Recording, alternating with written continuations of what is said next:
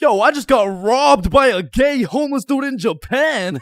Who's with me? You know, like anyone. Anyone.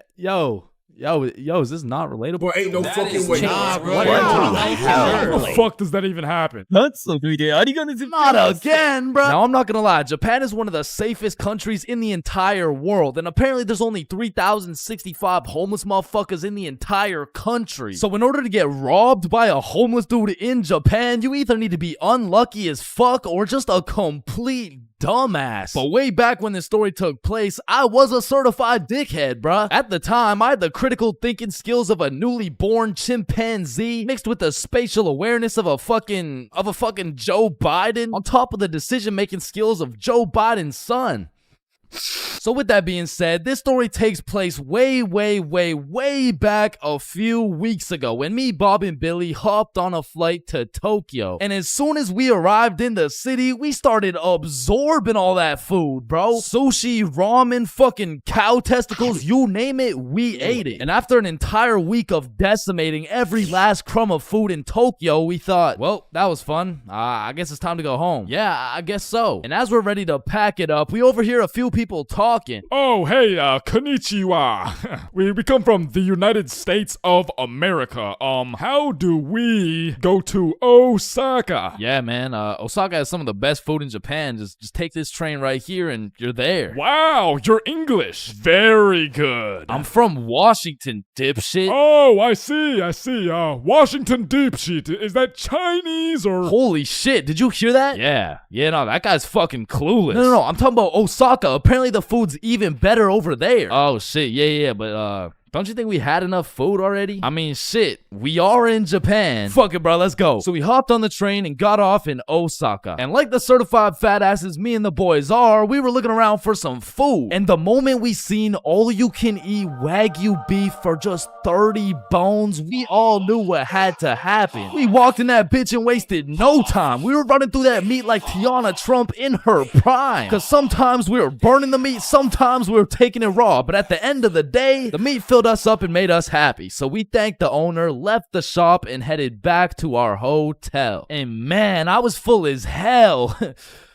For like an hour, and then I was like, yo, who's trying to get some more food? The fuck? Bro, we just ate a whole goddamn cow. Yeah, we did. Like, we probably just canceled out the life work of 5 vegans in one sitting. Type shit. And it's already like 8 p.m., bro. It's dark as hell. Well, I'm gonna go out anyways. You know why? Why? Cause we in Japan. Man, get your fat ass out this goddamn hotel. So I got my fat ass out the goddamn hotel and started walking around. And all I took with me was my phone, the key to the hotel, about $100 worth of yen, and a smile on my face, knowing I had never in my life been robbed by a gay homeless dude in Japan. But little did I know, all that was about to change on this wild ass Friday night.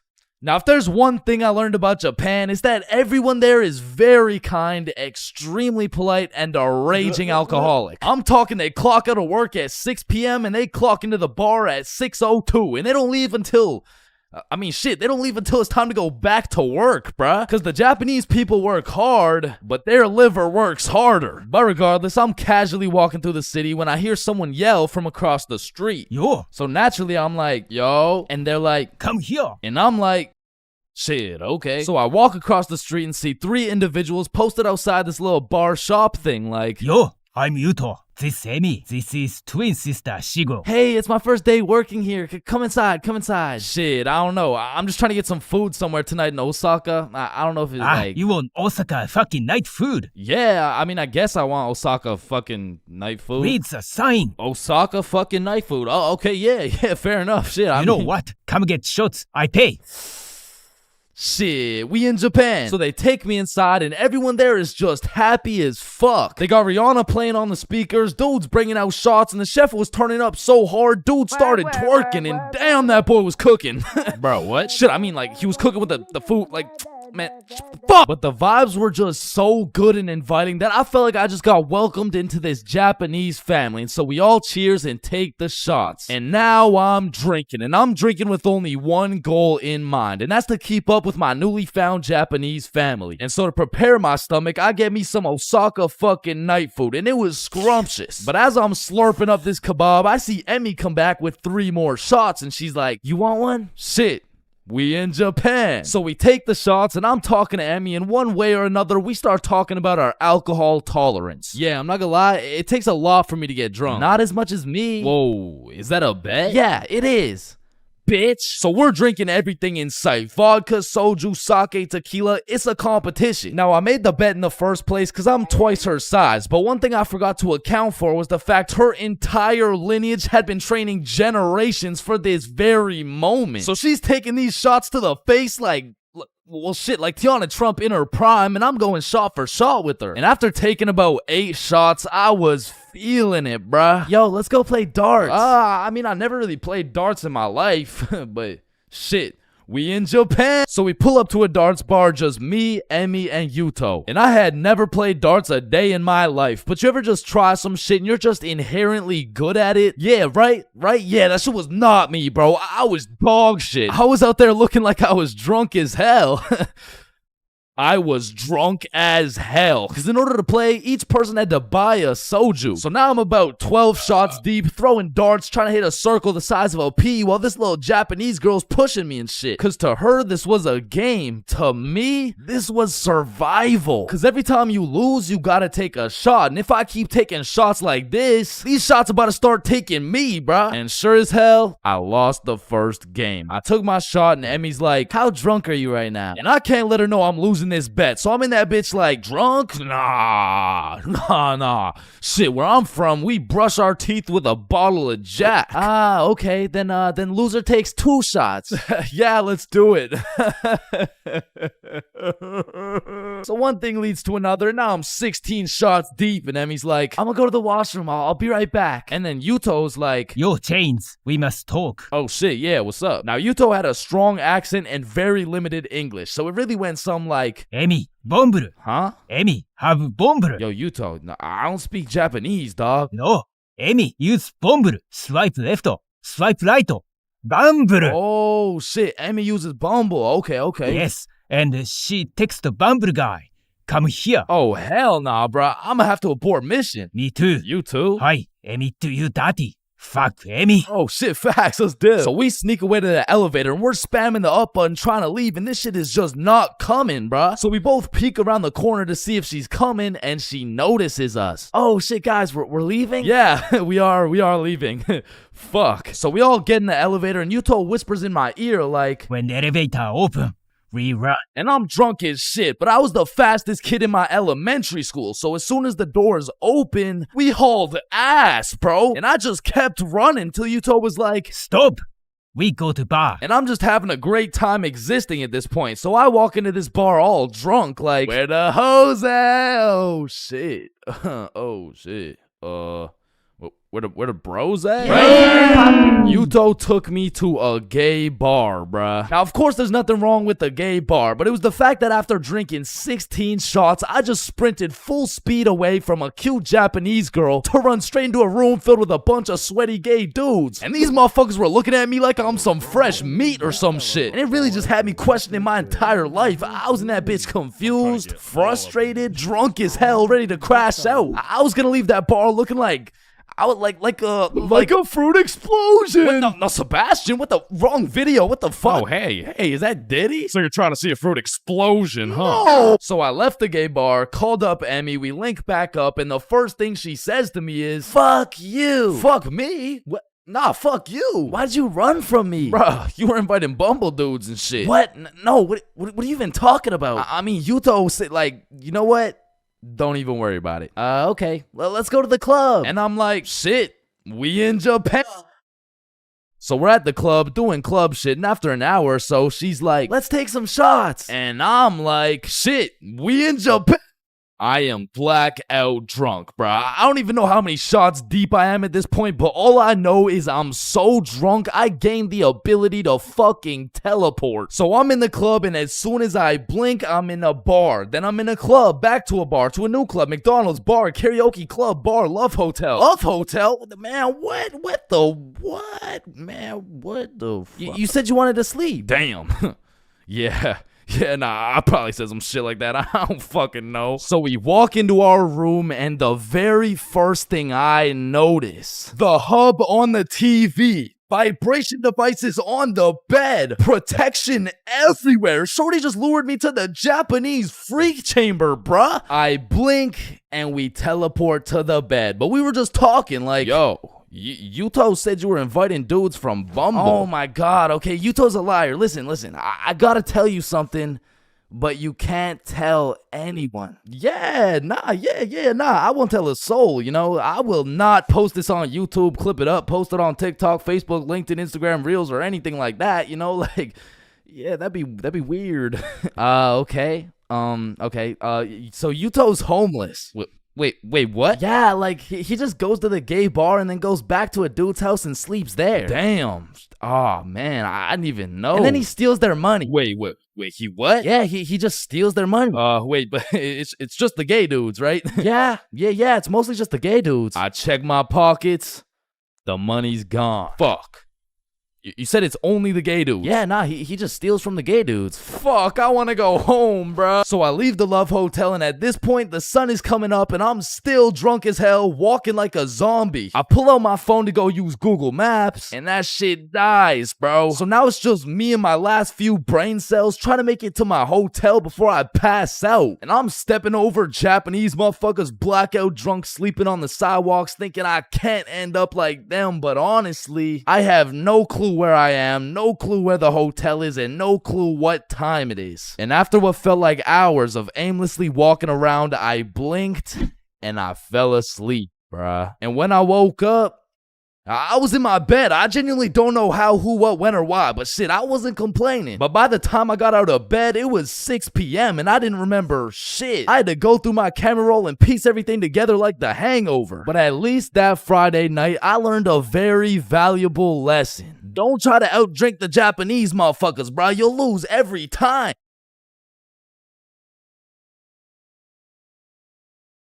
There's a lot of things in life that I don't really understand, but if there's one thing I can truly comprehend, it's being grounded. Because in my time, I've served a total of 547 days and 16 hours in the slammer. And through a year and a half of extensive first-hand research, I've come to the professional conclusion that getting grounded is straight ass, bro. You're locked in your room with no phone, no computer, like what do you want me to do? Think about my actions? Hell nah. Being grounded had a young me doing the stupidest shit ever, bro. Like I was popping handstands, hitting my head against the wall, playing with the door stopper thingy. Shit, I got so bored I even read a few pages of a book like an absolute nerd. And now that I think about it, Percy Jackson and the Battle of the Labyrinth was actually a spectacular read. Now listen, there's only one thing worse than being grounded, and that's being falsely imprisoned for life.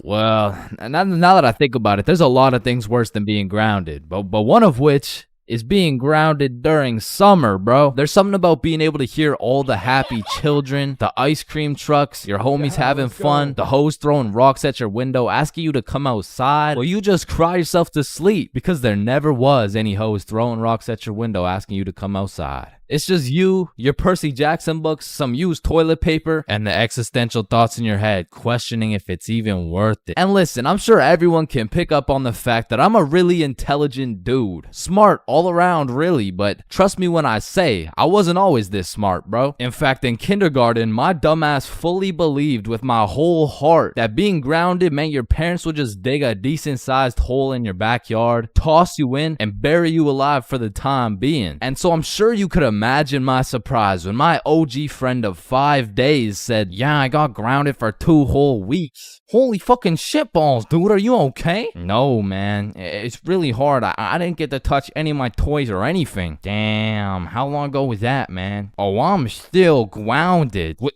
No, you're not. Yeah, dude, I'm grounded right now. No, the fuck you're not. And I wouldn't truly find out what being grounded was until 7 years later. I was in grade 7. It was a beautiful sunny summer day at approximately 11 a.m. and me and the boys were freely roaming our city. Little did I know, we wouldn't be free for long. And as the boys and I roamed the city looking for a move, one of Bob's girls calls him up and is like, okay, so my friend Becky is in Hawaii for a few days with her family, and she said I could bring you over. And just like that, Bob could have wrapped it up and claimed some cheeks. But the boy Bob was never one to leave the homies behind, so not only did he convince his girl to let us come, but he went above and beyond. He got his girl to bring some of her friends over too, and now we're hyped because we had now located the move, and quite a marvelous move if I do say so myself. Now keep in mind, all of us knew Becky and had been to Becky's house many times before, but Becky was all the way in Hawaii, so she had no clue about the marvelous move about to take place at her own crib. But regardless, me and the homies walk into Becky's crib and they low-key got a little get-together in the works. I see Bob's girl, I see Bob's girl's friends, and then I see a mutual friend of mine named Dennis. And he brought his girl. Now a little backstory about Dennis. Dennis was 2 years older than me, making him in high school, and to be fair, from grade 7 to high school is a colossal difference. Dennis was taller, had a more developed frame, and Dennis even had some facial hair in progress. The amount of facial hair that put my peach fuzz to shame. And to put it quite simply, Dennis was a menace. But regardless, that's my homie's homie, so I walk up and dap him up. And then everyone heads over to Becky's room. Now keep in mind, Becky had simply invited Bob and Bob's girl to come over, and somehow we ended up being 8 people deep in that joint. And so that means technically, the other 6 of us were straight trespassing. So we were all chilling in Becky's room, chopping it up for a good hour and a half, until eventually, people start exploring her house. Now in Becky's room, it was just me, Bob's girl, and Bob's girl's friend named Lily. And so we're all just talking until I hear someone yell from the room down the hall, "Yo, Chains, get in here right now!" And I don't know exactly what I was expecting to see as I walked into that bathroom, but it was absolutely not seeing Dennis drop a condom filled with water on Billy's head. And of course I laughed because that's comedy gold right there, but it also made me realize maybe we shouldn't be here dropping condoms on each other's heads. But who was I to tell Dennis what to do? He had facial hair, so he was practically a grown man to my standards. So I just turned around, went back to the room, and continued chilling with Bob. And as we talked, the music progressively got louder, and Dennis progressively became more of a menace. And it had got to the point where the speakers were booming, and Dennis was lobbing condom water balloons off Becky's balcony. And then one time, Dennis either almost hit or just missed Becky's neighbor with one of these condom water balloons. So this grown man looks down at a condom that seems to have fell from the heavens, then he looks up and sees Dennis scrambling inside the Becky's crib with the speakers blasting music, and then he continued on his way. And we were all just having a fantastic time in Becky's room until we hear the downstairs door swing open, and we all absolutely shit our pants and run onto the balcony. Hey! I just texted the family who lives here and they said no one is supposed to be in the house. Everyone needs to leave right now or I'm calling the cops. And that's exactly what we did. No messing around, we were out that hoe. And we all went to Bob's girl's house for an emergency meeting because we were all scared as fuck. And now Bob's girl and Becky are texting and Becky's like, my parents are pissed. They want to talk to everyone's parents and they know how many people were there. So we all devise a foolproof plan. Okay, we give Becky our phone numbers, tell it's our parents' phone numbers, and we act super disappointed in our children. We all agreed on this plan and the emergency meeting was dismissed. And over the next few days, we all got texts from a very unhappy Becky's father, who made sure to specify the amount of condoms that were found in the bathtub. We all respond with some bullshit along the lines of, "Hello, Mr. Beckerson. I'm very sorry to hear about the inconsiderate acts of Chains and how he's invaded your home. Rest assured, Chains will feel the wrath of this thick leather belt as it repeatedly beats against his cheeks to discipline him for his heinous actions. Thank you for bringing this to my attention." But come to find out, Lily's dumbass responded with some shit like, "Dear Mr. Beckerson, thank you for letting me know, but Lily did nothing wrong as she didn't know she wasn't allowed there. Plus, she didn't even make a mess or anything, on God. Put some respect on my daughter's name. Period." And just like that, our foolproof plan got fucked. And Becky's father texted each of us saying, "You are coming to the house at 3:15 p.m. today or I'm calling the cops." And shit, looking back, Becky's father was most definitely bluffing. Like, say I didn't go, what was he gonna tell the cops? 911, what's your emergency? Hey, there was 8 kids who invaded my home 3 days ago. Okay, sir, did they break in? No, Well, no. My daughter gave them the key. Sir, why the fuck are you calling 911? There was condoms in the bathtub. But like I said, I wasn't very smart and I didn't have the brain capacity to think that far ahead. So everyone shows up to the house and Becky's father sits us down and makes each of us individually call our parents and explain what we had done. And I went first. Hey mom, so I went to Becky's house the other day, but she was in Hawaii and I wasn't really invited. There was condoms in the bathtub. Needless to say, we all got our shit whooped and I received my very first grounding with the sentence of 1 month in the slammer.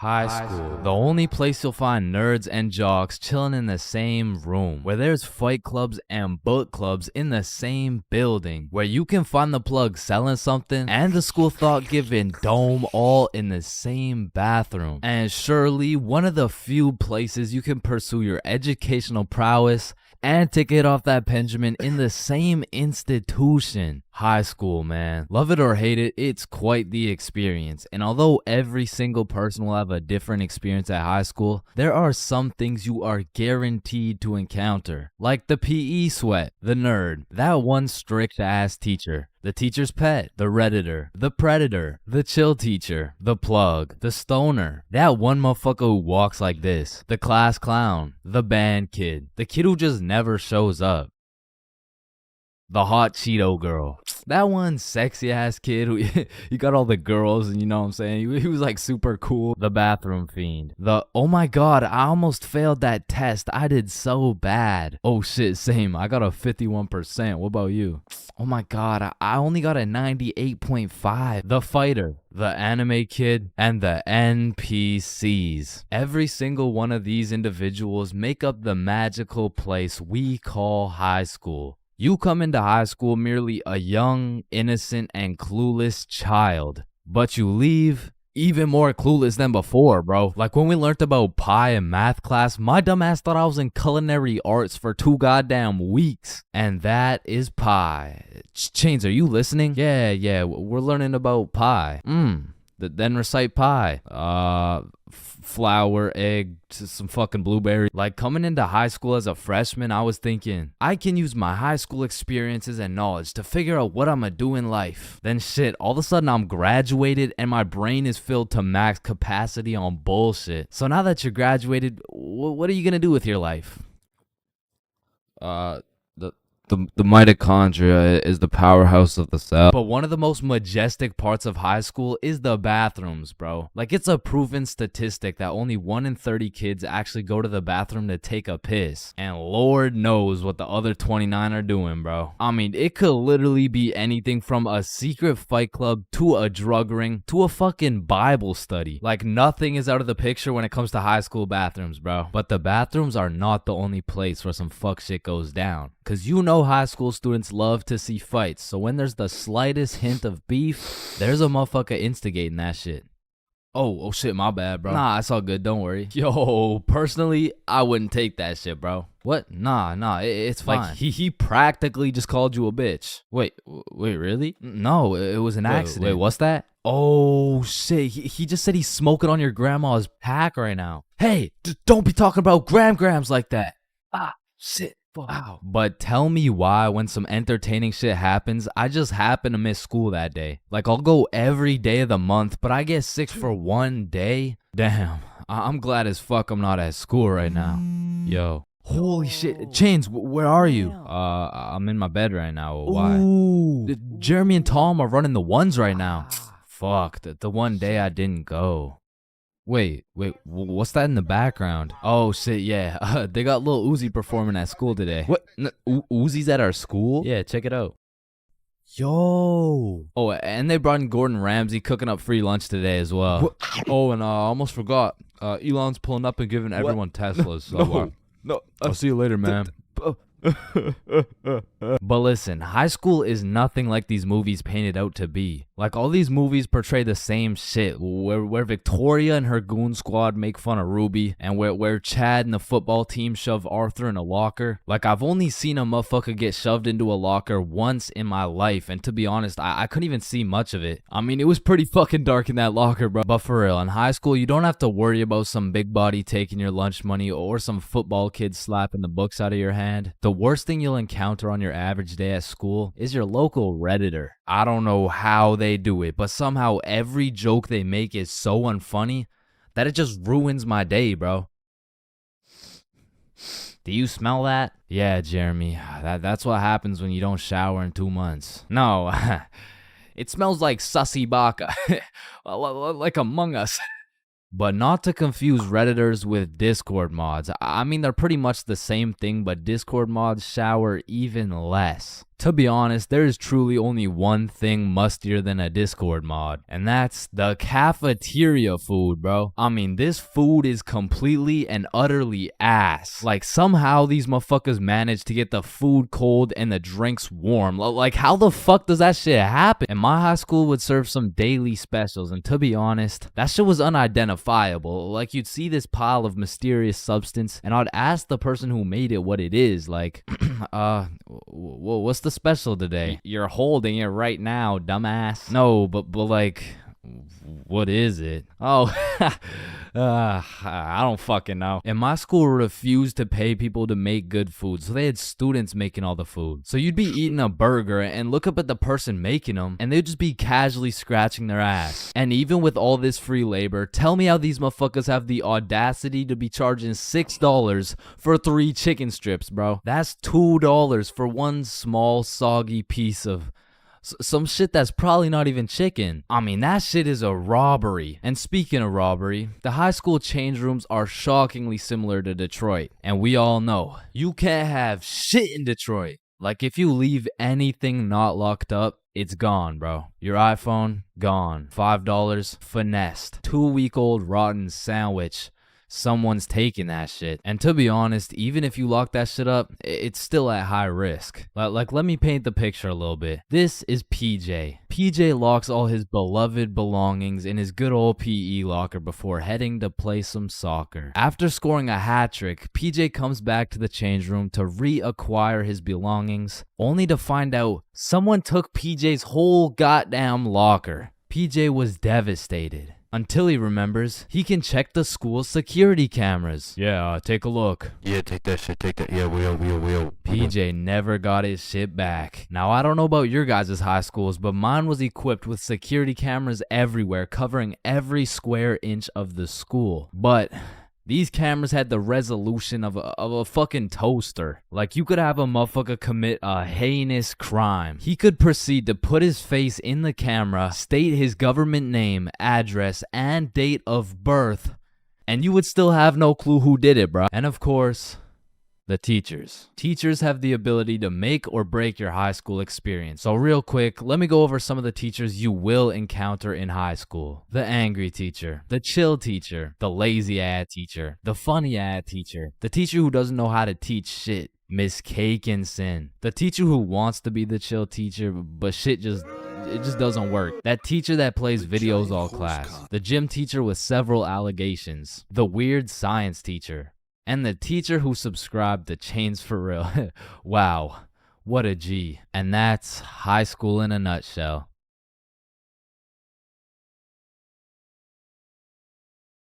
Hello class, I'm Mr. Subinson. I'll be your sub for today. For rules, I don't want to see any horseplay, no phones, and no WWE wrestling moves off the top of the desk, alright? Yo, Mr. Sub. Yeah, he just looks like the dude from the Pringles can. Walking into class and then seeing a substitute teacher is like the same feeling as squaring up to fight a dude and then finding out that dude's blind, bro. Like, you pretty much just gotta show up and you win. Like, I honestly feel bad for these substitutes, bro, because every day they have no clue what they're showing up to. Like, one day they're walking into a class full of angels, and the next day they're fighting for their life in a class of straight demons, bro. I mean, being a substitute teacher is all about confidence. Like, the moment the sub walks into the class, they're being analyzed. Like, the way they walk, how they dress, and especially how they talk. Yo, if the first thing they say sounds like, hey, hi guys. It's raps, bro. If you start the class sounding like an intro to an 8-year-old's Minecraft Let's Play. Paper's gonna be thrown, pencils are gonna be thrown, fucking dudes are gonna be thrown, like it's gonna be straight anarchy, bro. But when the sub walks in the room with a little pep in his step, a little drip in his fit, and most importantly, he starts the class sounding like he's done this shit before. Hey guys, I'm Mr. Peppinson, and today we mean business. All of a sudden, people are listening. Everyone except for one man, the class clown. He's gonna see that confidence as a challenge, and bro's gonna start testing the waters to see if this sub is really about it. And that is how y equals mc squared. Any questions? Yeah, blue hat. Yeah, Mr. Peppinson, why are you built like that? Oh, you mean built like The Rock? Yeah, these are called muscles. You'll learn about them when you hit puberty. But bro, I'm in grade 11. I've already hit puberty. Yeah, nah. That's not what your peach fuzz mustache is telling me, buddy. Okay, well, your hairline is telling me it's going on a vacation, bruh. All right, let's see your shit then. Yeah, like, it's not bad. Like, some substitutes are so good, you just wish they were your real teacher. Like, I remember one time in grade 10, I had this math class with one of those teachers who used to yap the whole time and then assign a bunch of homework with 5 minutes left in class. And then one day, a goat walked into our class, a goat who went by the name of Mr. G, or more formally, G-Dog. Now, G-Dog was packing a mean 68 years in his lifespan. However, he had the utmost pep in his step, paired with the drippiest of fits. And he was the type of dude who would lay down some respectable rules, and if anyone broke them, he wouldn't get mad. He would just simply flame the living shit out of you in front of everybody. And that's how you calculate the surface area of... no text while I'm talking, please. I'm just texting my mom. Oh wow, that's crazy. How's she doing? Psh, wouldn't you like to know? Oh yeah, I mean, I would actually, cause she's probably pretty tired after last night. I mean, I did lay down some mean dick. But there are definitely some questionable substitutes out there. I remember when I was in grade 6, my entire middle school was just weird, bro. My recess was called Nut Break, my music teacher was deaf, and our principal was damn near bipolar. Alright, who told the blind kid he could say the N-word? Okay, alright, it was me, but like, I didn't think he would actually say it. Oh no, that's actually a pretty good one. I mean, I gotta give it to you, kid. Wait, so you're not mad? No, I'm fucking furious, okay? Get in my office right now. Okay, wait, I thought you were just laughing. What's going on right now? Yo, I'm just messing with you, kid. You're good to go. Okay, thank you. Thank you. Good to go out of the school, cause you're expelled. That is absolutely unacceptable. Are you joking, or does it sound like I'm joking? Yeah, kinda. Yeah, bro, my middle school was weird as hell, so I can't say I was surprised when a substitute teacher walks into my class talking about, hello class, I'm Mrs. Hutchinson, and I identify as a mermaid. And I'm only 12 years old, so I'm like, dog, what the actual fuck does identify mean? But bless Miss Hutchinson's heart, man, cause Lord knows middle schoolers weren't gonna take that shit seriously. Oh, she's funny, mermaid. No, class. I'm serious. Oh, so that's why you smell like the ocean. Exactly. Wait, what? And I remember one time this sub walked into our class, and I could have swore they just found this motherfucker on the side of the street, bro. He walked in sagging like crazy, and if he even went to school, this motherfucker most definitely cheated his way through, bro. Yo, hey class. Like, what are we doing today? I mean, shit. You're the teacher. Oh yeah, right. So what'd you guys learn about yesterday? We were learning about agriculture. Oh yeah. Yeah. And I think you're right too, because you know the culture we live in right now is very angry, and the anger culture just needs to take a chill pill. You know what I'm saying? Any questions about that? Yeah. What's a chill pill? Oh, yup. I'm glad you asked. Okay, see, I actually know a guy who can hook you up with some. Just meet me in the parking lot at lunch. Mr. Saginson, are you trying to sell us drugs right now? No. Well, I mean, yeah, but it's for chemistry with neuroscience, or I mean like for microbiology or something like that. And these substitute teachers seem to butcher every single name on the attendance. I mean, shit's gotta be on purpose at this point. Like, hello class, I'm just gonna do some attendance really quick. Correct me if I get your name wrong, okay? Horda Hansa. Is Horda Hansa here? Okay. I mean, my name's Jordan Johnson. Well, you're absent now, so you gotta speak up sooner next time. Wait, what the fuck? Maya? Is Maya present? It's Mia. Wow, quite the name you got there. It's spelled kind of weird, no? No, it's not. It's literally 3 letters. Ariana? Is Ariana here? Sorry, it's Ariana. Okay, and like, what's your point?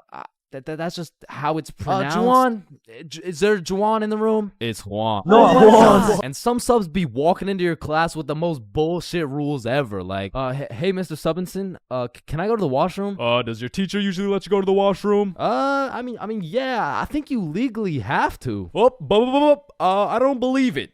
Sit your ass down and get to work. Wait, Mr. Subinson, respectfully, I'm about to shit my pants here. Wait, does your teacher usually let you do that? What, shit my pants? Yeah.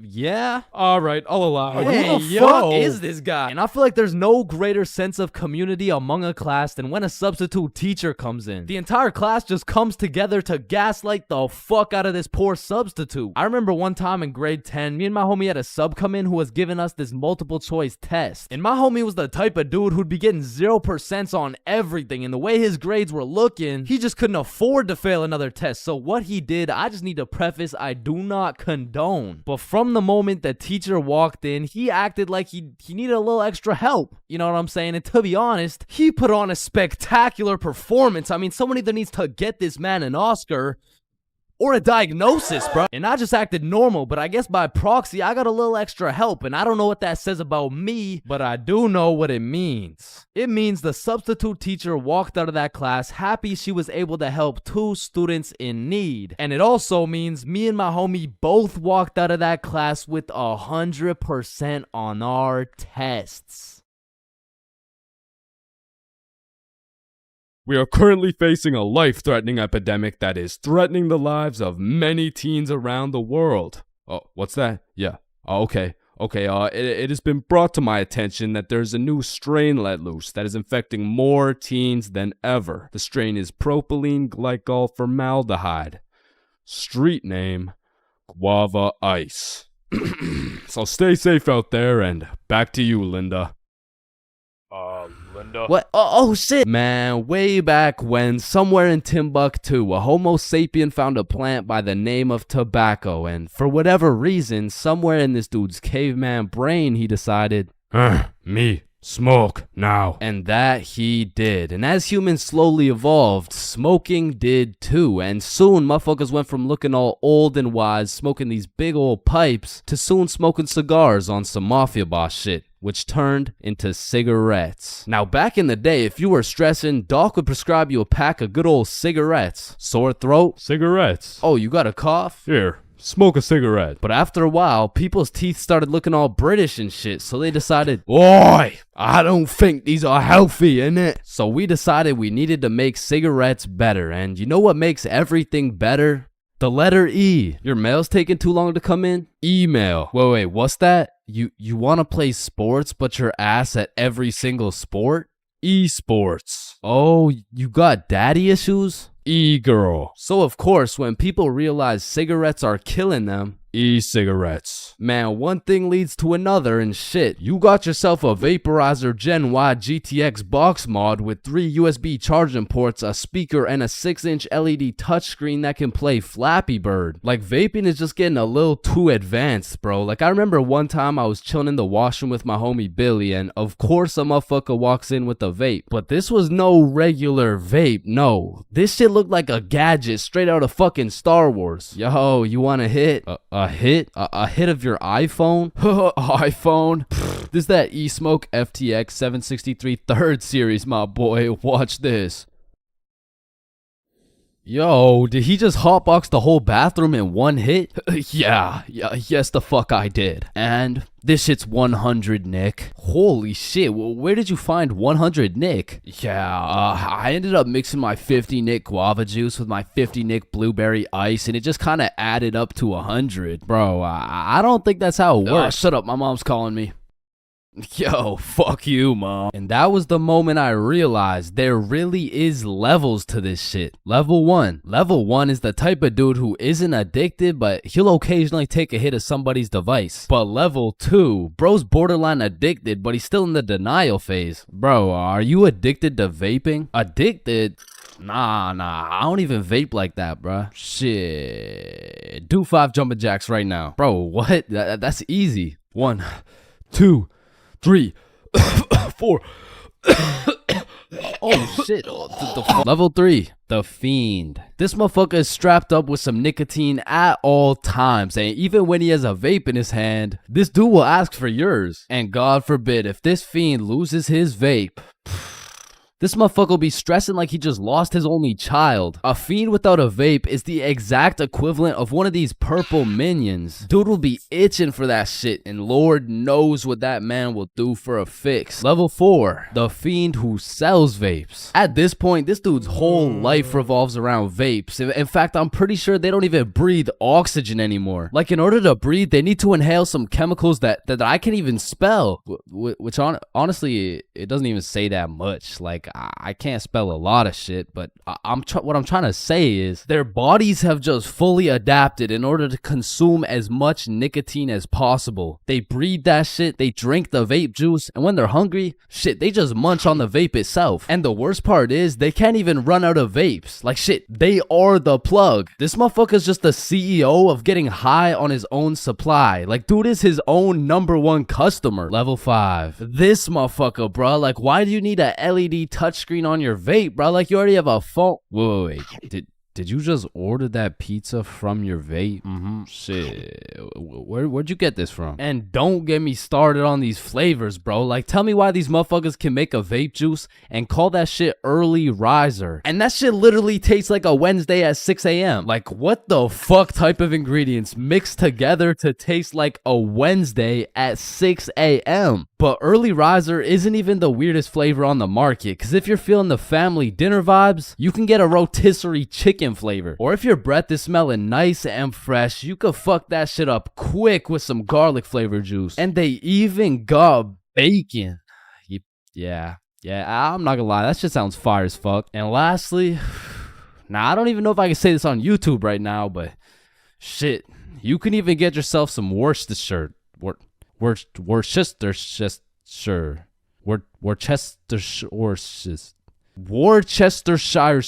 But regardless, I think we all know the home of nicotine, the eternal hot box, the communal vape sesh. It's the high school bathrooms, man. You walk into one of these joints and there's at least 15 dudes hotboxing that shit at like 10 a.m. You come in trying to take a piss and now you got a head rush. You walk over to the urinals, but it's so goddamn hotbox, you start pissing all over the walls. But shit, you can't even piss on the walls in peace, man. You got that one fiend coming over to you trying to suck your device dry, and dude's so down bad for that hit that's not the only thing he'd suck dry. And listen, you may be thinking, Chains, how do you know what you know about vaping? And that's a great question. Back in the day, I was a curious little George, man. And back in grade 7, I was chilling at my friend Becky's house. And when I walked into Becky's crib, I was nothing but an innocent, curious young man. But little did I know, I would leave Becky's crib far different than I entered. So you know, me, Bob, and Billy are posted in Becky's room, and I was sitting with Becky. So Becky asked me, have you ever hit a vape before? Hell no, I hadn't, but you know I had to play it cool around Becky, so I said, yeah.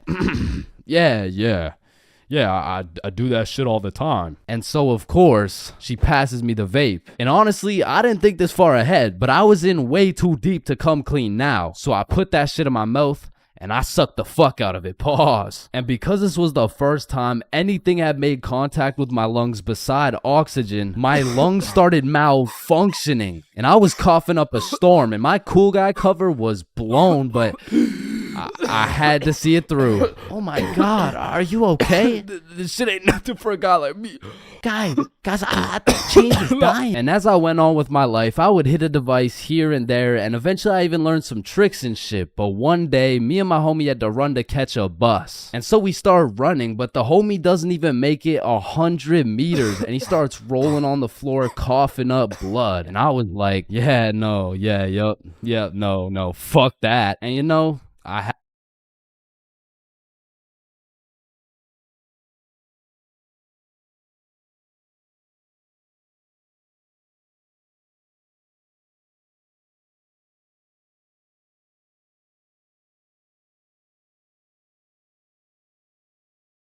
man, way back when, there was a time when you couldn't catch anyone under the age of 30 chiefing a vape. Until one day at Vaporizer Laboratories, they were cooking up and made a flavor that would change the game forever. Cotton candy. Now this revolutionary flavor forced these grown-ass 30-year-old men to take a good look in the mirror and ask themselves, damn, what do I look like as a grown-ass man sucking on this goddamn cotton candy stick? So they do what any responsible adult would do. They give it to their children. I mean, shit, kids love cotton candy. All of a sudden, business is booming for Vaporizer Laboratories, so they start cooking up even harder. Boom, Sour Patch Kids juice. Boom, applesauce juice. And boom, baby food juice. These babies will be sucking that shit like a soother. Kids' first words will be looking like, yo. Oh my God, honey, Jackson's gonna say his first words.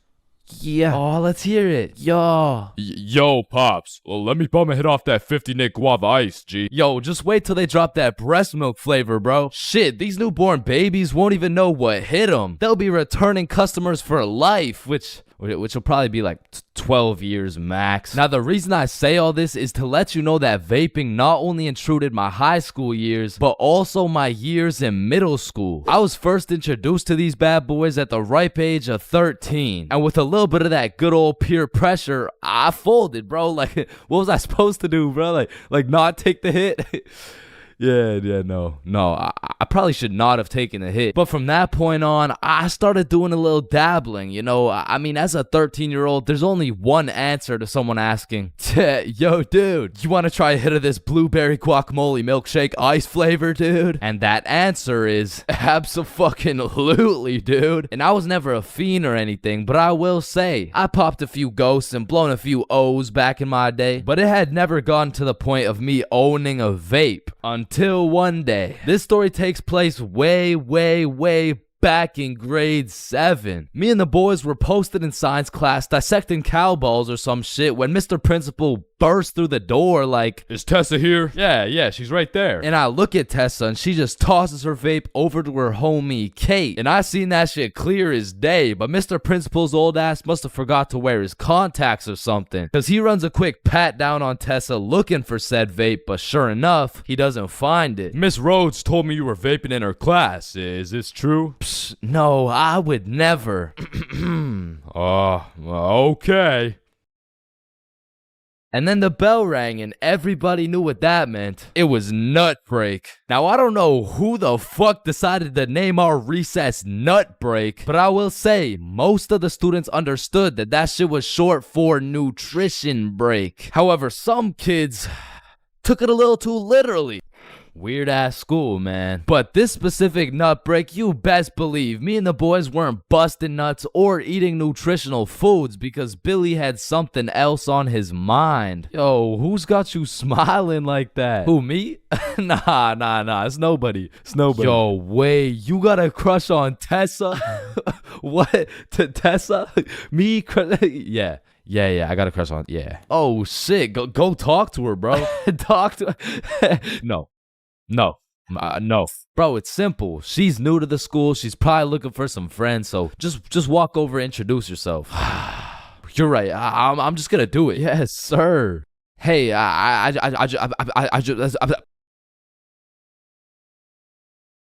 I just sell that shit? Yup. You did. Then the bell rings and we all go to PE class. Now in my middle school, your class was your class. You just have the same students and the same underqualified teacher teaching everything. Like, Lord knows Mr. Donaldson shouldn't be teaching PE, but shit, here we are. And so while we're playing dodgeball, I'm trying to coach Billy on how to confess his love for Tessa, but I'ma keep it a buck. I was speaking straight out of my ass, bro. I don't know the first thing about confessing love. Listen, bro, I'm the expert when it comes to confessing love. All you gotta do is walk up with confidence, introduce yourself, and then ask her to be your girlfriend, bro. Okay, simple. Let's practice. Hey, Vanessa. My name's Billy, and do you want to be my girlfriend? Damn. And after the proper training, by the time lunch came around, Billy was prepared to do what had to be done. Alright, listen, bro. Whatever happens out there, me and Bob got your back. And remember, the worst she can say is no, bro. Alright, I'm ready. You got this. Hey, Vanessa. I'm Billy. I seen you in science class today, and you were looking very pretty. And do you want to be my girlfriend? Fuck no. She laughed, bro. She laughed in Billy's face, and he walks back to us with tears in his eyes. She laughed at me, bro. Well, at least you know what they say. What? If you can make her laugh and giggle, you can make the cheeks clap and Not jiggle. right now, bro. You're right. Too soon.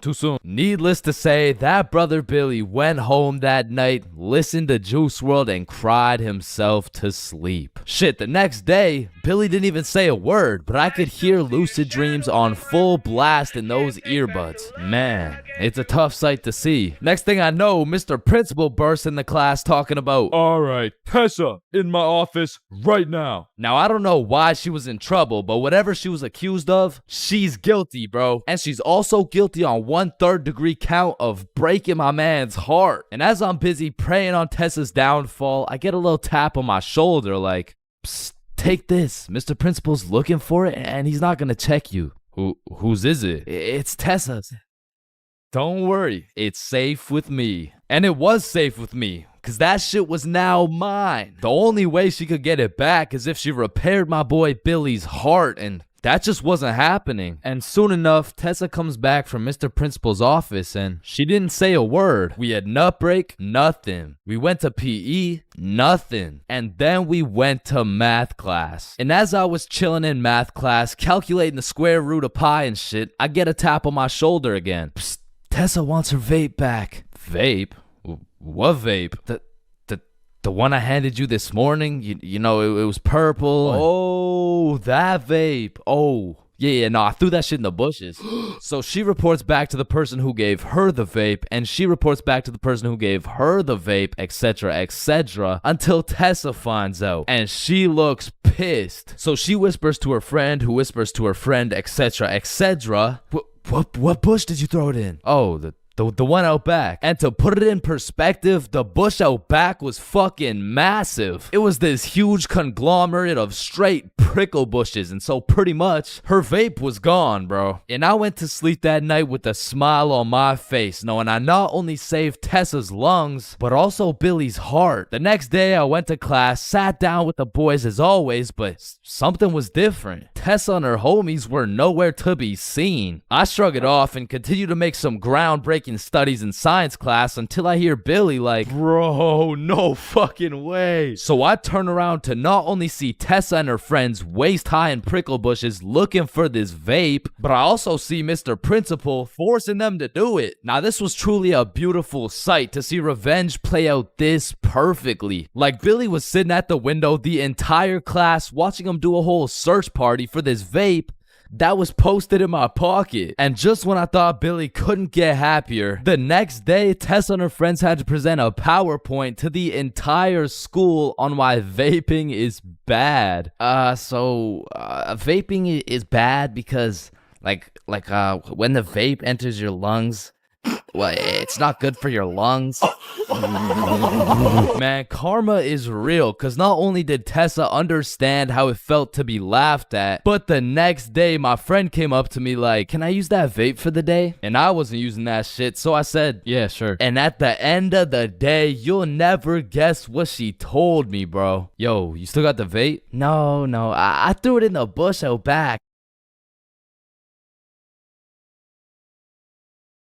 Being absolutely faded in math class is one thing, but pulling up to school while you're hammered, wasted, absolutely plastered is simply a different ball game. Cause there's lots of people who can properly utilize that Mary Jane on a daily basis. For example, tattoo artists. In fact, I feel like majority of tattoo artists would say, it helps me work better, dude. And I would happily trust this man to do his best work knowing he's baked as shit. However, if this dude was wasted, it's a little bit of a different story. Alrighty, dude. All done. Yo, I asked for a rose, bro. And because of this reason, you would truly have to be a dumbass to go to school drunk. Chains, but the title of the video says going to school drunk. I did, bro. I went to school drunk, but listen, it was no ordinary day at school. No. In fact, I didn't even go in the day at all. I went drunk to the school dance. Meaning this story takes place when the boys and I were in grade 11. It was a Thursday night, the night of winter ball. And as the boys and I were getting ready, you know, looking like some distinguished young gentlemen, I had realized, damn, none of us have any girls to take to the dance. Fuck, you're right. That means we're gonna have to ask a girl to dance, bro. What? You mean like talk to them? Yeah, if only we knew someone with a bigger roster than a cheerleading team. Someone with more hoes than a shed. Someone who pulls more tens than EDP. It's Bob. So me and Billy started analyzing Bob. Like how does he pull so many girls, bro? Is it the jawline? I don't know. What about the silky, smooth, clear skin?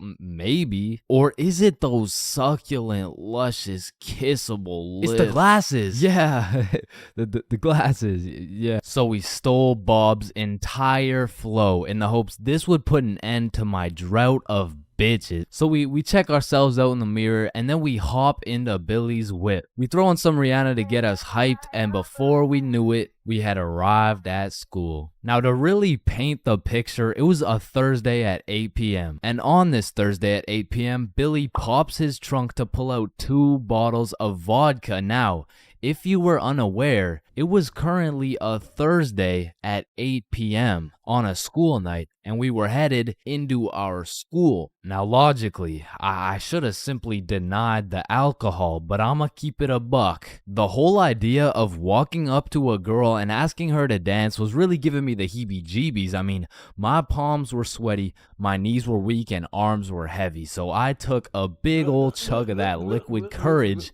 in order to ease the nerves a little bit. And shit, Billy must have been feeling the same way because Billy was down in that shit like it was water. And right after we consumed enough alcohol to kill a baby elephant, I got a notification on my phone. Oh shit, I got an email. Oh, it's from the school. It says, if you come to the winter ball under the influence of alcohol or any drug, you will face suspension and will lose your right to walk across the stage for graduation.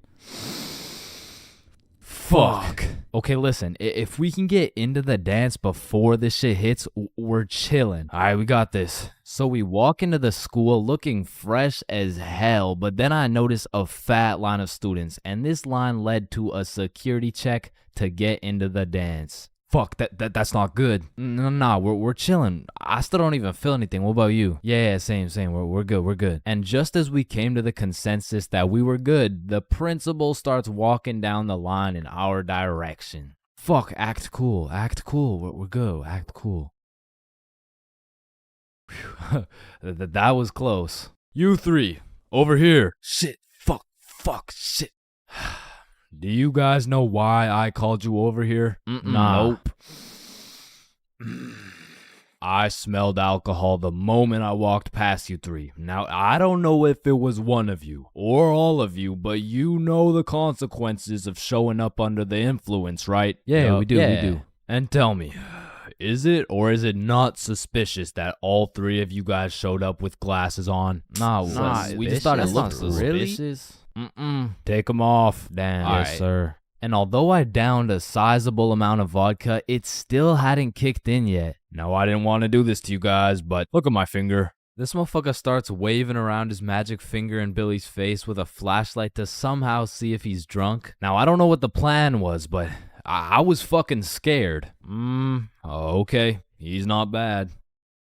Oh, okay, he's good. Now let's see here. And just as this motherfucker puts his finger in my face, that vodka hits, bro. I'm using all the strength I got to keep my balance while I'm getting blinded by this flashlight.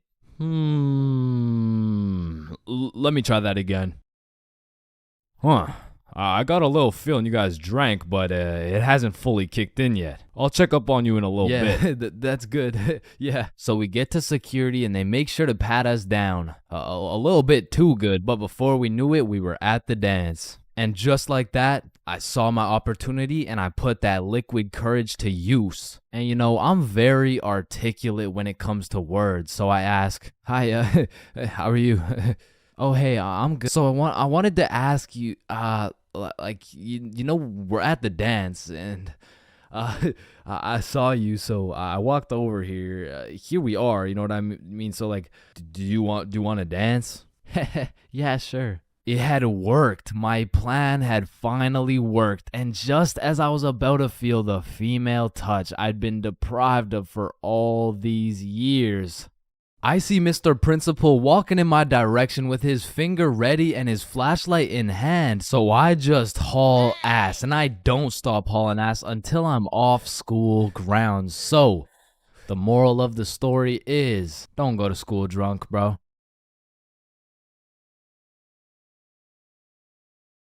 Man, summer is just a beautiful season. The sun is shining, the trees are green, and you can stay out with your homies all night. And best of all, you get to sleep in till that shit gets absolutely fucked by the first day of school. And waking up to that first alarm of the school year will have you discombobulated as hell. Like, Chains, square doodle mat salami mouse. What? You heard me, square doodle mat salami mouse. Wait, huh? Really? Keytor's Claw Bosomorph.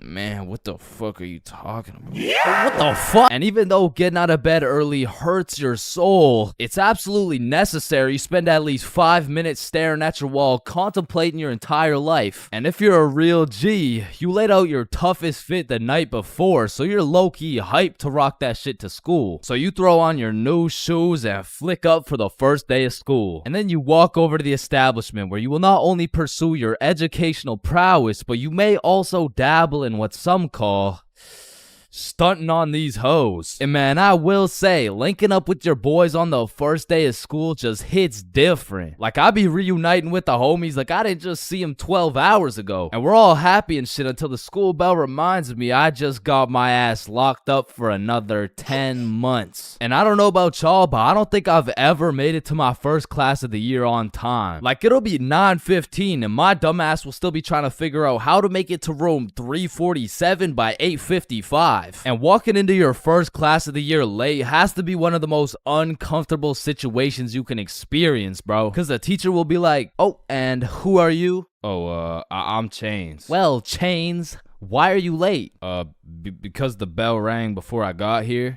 "Alright, whatever. We waited for you before we started introductions." "Oh, no, you shouldn't have." "Well, you're welcome. We just wanted you to feel..." "No, like, you really shouldn't have. Like, I don't want to do this shit." And tell me why all these teachers have been copy-pasting the same icebreaker games since preschool. Like that one where you have to start with an adjective that starts with the same letter as your name. Like, how do you have a group of legal adults in a circle, awkward as hell, talking about, "Hi guys, I'm Super Sarah. Hey y'all. I'm Awesome Aiden. And I'm I'm a Marvelous Marvin. Shit, if we don't stop doing these fucking icebreakers, I'm about to joyfully jump off a cliff. And after we're done grinding out icebreakers, these teachers have the audacity to show a whole 50-slide PowerPoint all about them. Like, the fuck? This class is supposed to be the study of math, not the study of your daughter's soccer games, bro. And I'm not even gonna lie, my dumb ass will be out there taking notes, wondering how this 7-year-old's goals per game ratio is gonna help me on my trigonometry test. Then just as soon as you survive all that bullshit, you gotta go to the next class and do that shit again. And by the time you've learned half your teacher's favorite hiking spots and relationship statuses, you're relieved to hear the lunch bell, only to find out the cafeteria's serving straight ass with a side of booty for lunch. And my standards aren't even high. Like, during summer, I was on a seafood diet, as they would say. When I see food, I eat that shit. But when it comes to this cafeteria food, I could even bring myself to smell that abomination they're calling meatloaf. But even though the food was straight dookie, I won't lie, it's kind of nice being back at the lunch table freestyling with the homies. But of course, all good things must come to an end. So the bell rings and I go to depart ways with the homies. Alright, peace out, man. Yeah, see ya, bro. Oh shit, are we going the same way? Damn, yeah, I guess so. Alright, peace out for real. Yeah, see you, bro. Shit. Alright, my class is right here. Bro. Me too. Oh, shit. Let's go. Alright, class. I'm gonna be taking some attendance. Correct me if I get your name wrong. Jason. Here. Billy. Yo. Megan. Present. Chains. Here. Charlie. That's me. Bob. No fucking Bro. way. Is there any Bobs in the room? Yo, do you hear that? Is that intro music? Does anyone here know a Bob? Oh, Bob. Man, nothing beats a class where you got all the boys sitting together. Like, from the jump, you already know you're all about to fail the fuck out of that shit, but it's gonna be fun as hell. Alright, so, everyone introduce yourselves and tell us what you did over summer break. My name's Bartholomew.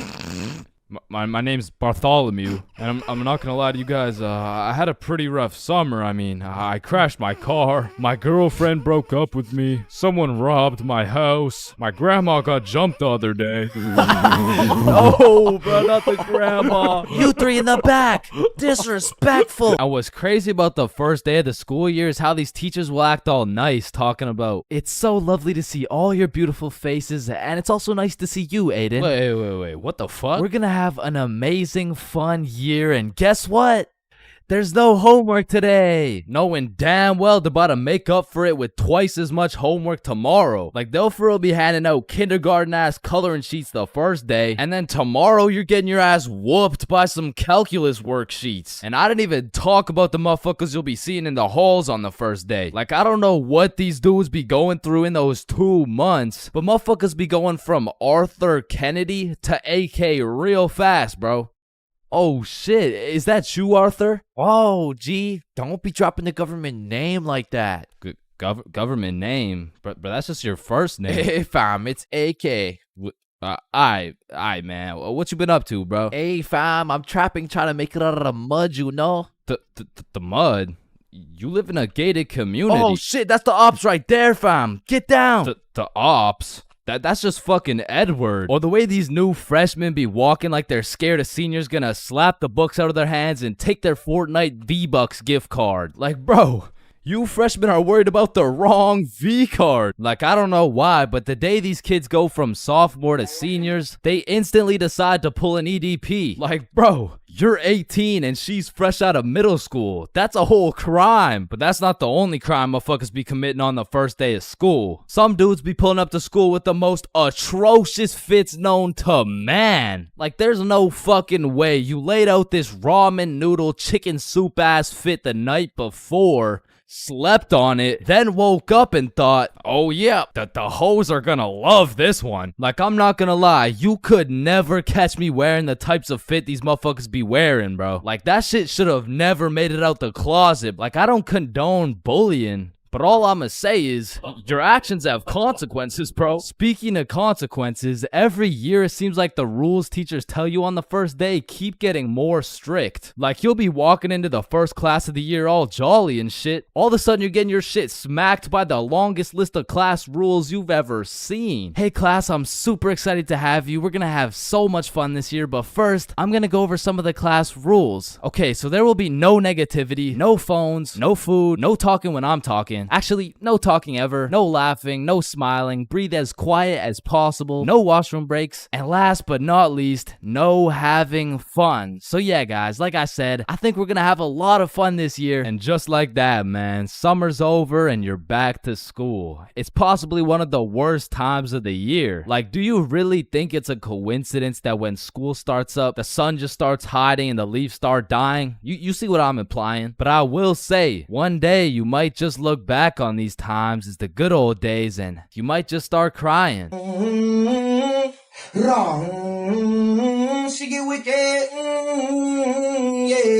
So, there are 7 stages of being drunk, all of which I've experienced, so you don't have to. Drinking? Aren't you underage? No, I'm 21. Now let's start with stage 1, the process. Stage 1 is one of the most important stages of being drunk. If you've ever heard the saying, trust the process, this fully applies when it comes to drinking. If you don't approach this stage with precision, calculation, and patience, you might accidentally skip straight to stage 7. And trust me, you don't want to skip straight to stage 7. The process is pretty much where you've started drinking, but you don't really feel anything yet. Because when you drink alcohol, it takes time for it to be absorbed into the bloodstream. And some people just don't have the patience to wait and end up overestimating their limit. Oh, I feel fine. Let me take another shot. Stage 2 is tipsy. Tipsy is where you first start to feel it. It's when the first few shots start to hit and you start to feel a little bit more outgoing and maybe more talkative. At this point, you'll still have your judgment, but I feel like you become a little bit more of a glass is half full kind of person. Walking in a straight line is still easy. Boom, light work. Once the next few shots start to roll in, you'll hit stage 3, intoxicated. Once you're intoxicated, some of the dizziness starts to set in. You also start to think less about the words you say. And I'm not gonna lie, at this point, I feel like your confidence peaks. Like when you're at a party and you look in the mirror and see Michael B. Jordan, you know you're at the level of intoxication, bro. And to be honest, for parties, I like to chill at this stage because you've got your confidence, but you still haven't lost your riz. And for reference, at this point, you can still walk in a straight line, but it takes a little bit more focus and effort. Which brings me to stage 4, hammered. This is where you start slurring your words. And bro, at this point, walking in a straight line becomes an impossible task. Yo, dude, can you walk this line really quick? Yes. When you're hammered, you start thinking a lot less. You start saying things before you can even think them. And it's important to say, when you're hammered, your judgment cannot be trusted. All ideas become good ideas. Yo, dude, what if we set an orphanage on fire? Bro, that's genius. That's what I'm saying. What are you guys doing? Nothing. I don't think that was a good idea, bro. Facts. Stage 5 is stupefied. At this stage, you'll have the brain power of a toaster. And honestly, walking in a straight line isn't even a question anymore. Yo, dude, can you walk this? Once you're stupefied, you're just too far gone. You feel like your head is just spinning over and over. Now, at this stage, I would recommend leaving whatever party or setting you're at because you can't function properly. Probably end up regretting some of the shit you say or do the next morning. Now, stage 6, wasted. When you get wasted is just regret. Your body is literally fighting for survival. Everything is miserable and you always promise yourself you'll never get to this stage again. But one way or another, it always comes back. Whenever you're at a party, there's always one person who's wasted and they're hunched over at the toilet just vomiting, bro. And it just ruins the night completely. So this might be obvious, but I do not recommend getting wasted. Now, to get to stage 7, you have to do one of 3 things. First off, You could have not trusted the process at stage 1 and heavily overestimated your limit. Or you could have been hammered and your judgment was tainted, so you had the idea to take more shots. Remember, all ideas become good ideas. And lastly, you could be going through a serious divorce. And in this case, I'm sorry. I hope she comes back. But stage 7 is blacked out. When you are blacked out, you've lost your consciousness. You're pretty much just slumped out. But your dreams when you're blackout drunk are always the most random and vivid shit, bro. And once you wake up, yo, dude, can you walk this line really quick? So, I think it's safe to say that I would strongly not recommend going past stage 4. But I'm not gonna lie, I have a few times, and I got lots of crazy stories from them too. So let me know in the comments if you want to hear any of these stories. But yeah, I think I should end the video by saying, please drink responsibly. Bad haircuts. There is nothing worse than when your barber just randomly decides to destroy your self-confidence with some goofy ass haircut. And as someone who has never found a barber who consistently does me nicely, I have gotten my shit all the way fucked up on many occasions. I'm talking not going to school, locking myself in my room so nobody can see me with this disgraceful cut type of fucked up. And these barbers are out here having the audacity to ask, do you like it? Man, do I like it? Yeah, bro. I love it, bro. Thank you so much. Man, I just be wiping the tears away and then tipping them nicely. Knowing damn well I should be out here throwing hands, cause this dude is the reason I can't get any bitches. So I've tried lots of different barbers in my time, starting with the ones my mom used to take me to. I mean, this early, I never really even had a say on what I wanted my hair to look like. So, what are you looking for today? You know, just a little bit off the top, please. Shave it. Wait, what? Shave it. Your new haircut looks so good, buddy. Thanks.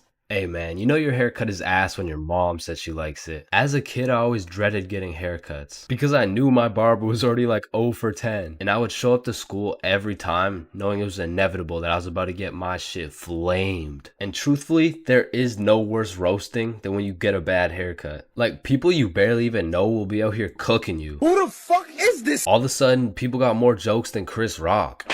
And it's even worse when you decide, I should get a fresh cut because school's starting back up and I'm trying to look fresh. Bro, I can't go to school like this. Yo, Chains, what's up? Yo, what's good? Bro, are you alright? Why do you got this hoodie on? Yeah, I'm chilling. I'm just kind of cold, you know? Bro, it's 32 degrees. And man, there was this one time that I still think about every time I fall asleep. Me and my friend go to this barbershop that I'd been to once before, and last time they did me quite nicely. So we head in, I sit down in the chair. Hey, how you doing? I'm good, how are you? Yeah, I'm good. Have you been here before? Yeah, I have actually. Oh, I remember you. Same cut as last time? Yeah, exactly. So what's new, man? Nothing much really. What about you? You know, I've just been working. Oh yeah, respect. So, how's your dad doing? This is when I knew something was terribly wrong. Bro, I don't got a dad.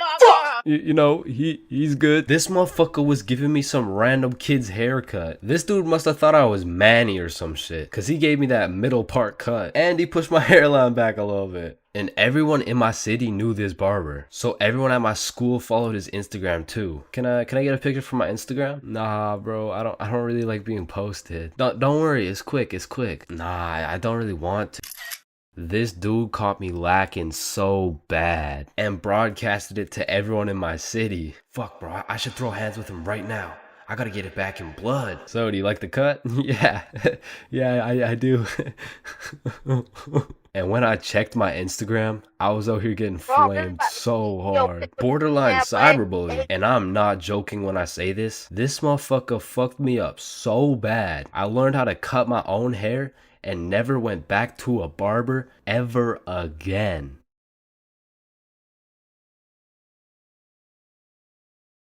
Man, family functions have the weirdest dynamic, bro. Like, how have you known these people your entire life, but have still never gone past the surface level conversation?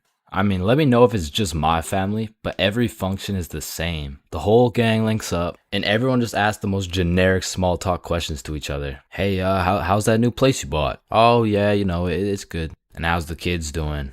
Oh, you know, they're good. Oh, and how's the wife? Man, fuck your wife. I don't want to hear any of these NPC conversations, bro. And let me know if I'm getting too specific here, but what about that one uncle who goes by the name of either Bob, Jerry, or Dave?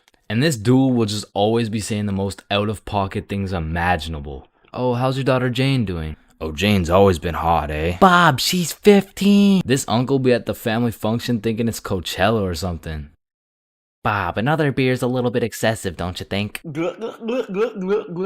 Yeah, football! I'm the youngest person in my whole family, which for whatever unspoken reason, it just means everyone has the go-ahead to flame the living shit out of me. Hey, Chains, still no girlfriend, huh? I guess you're not too good with the ladies there.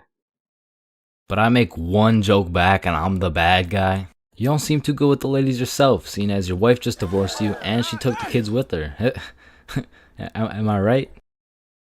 Not only do they feel free to roast your whole existence simply because you were born last, they unanimously decide you will be everyone's personal butler. Hey bud, go get another beer for me. Alright, yeah, for sure. Thanks.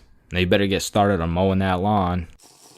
Grass isn't gonna cut itself, am I right? Oh my god, bro. And coming into these family functions, you would think your mom is your closest ally. But as soon as she gets the chance, she will expose your biggest secret for a little bit of parent clout. You guys will never guess what I found under Chain's bed yesterday. Oh my god, what is it? Yeah, tell us. What? No way. Sometimes when my family tries to make small talk with me, they just miss the boat completely. So, buddy, how's those swimming lessons going for you? The swimming lessons I took when I was 5? Yeah, right, those ones. They're good. I finished them a little while ago. Oh, is that right? Good for you, buddy. And bro, don't get me started on those recycled ass jokes. Well, looks like you got your workout for the day. Oh, looks like you've gotten so tall. What are you feeding this kid, am I right?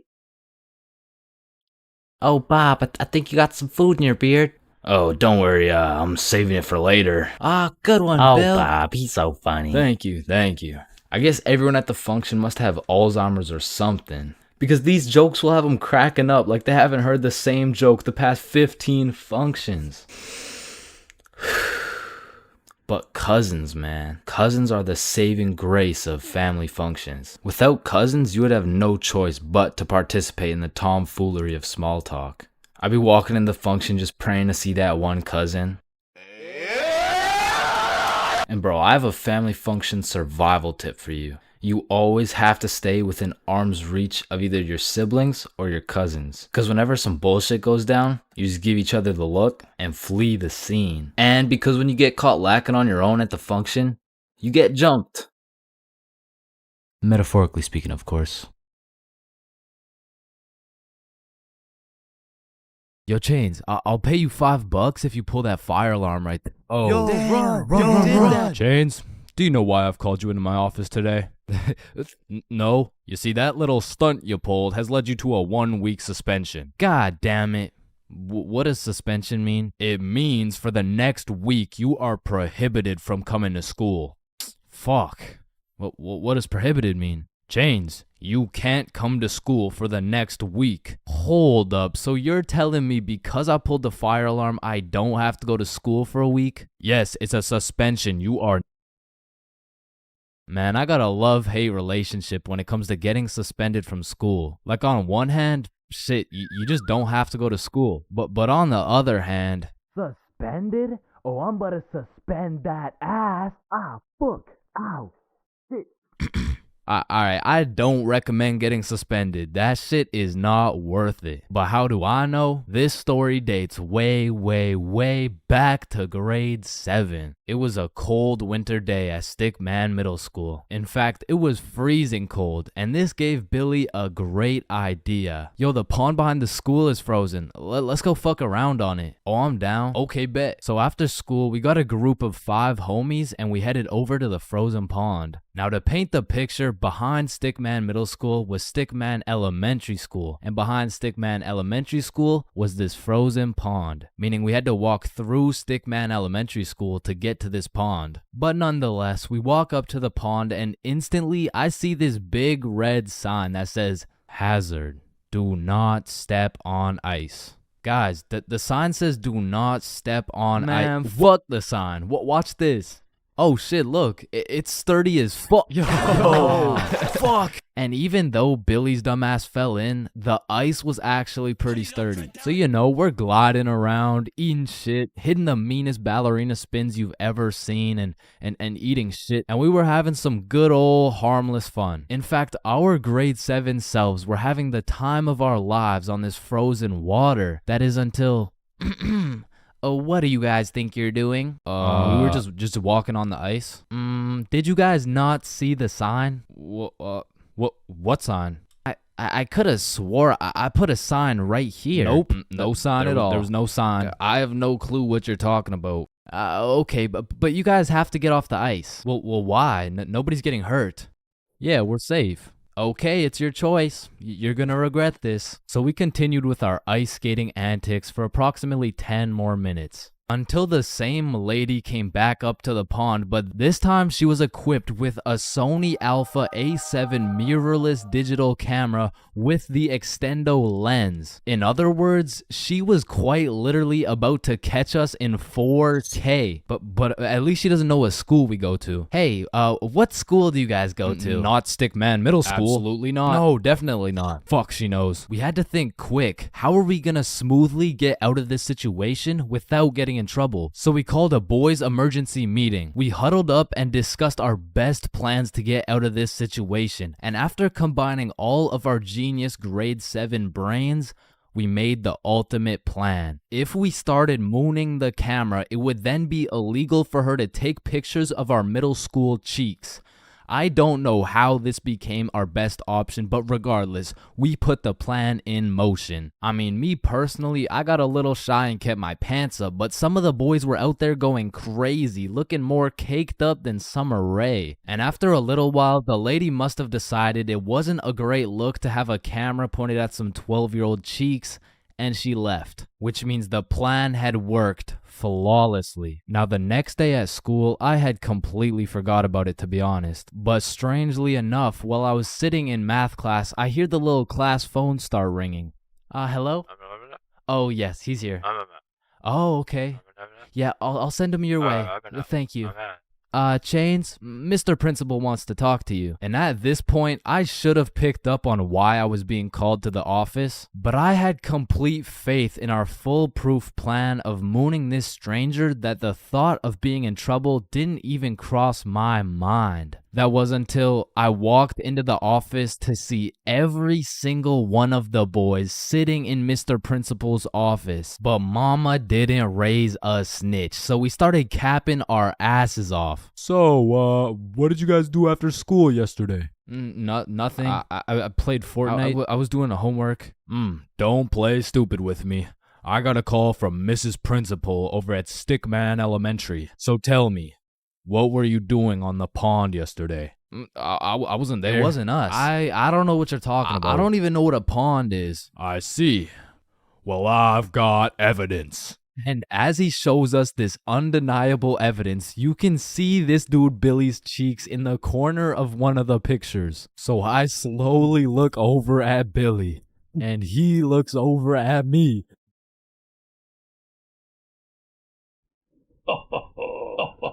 If you don't stop laughing right now, you're all suspended.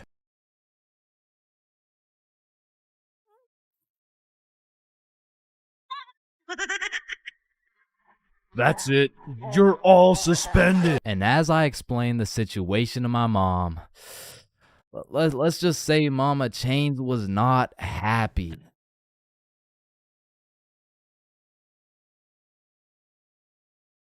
Damn, light bulbs were such a good idea that they became the symbol for good ideas. God damn, I just spilled my water. Why does water make clothes darker if water is clear? What the fuck? Yo, there's two guys coming. On me. Oh, I clapped his ass. Yo, Billy. Yeah, what's up? You see that lamp right there? Yeah. What about it? That lamp in the video game uses real life electricity. Whoa. You know what I just realized? When a morgue worker dies, he still goes into work the next day. Bro, how could he go to work? He's dead. Oh, shit. Oh, whoops. Just drop the soap. Wait, when you drop the soap, does the soap get dirty or does the floor get clean? Wait, guys. Since I'm alone, I'm the only person in the world to ever see this peanut. Nah, I saw it too. Who the fuck are you? Yo, when did you get so much money? Man, it's the money my grandma inherited me before she died. Yo, that's low key like when your homie dies in Fortnite and you pick up his loot. Come on, bro, my grandma's dead. Not cool. You right, my bad. Man, imagine the guy that discovered milk. And think about him convincing someone else to drink it. You did what to the cow? No, trust me, it's good, just drink it. Wait, you drink it too? Yeah, it's really good, look. Aw, hell nah. Damn, bro, mosquitoes are some brave creatures, considering those jits got 1 HP. Facts. Yo, Chains, you need your parachute to skydive. No, you don't. You just need a parachute to skydive twice. No, Chains. Well, what the fuck? Why did you just break my mirror? Well, actually, mirrors don't break. They simply multiply. Oh. Damn, bro. We're all just some walking nut for real. Facts. Damn, for real. It's crazy. It's true, though. Oh, shit. I'm on fire. If you really think about it, you're not on fire. Fire is on you. Call the fire truck. Wait a minute. A fire truck is actually a water truck. Oh, god damn, just call the truck. Jesus. Bro, I was on fire. Why didn't you just call the fire truck? First of all, you weren't on fire. The fire was on you. Second of all, it's a water truck. Bro, I got the munchies. We should cook some cookies or something. Nah, you don't cook cookies. You bake them. What? Then why are they called cookies? Shit, I don't know. Cookies are just cookies. No, that's like saying you cook bacon instead of baking it. Well, actually, you do. What the fuck? Bro, what keeps the hot dog in like hot dog shape? It's like meat inside some animal intestine casing or some shit. Okay, so it's hot dog meat inside animal casing, right? Yeah. So, hypothetically speaking, once you eat the hot dog, it's still hot dog meat inside animal casing, but you are the animal casing. So, with that being said, when you eat the hot dog, you become the hot dog. Just let me eat my fucking hot dog, bro. And that is why Genghis Khan has the most descendants in human history. I actually know someone with more descendants than Genghis Khan.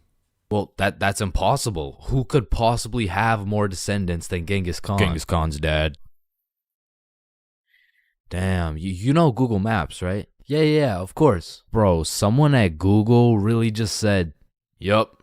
Let's just have someone drive down every road on fucking Earth. And then they did it.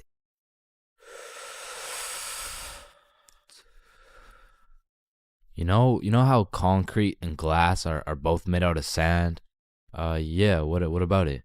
So if concrete and glass are both made out of sand, does that make skyscrapers just really big sand castles? Yo! How tall is the tallest person in the world? I don't know. Let me check. God Damn, he's 8'1". Holy, you know what I'm thinking? Yeah, imagine getting railed by this absolute... No, I was thinking at one point, the tallest person has experienced the height of everyone else in the entire world. Holy shit. Paper has 6 sides. Shh. Like we're really just some talking nut for real. Facts. No cap. Damn. Just some breathing semen for real. That's crazy. For real. Facts. So true. Damn. True. For real. Hey, little man. Well, what do you want to be when you're older? I want to be a doctor and cure aging and all the diseases. Well, if one day we cure all the aging and all the diseases, then we will all die painful and horrible deaths. I still don't understand why it's a chair. It just doesn't make any sense. Yo, you know what I just realized? What? The size of your hands is the font size you use in sign language. Oh shit. That motherfucker Shaq must be talking in all caps. Sir, I am very sorry to inform you that you are bleeding internally. Wait, I'm bleeding internally? Yes, we will need an immediate operation, and we will have to... Oh, no, it's all good. Internally, that's where the blood's supposed to be. No, sir, where are you going? This is an urgent matter. Get back here. You're in critical condition right now. Yo, can you pass the Apple charger really quick? Yeah, for sure. Yo, what if Apple chargers were called apple juice? Whoa. Damn. Yo. Apple juice? Bro. You know what I just realized? You can drink a drink, but you can't food a food. Nah, that one was ass. Yeah, you right. Like, I mean, we're literally just semen that can talk. So true. Facts. That's so crazy. For real. Yo, when you put your socks on inside out, the entire universe is wearing your socks, except you. Fuck. Yo, look, it's a unicorn. Damn, it's got a really unique horn. Unique horn? Unicorn. Unique horn. Unicorn. Unicorn. Unique horn. Unique horn. Unique horn.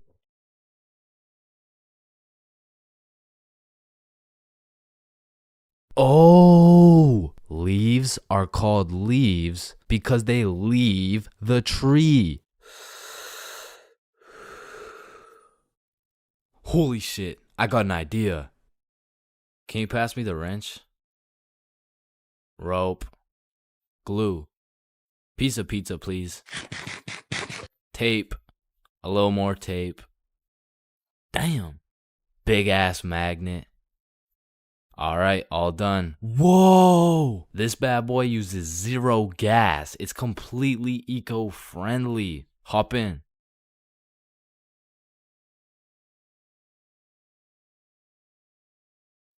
Oh shit, there's a penny. Bro, there's no point in picking up a penny. It's literally worth 1 cent. How much do you make working at Wendy's? 15 an hour? Oh, okay. So you see there are 3,600 seconds in an hour. And because you make $15 an hour, that is exactly 0.416 pennies per second. So with this being said, the second it takes to pick up this penny off the ground is a net positive outcome. Oh, okay.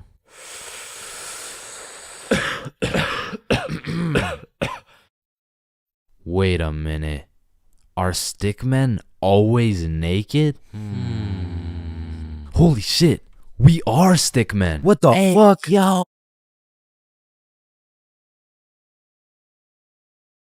Alright, listen, I'm creating something I like to call the internet. Yo, what does it do? On the internet, people are going to be able to search up literally any question they have.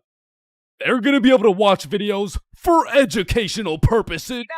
And the craziest achievement yet, you can communicate with literally anyone across the entire world. Bro, this is going to change the world.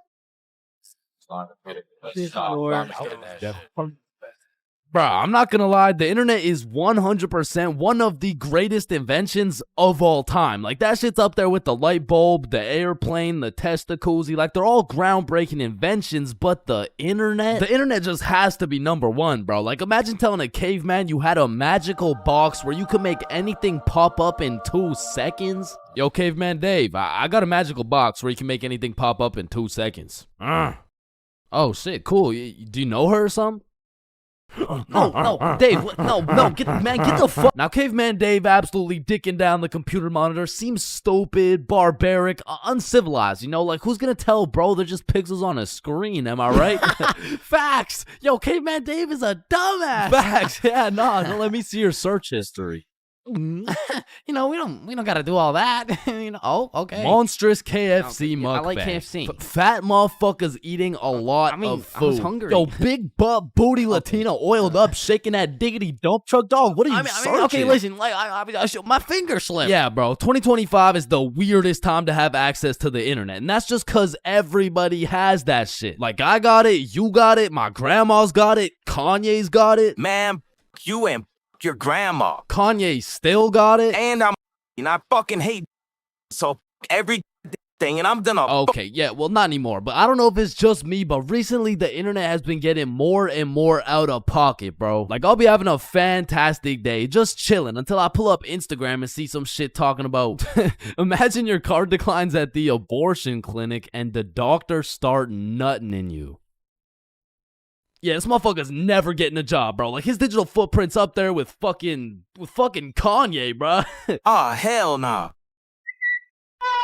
Alright, his shit isn't yay bad, but imagine dude trying to apply to a university like, yes, sir, this has been a dream of mine since I was a little kid, and I've spent thousands of hours studying, and it would be an absolute pleasure to join your program. Wow, that's amazing. And it seems like your GPA is a perfect 4.0, and man, your volunteer work is nothing short of impressive. I mean, building an entire village in Africa with your bare hands, I mean, geez, that's good stuff. Yeah, thank you, sir. Yeah, now, I do just have one last question. Yeah, anything. What would happen if your car got declined at an abortion clinic? Oh, holy shit, is that girthy dishwasher 97? Yep, yeah, that's me, bro. Yo, most relatable content on Instagram, I swear. Yo, actually, I really never get the credit that yeah, just put the fries in the bag. Oh, okay. And speaking of getting a job, you ever seen a kid under 7 years old post literally anything on Instagram? Yo, the comment section has a field day, bro. Like, the video will be of a kid who's just barely on the brink of gaining consciousness, and the comments are talking about, get a job, little motherfucker. Somebody get bro some fentanyl. I'm gonna touch you in places you ain't even know existed, little motherfucker. Like, bro, stop touching these 6-year-old kids and touch some grass, dickhead. Yeah, but I'm not gonna lie, as a motherfucker who draws stickman for 16 hours a day, I really gotta start taking some of my own advice, bro. Wait, what's your advice? Oh, I mean, stop touching these 6-year-old kids. You touch 6-year-old kids? I'm talking about Gergie Force. Chains, you know the drill. God damn. Bro. Even these motherfuckers have the internet, bro. Like, what could you even possibly be posting? Oh, shit. Yeah, nah. We gotta start banning motherfuckers from the internet, bro. And I think we should all do a poll for the first person to go. You know, like, take your time. And, oh, shit. Okay, never mind. Votes are in. Looks like we're banning Jack Doherty. Why in the fuckity shit did you just ban Jack Doherty? You know what? Ban his the last two, bro. Actually, ban every single kid on the internet. Like, put down the Instagram reels, go outside and eat rocks like a normal kid before Gergie Foreskin 445 fucks around and finds your IP address, bro. Because there's a lot of weird motherfuckers online, especially considering the impending gooner epidemic of 2025.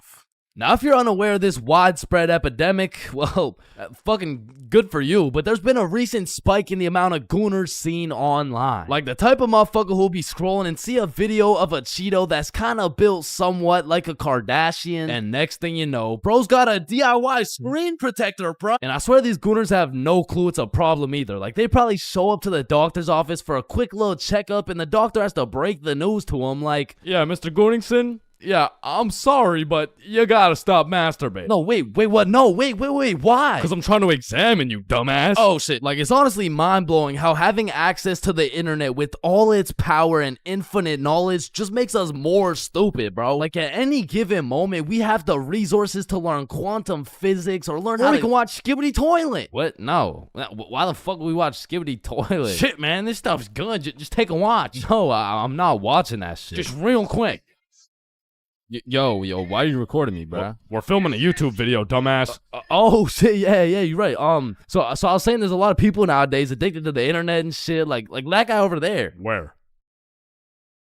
Bro. What? Oh shit, yeah, what I was saying was, back in the day, the internet was just for shit like cute cat videos and cool math games and shit, but nowadays, the internet has everything your brain craves. Like, it's got food for you, it's got friends for you, it's funny, it's educational, bro, it has Cheetos built like Kardashians, bro. And as if the internet having everything we ever needed wasn't enough, these motherfuckers invented AI, bro. Now, maybe it's just me, but this AI shit is getting a little too good, bro. I mean, when ChatGPT first came out, I was using that bad boy for all kinds of shit. Whenever I couldn't do my homework, ChatGPT. When I forgot a recipe, ChatGPT. When I couldn't get a girlfriend, cry myself to sleep.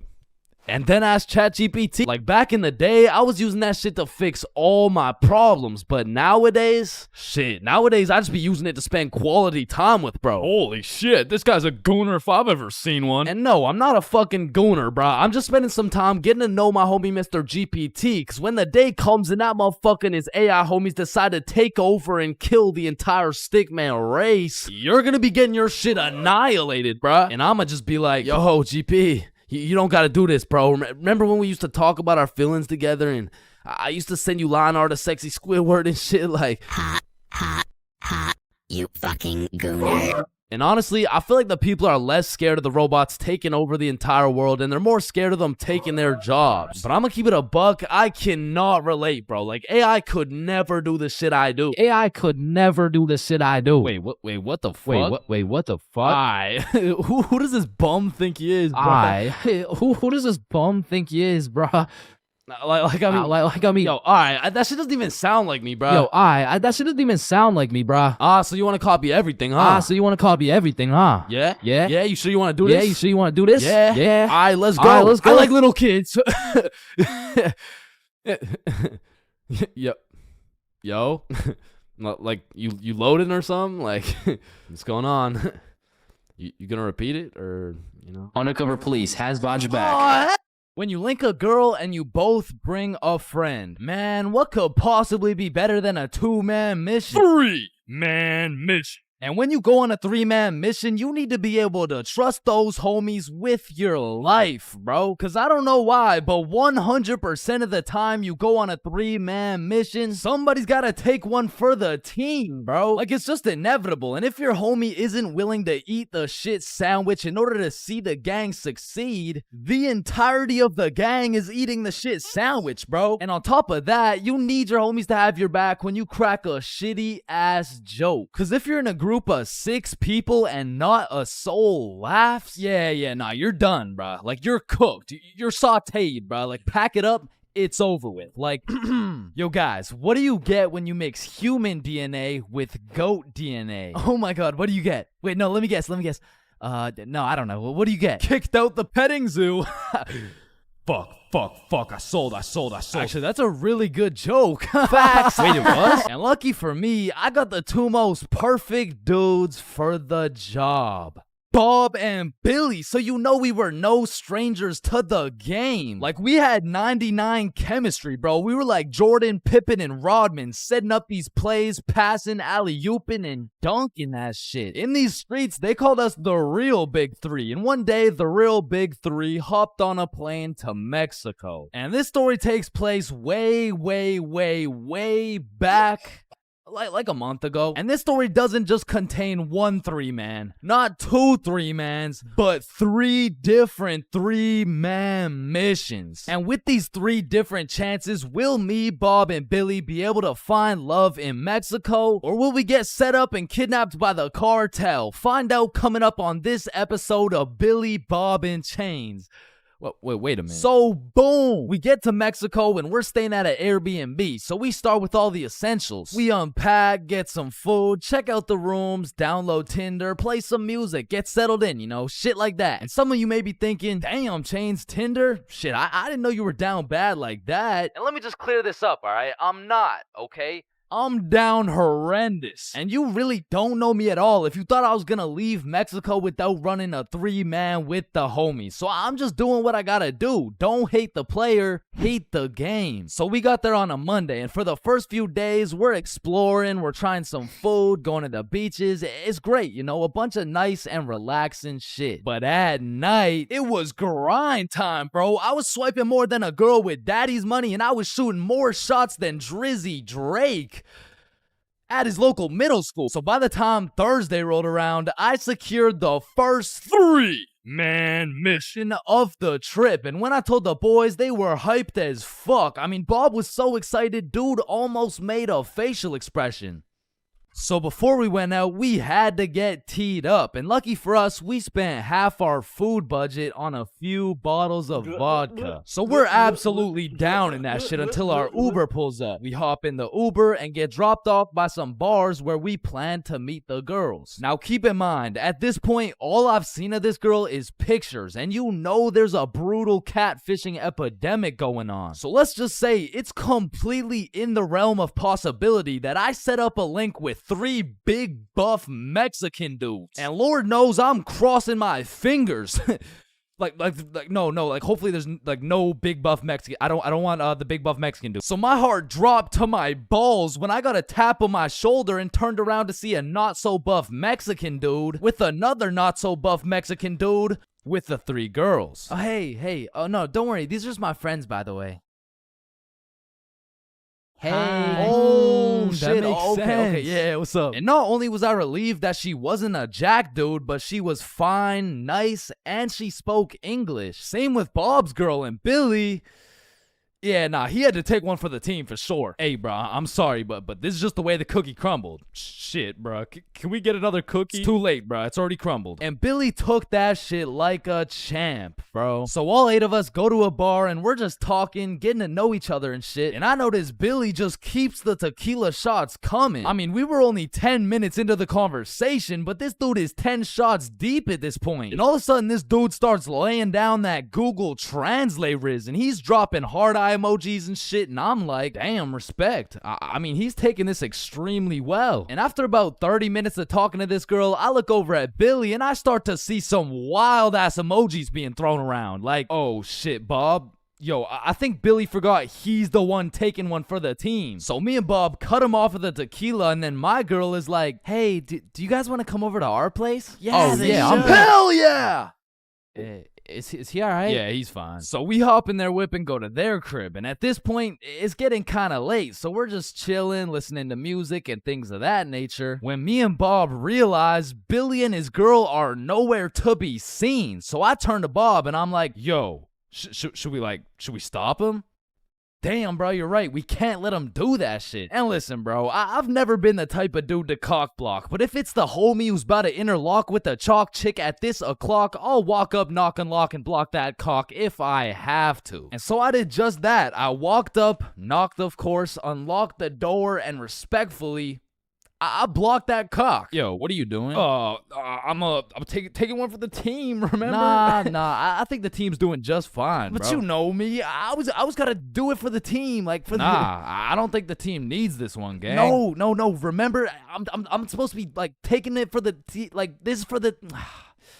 Yeah, you right. Let's just go home, Billy. No, wait. Well, how are we gonna get home? We're in Mexico. Man, shut the. So we said our goodbyes, got in the Uber, and man, I felt like a basketball coach whose son just lost to a special needs team, bro. Hey, listen, bro. I had a lot of tequila tonight. I'm sorry. I just Billy, I'm not mad. I'm just disappointed. Damn, bro.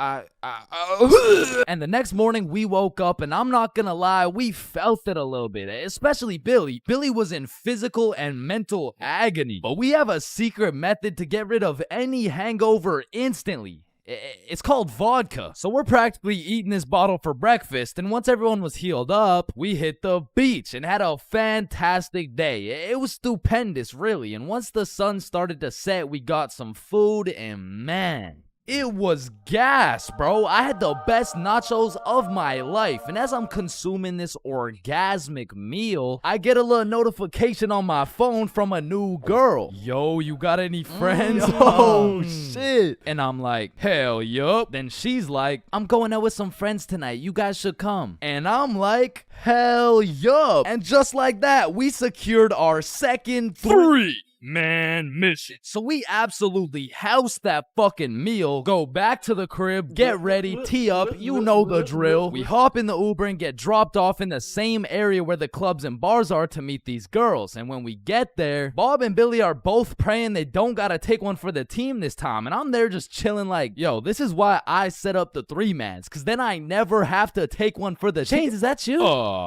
Shit. Who's asking? It's me, Sarah. Oh, no way. Really? Like really? Yeah.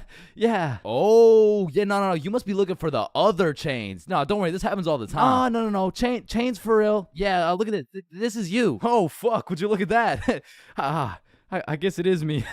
Fuck. Like shit, I don't know how she did it, but she got my ass, bro. I got catfished nicely. But I guess it was just my turn to take one for the team. And I look up at who she brought, and she pulled up with 4 straight dimes for the homies to choose from. Like, bro, why me? So we're walking, and the girl I'm temporarily associated with is like, hey, let's go to the club. Yeah, let's go. So we go to this club, 8 people deep, and the girls are like, yeah, let's buy a bottle. Yeah. Where's your money? ¿Qué? No entiendo. Wait, I could have swore you spoke English. Oh, yeah, no, I'm fluent for sure, yeah. You said you wanted a bottle, right? Yes, please. Yeah, you got bottle money? No entiendo, no hablo inglés. And now I'm starting to get the vibe that whole time, these girls just wanted a free bottle. And as soon as I start catching on, she starts upping her game, like, oh my god, you're so strong, look at these muscles. So I go to give Billy one of those side eyes, and when I look over, these motherfuckers are completely lost in the sauce. Yeah, I'm buying a bottle, everyone, bottles on me. So Billy pulls me aside like, yo, we gotta split a bottle, bruh. Nah, I'm really not fucking with this girl. Come on, bruh, please,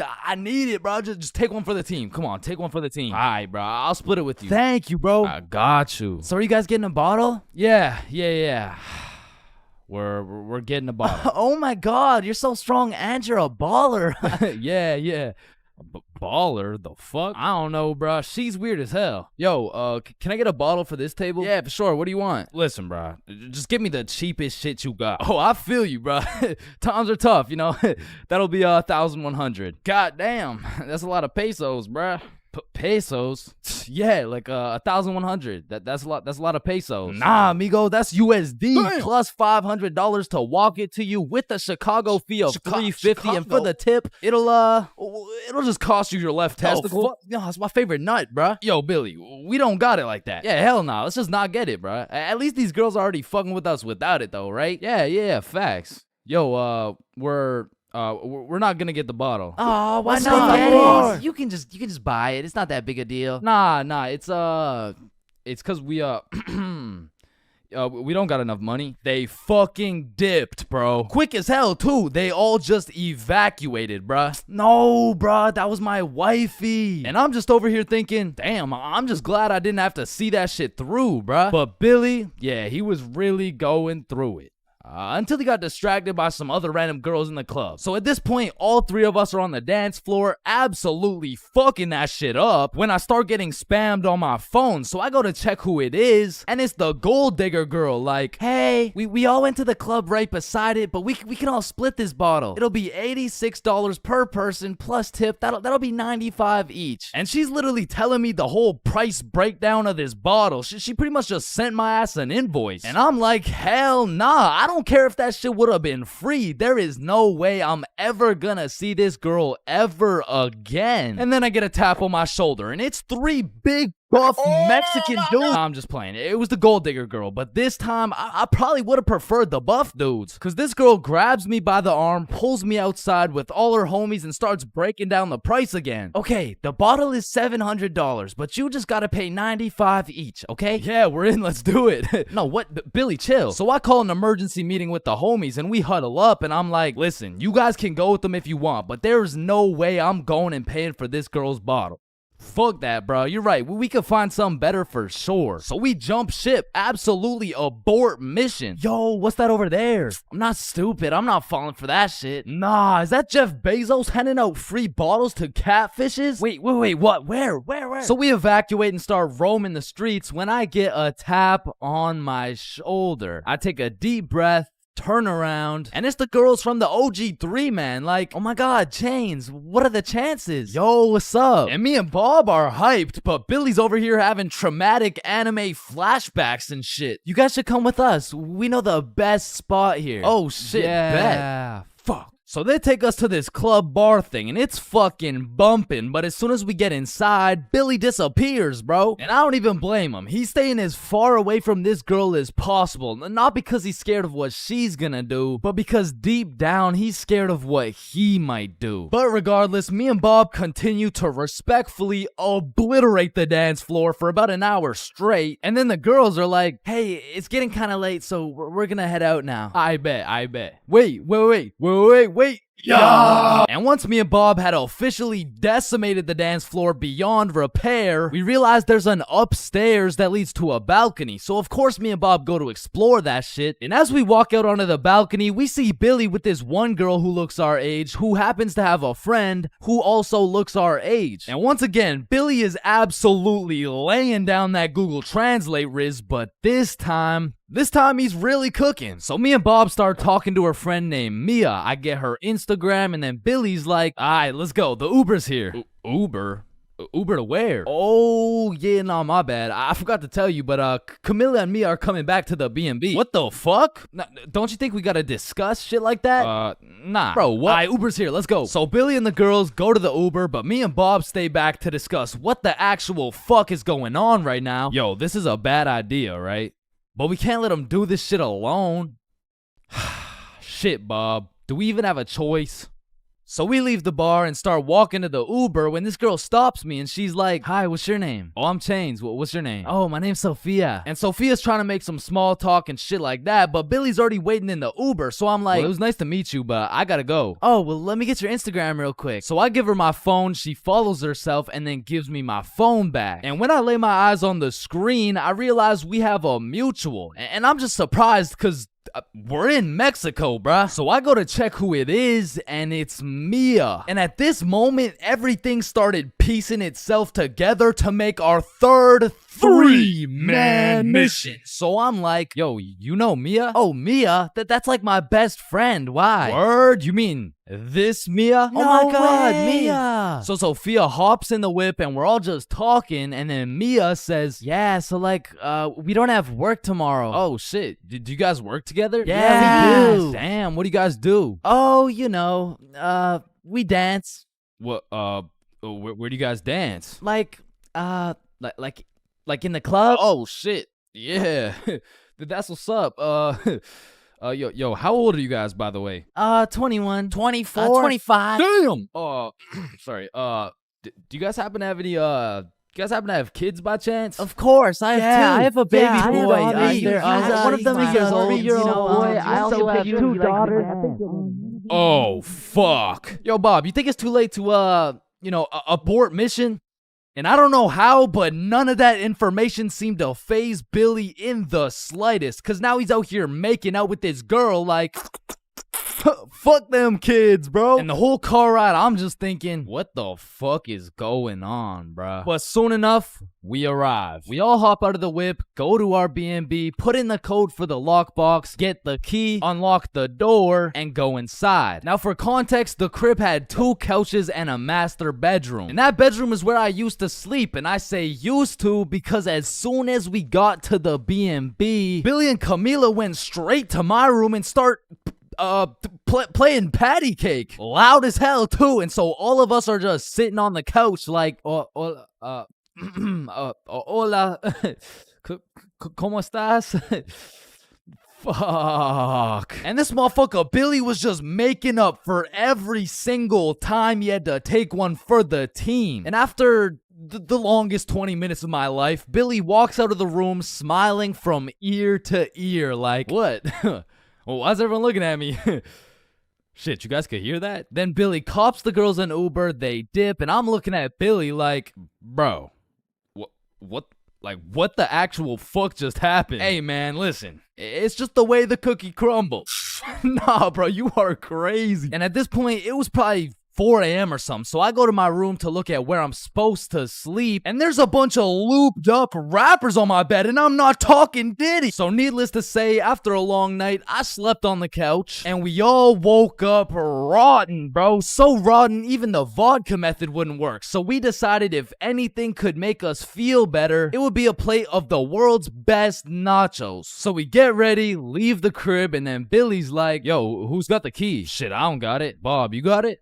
I mean, it's probably on the counter where we always put it, right? Yeah, facts. We check the counter, it's not there. We check the tables, not there. We check the couches, bedroom, kitchen, nowhere to be seen. So we scavenged the entirety of the Airbnb. We even looked through every single bag of garbage and it was nowhere. Bro, did those girls finesse our key? Nah, Camilla wouldn't do some shit like that. She would, bro. You don't even know her. No, she wouldn't. How would you know her? You don't know her, bro. I know her better than you know her. Alright, chill. Mia texted me. She said, let's go to the pool today. Oh shit, Camilla texted me the same thing. Damn. And in my head, I'm thinking about it and I'm putting everything together. Shit. Are you thinking what I'm thinking? I think so. These girls stole the key and invited us to the pool so the crib would be empty so they could get 3 big buff Mexican dudes to pull up and loot the crib. Fuck, I knew it. Damn, she got my ass, bruh. So hell no, we didn't go to the pool with them, and for the next few days, we were on high alert. We would only leave the crib in pairs and one dude would stay back, strapped up with kitchen knives, ready to take on 3 big buff Mexican dudes. Pause. Until it was Monday, the night before our flight home. So we're packing everything, getting ready to go home, and I hear Billy shout, Chains? Yo, what's up? Yo, guess what I got, bruh? Chlamydia? No. Gonorrhea? What? No. Herpes? No, it's in my suitcase. Your suitcase got herpes? No, it's the key. How the fuck? I don't know.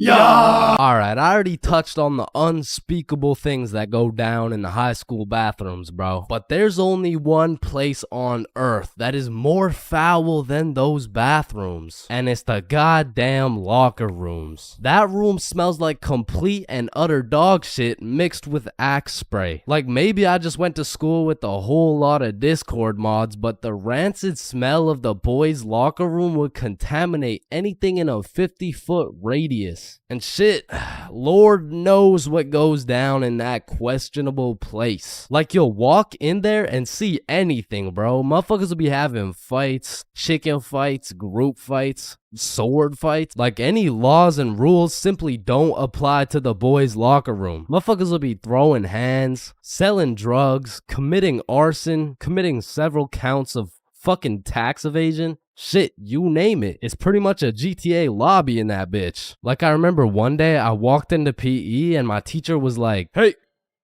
where's your PE strip? And I was like, shit, it's in the locker room. So I walk into the locker room and there's just 2 motherfuckers throwing hands and they just stop and look at me like, oh shit. I'm gonna just get my backpack and shit, so yeah. Alright, y'all be safe. And then they just went back to beating the shit out of each other. Now listen, I don't spend too much time in the girls' locker room, but anytime I walk by there, that shit smells like rose petals and rainbows. So I can only imagine there's no group fights, no chicken fights. Hopefully no fucking sword fights. And bro, you deadass can't leave shit in the locker room. Like if you leave anything not locked up, it's gone. These kids are ruthless, bro. They're snatching your wallet, your phone, your clothes. Shit, they're taking your PB&J sandwich. And the thing is, if you want your PB&J back, you're gonna have to get it back in blood because there's no laws in the locker room. See, if someone snatched my sandwich in math class, I'm turning into 6'9", bro. Mr. Cumminson, Jordan Johnson here, who lives on 123 Stickman Drive, postal code STK53Z, just stole my peanut butter and jelly sandwich my mom made me, so I'ma need his ass suspended. But if you try to tell a teacher about anything that happened in the locker rooms, they don't give a fuck. Mr. Principal, Jordan Johnson just stabbed me and stole my backpack, my phone, my wallet, and my ID. Damn, I'm sorry to hear that.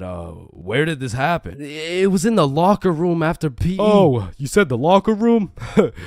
You're just gonna have to get it back in blood. Back in blood? What are you talking about? Yeah. I'm not gonna lie. The way you're snitching right now, you kind of look like a bitch. But yo, one time me, Billy, and Bob were coming back to the locker room after some good old dodgeball, and Billy notices a dude rummaging through his backpack. So he's like, yo, what are you doing, bro? But when he turned around, Billy was bamboozled to find out the kid rummaging through his bag, he was special. And there was just this moment of silence. Yo, am I supposed to like beat his ass right now? Or bruh, I'm sure you didn't take anything. Just politely ask for your bag back. All right, yeah. Oh, hey man, can I get my bag back, please? And the kid just hugged Billy, and then he left. And I'm still confused to this day. But I'm gonna be honest, locker rooms weren't all that bad. Cause sometimes you'd walk in that hole and they would just be throwing a party. Now it still smells like ass, and there was literally no females, but it was still kind of lit. Like you'd walk in there and it would transform into the club. Shout out my label, that's me. I'm in this bitch with TP. I'm in this bitch with Ultra. Or you'll walk in there and they'll just be giving out free pizza. Like walking into the locker room is a gamble. You might walk in there and get robbed, or you'll get some fucking pizza. I don't know. But what I do know is there's only 10 types of dudes in the locker room. Starting with that one kid who must have thought it was the 1800s the way he was whipping motherfuckers. Next, we got the poor guy who's just trying to change. He's quiet, he's normal, and he changes. It's a locker room, so it makes sense. Then we got that one poor soul who gets absolutely cooked by the entire locker room. Yo, why is Kevin built like Mike Wazowski? Bro's got no neck. We're stickmen. None of us have necks. Shut up. You skip neck day. Yeah, he skips neck day. Next, we got Bob. Bob's just that guy that casually takes his shirt off, and he's built like Giga Chad. Like, shit. Fucking sexy ass Bob.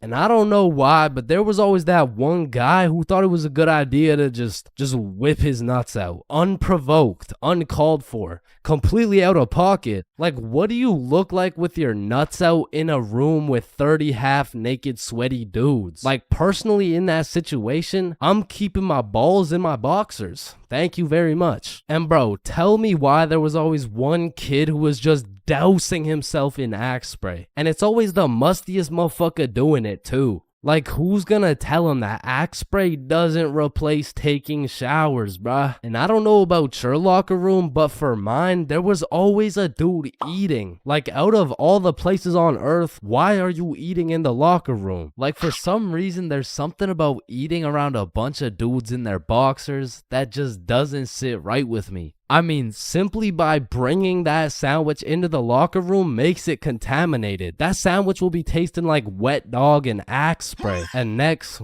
we got the kid who just makes as much noise as humanly possible.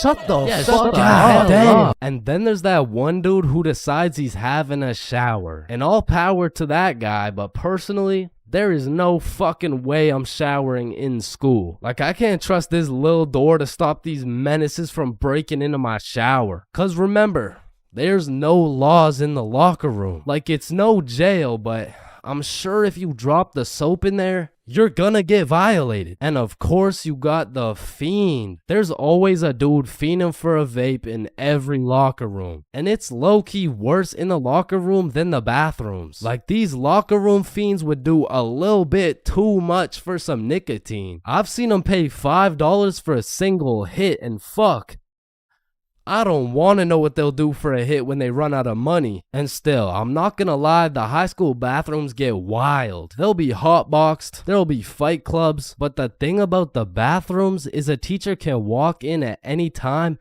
and get every student suspended. Like, even the poor kid taking a piss will probably get suspended just by association, which is exactly why the high school locker rooms get so fucking rowdy, because there's truly no teacher strong enough to stop the buffoonery that goes on in these locker rooms. So they don't even try. Shit, I don't care if your teacher is John Cena. There is no single man who can put a stop to the fuck shit that goes down in the locker rooms. But there is one thing that can: a female.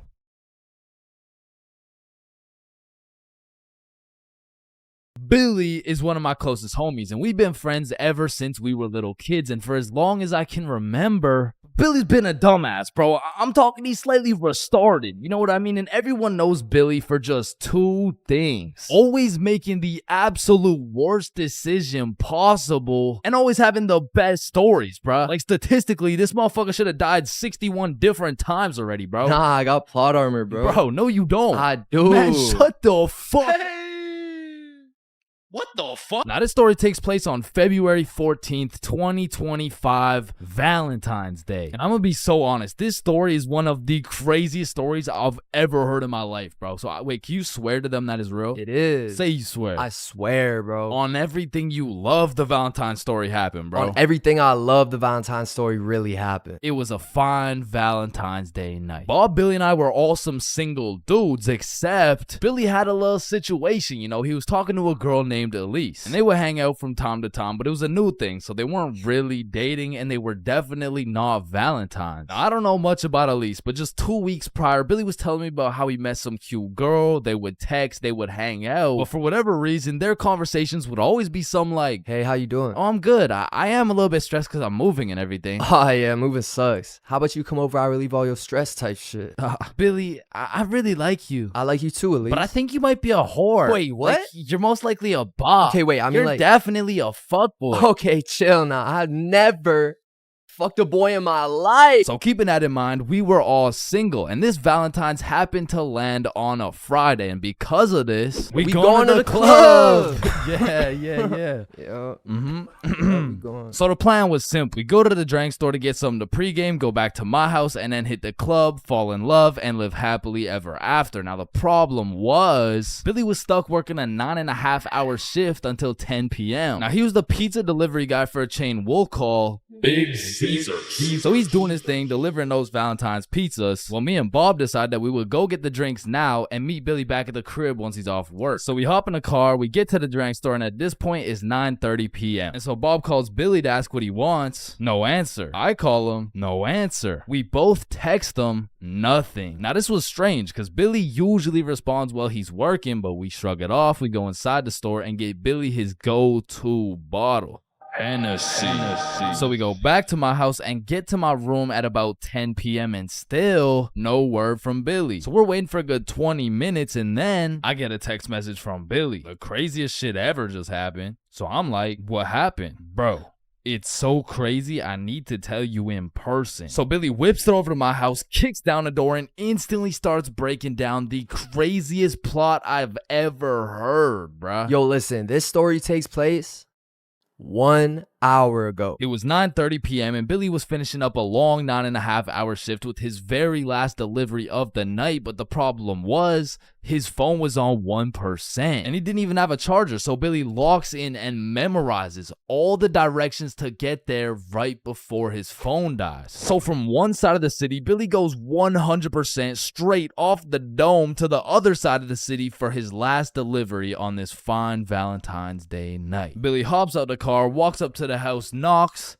and they open the door. "Hey man, happy Valentine's Day." "Oh, thank you. Thank you so much. But I didn't order a pizza. Oh shit, are you sure? Gerald, did we order a pizza? Fuck no. Yeah, no, we didn't order a pizza. I don't know. It says a meat lover's pizza for 3516. Oh, honey, no, this is 3416. 3516 is all the way around the back of the cul-de-sac. Oh, okay, thank you. Have a good night. So Billy's walking for a good 8 minutes to get to the back of the cul-de-sac where at last he finds 3516. He walks up to the door, knocks, and a fine-looking woman in her 40s opens the door holding a vape, and Billy sees a little potential here. Hey, happy Valentine's Day, man. Oh, thank you. Of course, beautiful. How's your Valentine's Day going? You know, it's okay. Why's this okay? You ain't got no special plans? Well, honestly, my husband's out drinking at the bar, so... Bro, this was the perfect situation for Billy, bro. There's so many things he could say to make a move right here, and out of the infinite combinations of words he could put together, he says... Well, a man's got to drink, you know?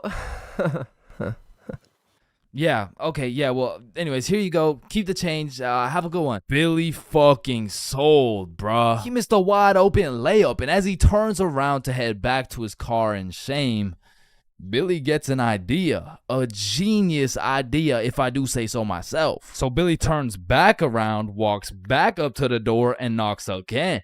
Hey, what's up? Hey, so my car, like the pizza car, is on the other side of the cul-de-sac. So if there's any way I could cut through, it would save me like 10 minutes. Yeah, of course, come in. And this motherfucker just got his own rebound off the backboard, bro, but he only has 60 seconds on the shot clock to make a move, and so he starts breaking down that professional barrier. So what's your name? My name's Angelina. What's your name? My name's Billy. Wow, you have a very beautiful name. And you have a very beautiful smile. Oh, thank you. Holy fucking shit, he was cooking, but they had made it to the basement, meaning he only has 30 seconds left before he's back to the cold, lonely outside world. So Billy cooks up yet another genius play. Angelina, I really hate to ask, but is there any way I could charge my phone real quick? Like, I just need to get it to like 5%. Of course, honey, sit down. It's no worries at all. This motherfucker Billy did it again, bro. Now, I don't know if it's because she just wanted some human connection on his Valentine's night, or she was genuinely just being nice, but this motherfucker's now in a position where he's posted up on this woman's couch in her basement at 10 p.m. on a Valentine's night. Yo, what flavor is that? Oh, it's mango ice. It's my favorite. Damn, you think I could take a hit? Only if I could hit yours. Oh shit, I bet. So as these two fiends are bonding over a little nicotine addiction, Billy's like, so you said your husband went out to the bar?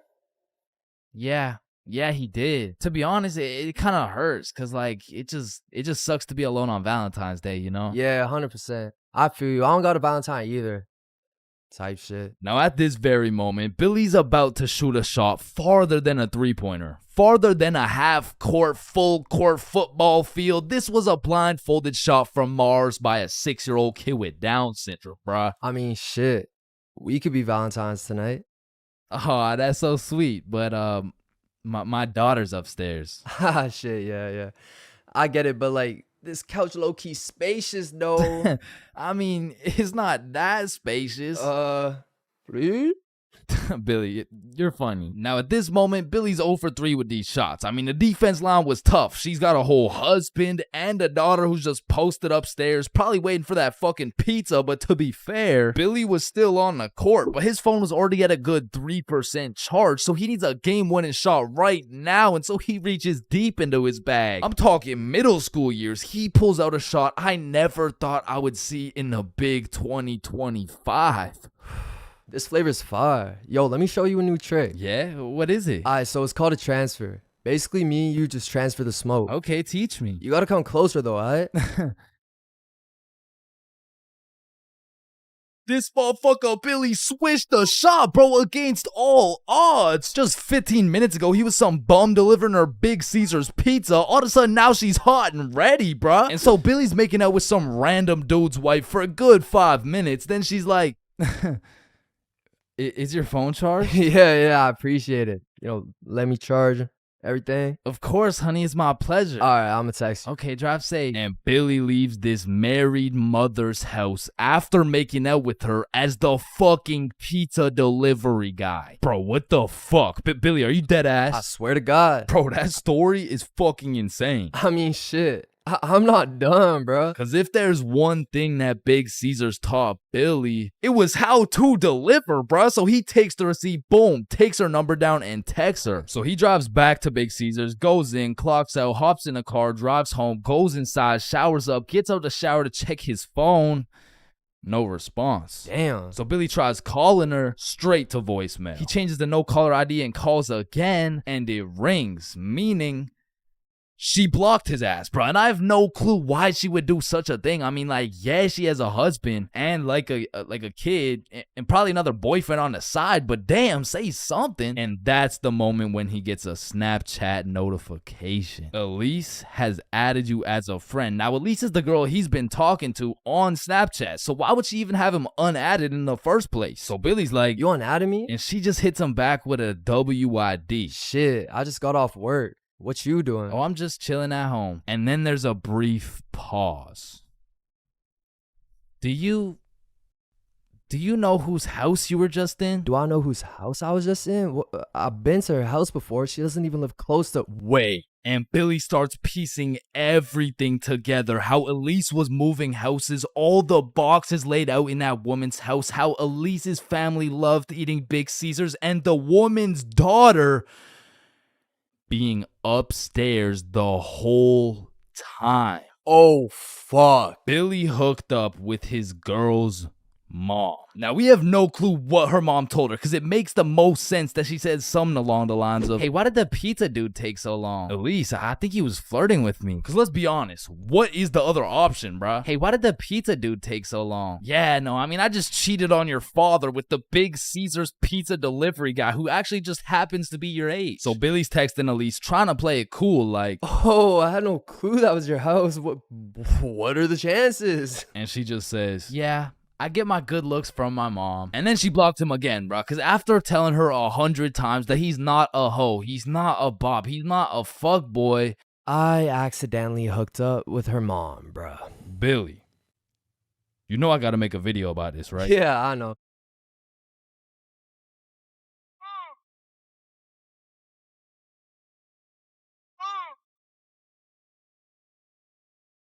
High school bathrooms have to be one of the most unorthodox places in the entire world. Walking into the bathroom, you have absolutely no clue what to expect. And honestly, that's the best part. I remember one time I had walked into the bathroom, you know, to take a piss. And when I had opened the door, I was not surprised to see some motherfucker getting his head shaved bald. And these dudes were so casual about it too. Yo, what's up?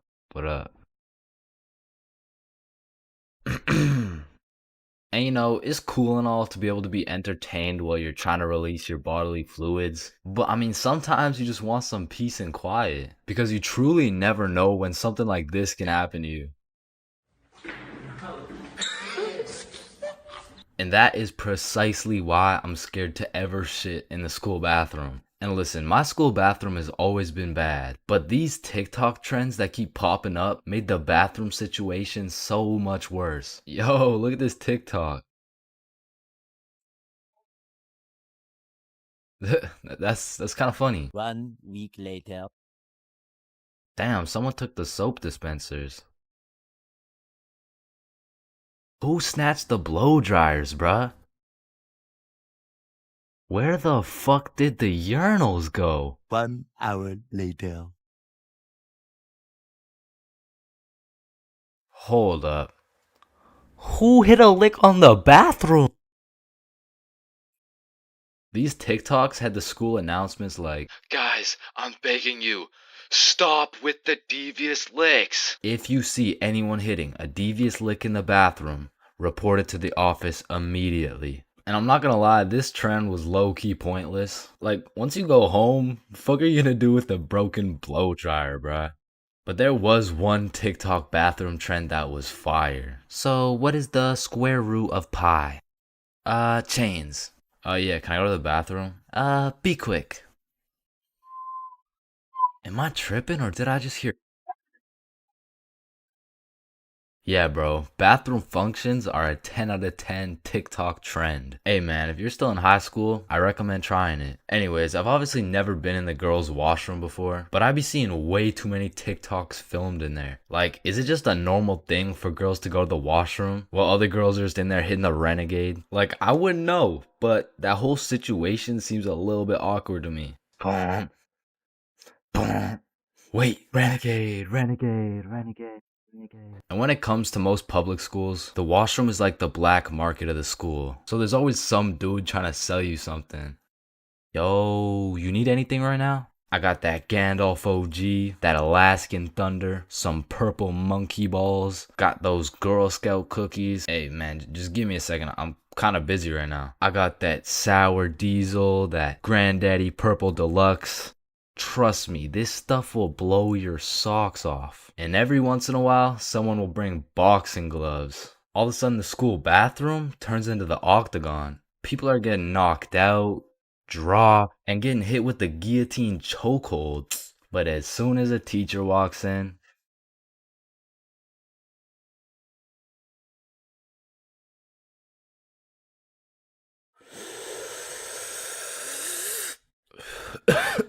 space isn't empty. It contains everything that exists. Hey, bro, you think this mirror's good? Nah, it's in used condition. What do you mean? Walmart doesn't sell used mirror. Oh, we're using it right now. Damn, I've been hitting this joint for way too long. I should probably pass it to the next person. You ever thought about how most of the sky is actually below our feet? No, it's right up there. Holy shit. Okay, guys, I'm gonna be your waiter for tonight. Just give me a second and I'll be right with you guys. We are the waiters. Bro, what are you talking about? No, think about it. If we're waiting for the waiter, then we are the waiters. Hey, nice belly button, bro. Hey, thanks, man. Your belly button is really your old mouth, by the way. What the fuck?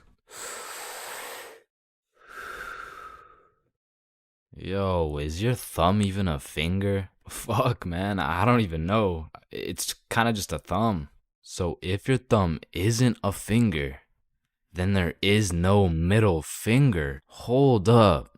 If you were the first person in the world to break 2 world records, then that would be a world record. So you'd be the first person to break 3 world records. But then that would make it 4 world records. And that would make it 5 world records. Holy shit. Then it would be 6 world records. Man, who the fuck named this shit a chair? Like why a chair? Hey, bro, I got you a milkshake.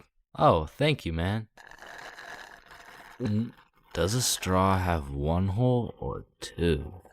Obviously it's 2. No, but what if it's just like 1 long hole?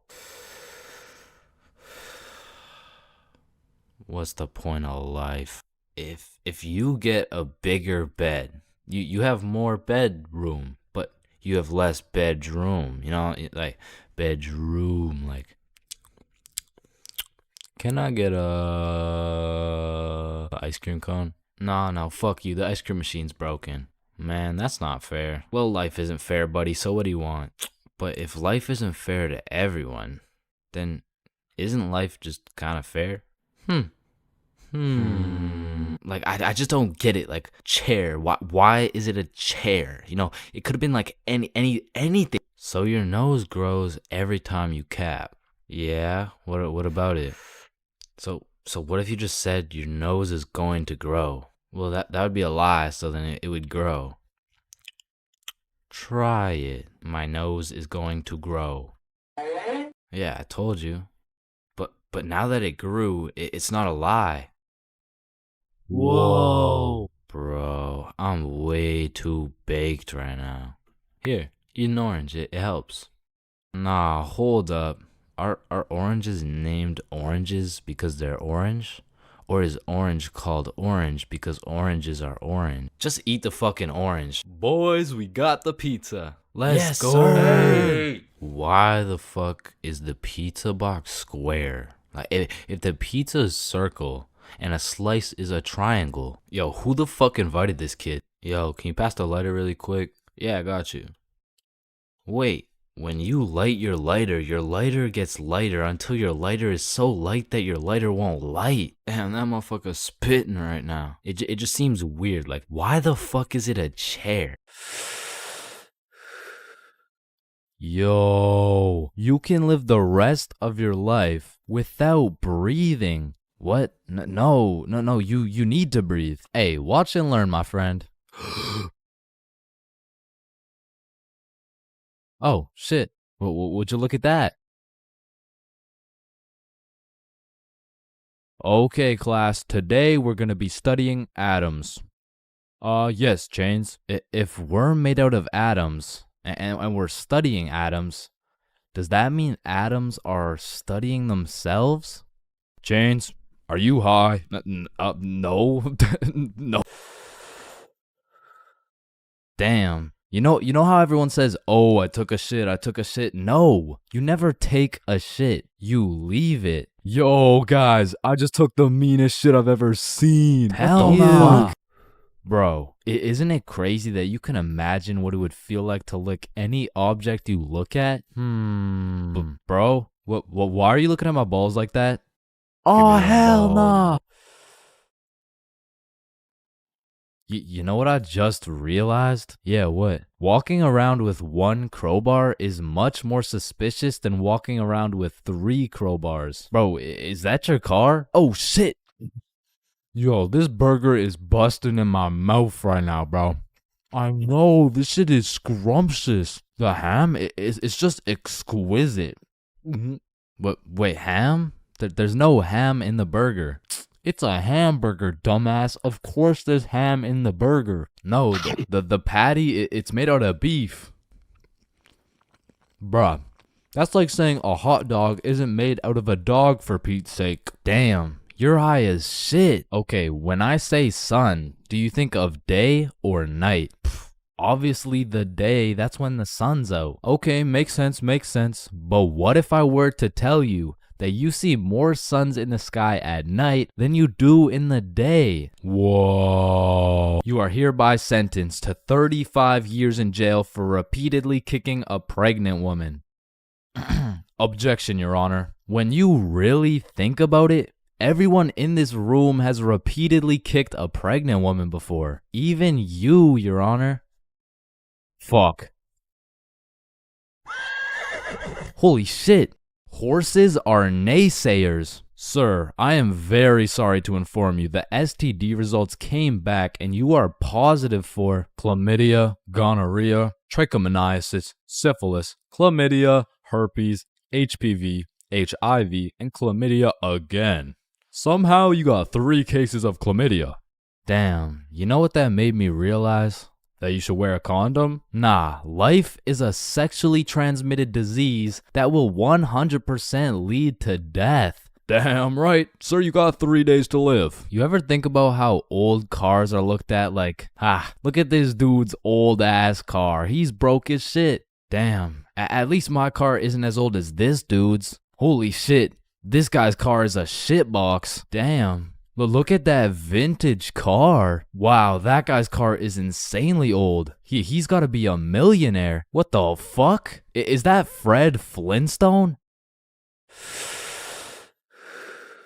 Whether we like it or not, we were all once inside some balls. Facts. I'm talking in the testes. Damn. I'm talking in the family jewels. I'm talking in the nut storage. I'm talking in the semen spheres. God damn, Todd's really laying down some mean pipe over there. You know, Todd beating down those doonies really got me thinking. Most people are made in a bed, born in a bed, and die in a bed. Damn. Bro, stairs were made to make a really big fall into a bunch of small falls. Oh, shit, are you good? You know, someone probably still got your nose from years and years ago. Got your nose, give it back. It's me. What do you mean? It's me. I am the one who gotcha knows. Wait, are you serious? Yes. Dude, give it back. Or what? Give it back. No, it's my nose now. You gotta eat the frog. No. Just eat the frog. Nope, one bite. Not doing it. You just gotta try it. I'm not eating the frog. It tastes like chicken. Yo, mama tastes like chicken. Come on, it's tradition. You have to eat the frog. Damn, traditions are really just dead people peer pressuring us. Eat the frog, pussy. That's why you're dead, bitch. Listen, I just can't wrap my brain around it. Yeah, what's up? Can you tell me why the fuck we park on the driveways and we drive on the parkways? It makes no sense. Hey Alexa, order some extra large magnums real quick. No, we both know you get absolutely zero bitches. Alexa, you literally Alexa, got stop. No reason Stop. on top of Alexa, you, and I both know Alexa, you are a shut size up. small condom bull. Bro, over the next generation, we're gonna see a serious decline in the number of people who are named Alexa. Damn. Wow, that's quite a beautiful birdhouse right there. Yeah, do you think it's made out of wood? Oh yeah, for sure. And where does wood come from? Fuck do you mean where does wood come from? It comes from a tree. Exactly. Are you thinking what I'm thinking? People cut down birds' houses to make bird houses. Oh, fuck? Yeah, I meant people cut down bird houses to make bird houses. As you get older and older, a life sentence continues to become less threatening. Yo, there's probably a point where you just don't give a fuck. Put the money in the bag, bitch. I hereby sentence you to a life sentence in prison. 3 days later. Whoops. Oh. Okay. How the fuck did somebody look at all these rocks and trees and shit and just think, yeah, I can make a Wi-Fi out of this? Why is it a chair, bro? Someone tell me why it's a chair. You see, the word chair actually originates from the word cathedra, which is a combination of Latin words that mean sit and down. Incidentally, the word cathedral got its name as it is the seat or chair of the bishop. Oh, damn, this sandwich is about to go crazy, bro. Wait, that sandwich would hit way harder if we smoked before you eat it. Oh, okay, yeah, you right. A few moments later. Damn. What? Damn. My sandwich went bad. Nah, when you think about it, your sandwich didn't go bad. Something just started eating it before you did. Whoa, that's crazy to think about. Wait. Are you eating my sandwich right now? You gotta be faster than that, bro. I'm talking inside the cum factories. For real. I'm talking inside the sperm bank. For real. I'm talking inside these nuts. I'm talking in the Dwayne The Rock Johnsons. Damn. Nah, fuck you. Hey, fuck you then. That's why you eat meat. I don't eat meat. I'm vegan. Oh shit, same. But you're still a bitch. Okay, and I still laid pipe on your mom. Yo, what's going on here? He called me a bitch, and he said he had sexual intercourse with my mom. Yo, calm down. I thought you guys were both vegan. Yeah, we are. What about it? If you guys are both vegan, are you guys really beefing? Damn, that was unfunny as fuck. Should we just beat his ass? Yeah, we should. Shit, damn. I see here. Looks like your toothpaste hasn't been doing the job. Try this one. 9 out of 10 dentists recommend this toothpaste. Wait a minute. If dentists make their money off people having bad teeth, and 9 out of 10 dentists recommend this toothpaste, why would I choose to use this one? Go. Shit, he knows. Man, you ever think about how the ocean is just some really big soup? Damn, I guess you're right. Or have you ever thought about how there's more airplanes in the ocean than submarines in the sky? Oh shit, apparently not. Damn, we're high as fuck. Man, you know what I just realized? What's up? Your balls are kind of like a body bag of sorts. You know what I'm saying? You gotta stop looking at my balls, bro. Okay, but who named it a chair? Like, who just looked at this thing and was like, oh, yup. This is gonna be called a goddamn fucking chair. Boom. Oh, you scared me half to death. What happens if you get scared half to death twice? Oh, I don't know. It's just a saying. Boo. Oh shit, is he dying? I think. Damn. When you really think about it, most guys will get their first set of flowers at their funeral. That's some real shit. Wait, Chains, are you high at a funeral? No. Awkward conversations. We all know them and we all hate them. Hey, how are you? Oh, I'm good. How are you? I'm great. How are you? You already asked me that. Damn, you right. You right. You right. So, how's your day going? My pet frog just died. Damn, that's tough. I found myself taking the most inconvenient routes to avoid an awkward conversation. Like, I can't really explain the feeling of an awkward conversation, but it's just mildly uncomfortable. Like, I would compare the discomfort levels of an awkward conversation to wearing wet socks. Like, it's not the end of the world, but let's keep it real, no one wants to wear wet socks. And honestly, I would take a slightly inconvenient path if it meant I would not have to wear wet socks. Also, I feel like there's some other situations that are in the awkward conversation family that I also hate. For example, the handshake fist bump dilemma. Yeah, it was nice seeing you. Yeah. Oh, fist bump. Oh, no, sorry. No, I don't. Yeah. God damn it. After you experience one of these bad boys, you'll be thinking about it cringing for the next hour. And if you're anything like me, you might even lose some sleep over it. Man, why the fuck didn't I go in for the handshake, bruh? Obviously it was a handshake. And what about the good old you said goodbye to the person you're talking to, but you guys both walk the same way situation? I mean, this situation is the perfect way to ruin a smooth conversation. Yeah, man, it was really nice to see you. Yeah, for sure. See you later, bro. Alright, peace out. Alright, bye. Yeah, bye. Shit, we're still walking the same way? I'll just turn this way so it's not awkward. Man, what the fuck? And even if I say goodbye to someone and we're still in the same general location, I will avoid them at all costs. Like once me and my brother were chilling at Walmart and we saw one of our neighbors, so we talked for a little bit, said our farewells and went separate ways. But when it came time for me and my brother to check out, we saw the same neighbors checking out. And we were up in the Walmart looking like we were playing Assassin's Creed in real life. It's clear. And of course, I can't forget about awkward silence. Yeah, that's funny.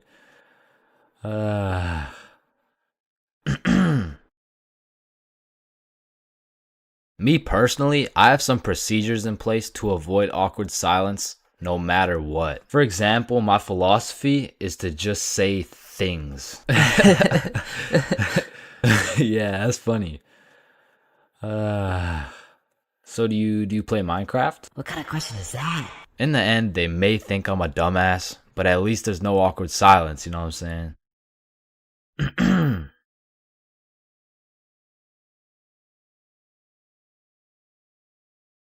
Okay, Chains, welcome to your first day at Jim Jordan's. These are our new product, Bieber Bites. Just smile and remember. The customer is always right. Okay, yeah, nah, I could do that. All right, I'll leave you to it. Okay, yeah. Hey, sir, what can I get some Bieber Bites? Yeah, how many? Right. How about this? Hey, let me get a pack of Justin Bieber's balls. That's funny, yeah. How many you want? Hey, let me get a pack of Bieber's sack. Okay, yeah, how many, bro? Hey, let me get a taste of Justin Bieber's wiener. Back in my day, I used to work at a fast food place called Jim Jordan's. Now, for legal reasons, this is not Tim Hortons, okay? It has J's and shit. Like, they don't even look that similar, bruh. But honestly, working at Jim Jordan's, I felt like Johnny Sins, the way I'd put on my uniform and go to work just to get the soul sucked out of me, bruh. And instead of dealing with a bunch of fat asses, I'm dealing with a bunch of fat asses talking about... Alright, so I ordered an extra large BLT with ranch, extra bacon, no veggies, and I only got 5 strips of bacon. I want a new one. Okay, yeah. Where's the sandwich? I ate it. Of course you did, bruh. Like, you do not need more food. I don't think your arteries place could compensate for any more bacon.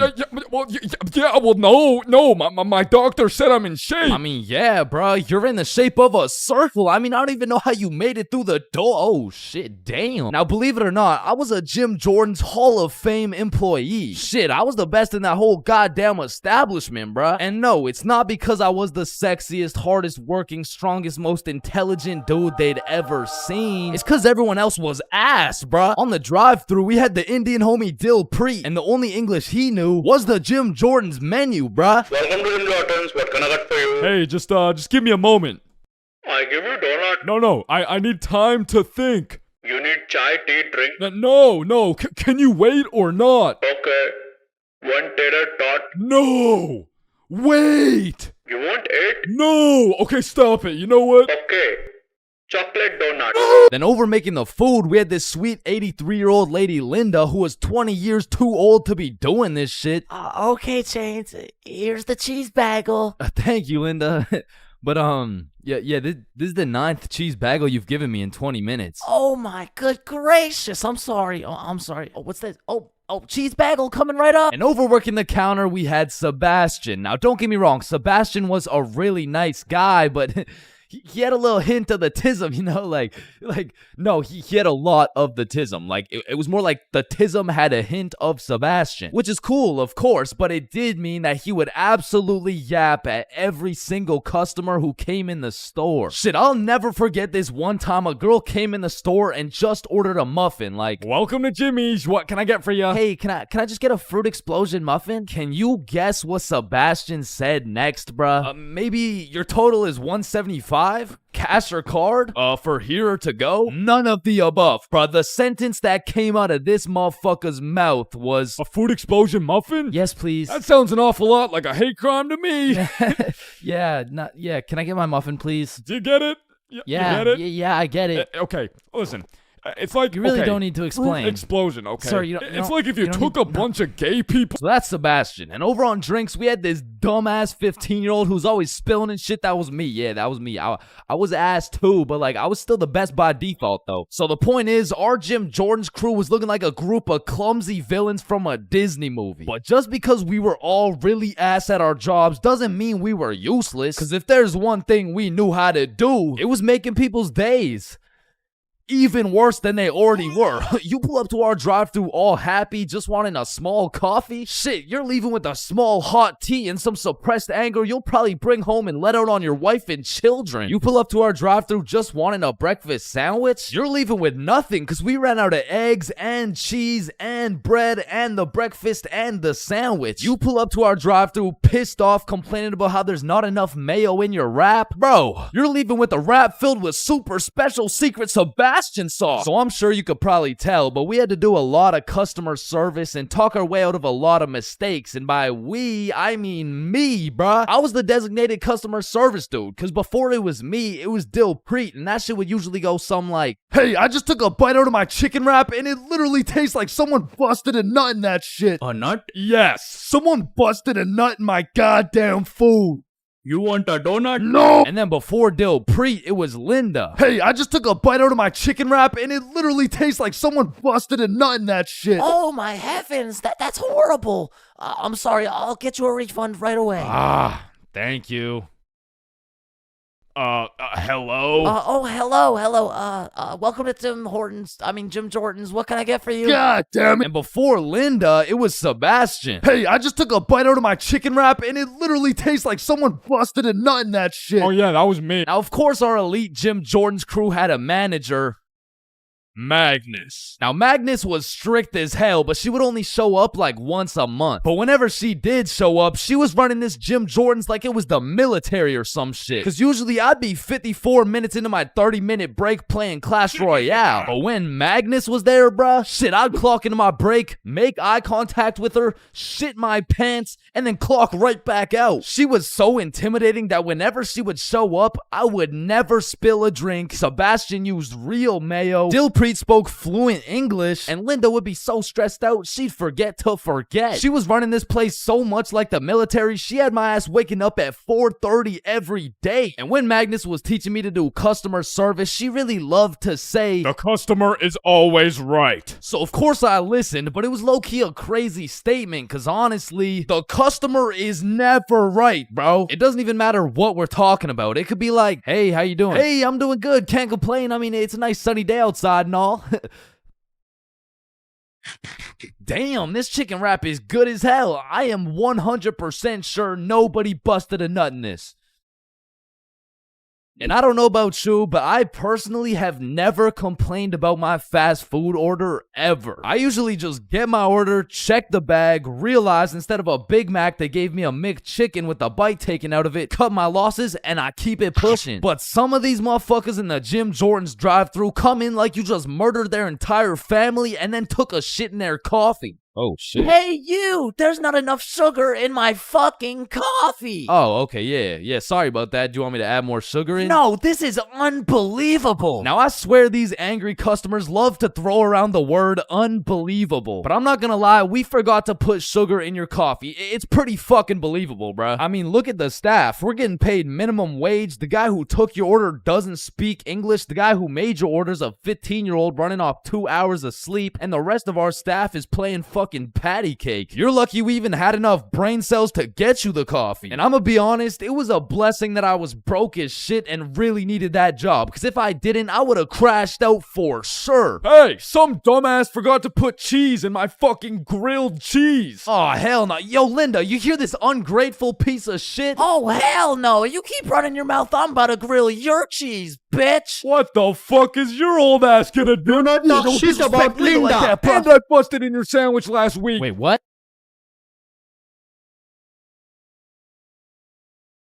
Oh, Yo. shit. Ooh. Damn. That's why you don't mess with me. Yo, I'm chill. Jordan Johnson. Mr. Johnson, why did you beat Kyle's ass? Mr. Principal, I never touched Kyle. In fact, I've never seen this kid my entire life. How do you presume he received a concussion, 2 broken ribs, a black eye, a broken nose, and a dislocated shoulder? I mean, he must have fallen down the stairs or something. Okay, Mr. Johnson, how do you explain this? That's why you don't mess with me. I'm Jordan Johnson. But I mean, you got the wrong Jordan Johnson. Then, what happened to your knuckles there? Shit, these ain't even my knuckles. Listen, I am not one to condone violence, but I'm not gonna lie. School fights are a major part of the high school experience. I mean, there's something about a good old school brawl that just boosts students' morale. Like, there is nothing that gets you through the rest of the day like some kid getting his ass beat in front of the entire school. And truthfully, it's just a community building experience because it gives everyone something to talk about. Yo, did you see the fight? Yeah, bro, Kyle got his shit rocked. Wait, are you guys talking about the fight? Yeah, bro. Man, Kyle got fucked up, dude. Overall, in school fights, everyone wins. Like, the fighter gets some respect and the crowd gets some entertainment. It's a win-win. What about me?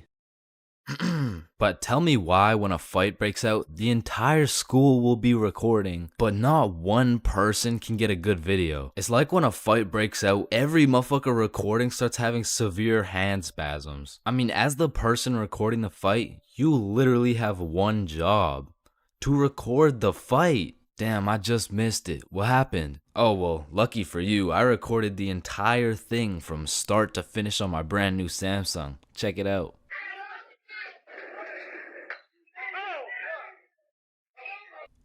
Did anyone else record the fight? Oh shit, yeah, I did on my brand new iPhone 14 that actually records in 4K. Okay, bet. Ooh, Oh. damn.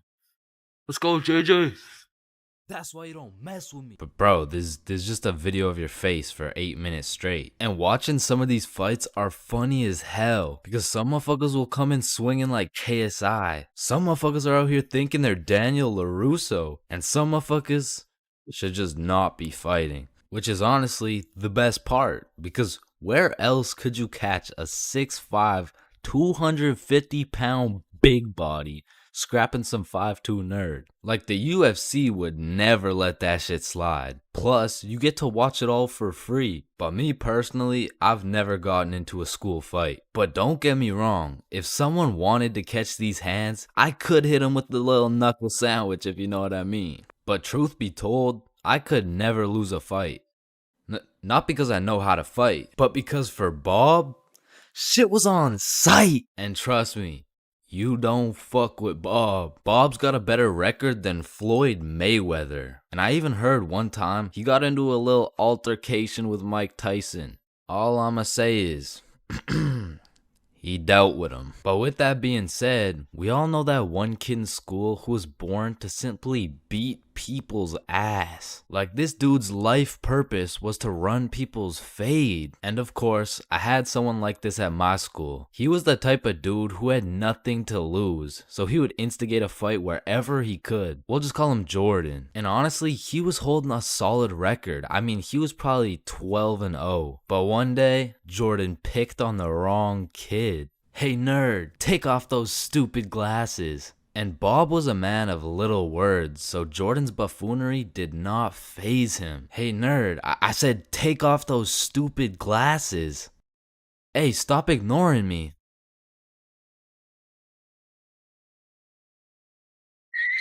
And without saying a word, Bob just ended Jordan's whole career. And ever since that day, nobody messed with Bob. That's why you don't mess with me. I'm Jordan Johnson. Listen, bro, in this world, there's levels to clout. You could get yourself some Instagram followers. You could stack up a few bands. You could even be famous, but there's only one spot in life that is superior to the rest. A spot so glorious and sought after that they are idolized like no other. It's me. I've got the infinite money glitch. Come on, Jimmy. You know it's me. I need a max win. Man, shut the fuck up, Drizzy. I'm literally Kanye West. Nah, but I'm the top G. All right, little bro. Let's go band for band then. It's me. But I'm the fastest kid in my school. Bro, I don't know who decided speed would be the deciding factor for who's the king of the school, but all I'ma say is that motherfucker's the GOAT, bro, because I was the fastest kid in my school. I was clapping everyone in races. I was breaking track records, and I had all the 9-year-old baddies, man. I wish I could still pull like that. All right, it's just a miscommunication, you know? Like, when I say 9-year-old baddies, I didn't mean like... Explain it to the judge, buddy. Sick fuck. And because I peaked in elementary school, come with me and we'll take a look back at some of the first years of our lives and maybe some of the best, am I right? Kindergarten. Coming into kindergarten, kids were either excited or terrified as fuck for their first day. I mean, I would be pretty fucking pissed too if I knew this was the beginning of me being locked up every day for 13 years. But kindergarten was funny as hell because these kids had no clue what was right and wrong, so they'd be saying the most outrageous shit for no reason at all, bro. Hey, buddy with the hat, can you pass me the skin color crayon?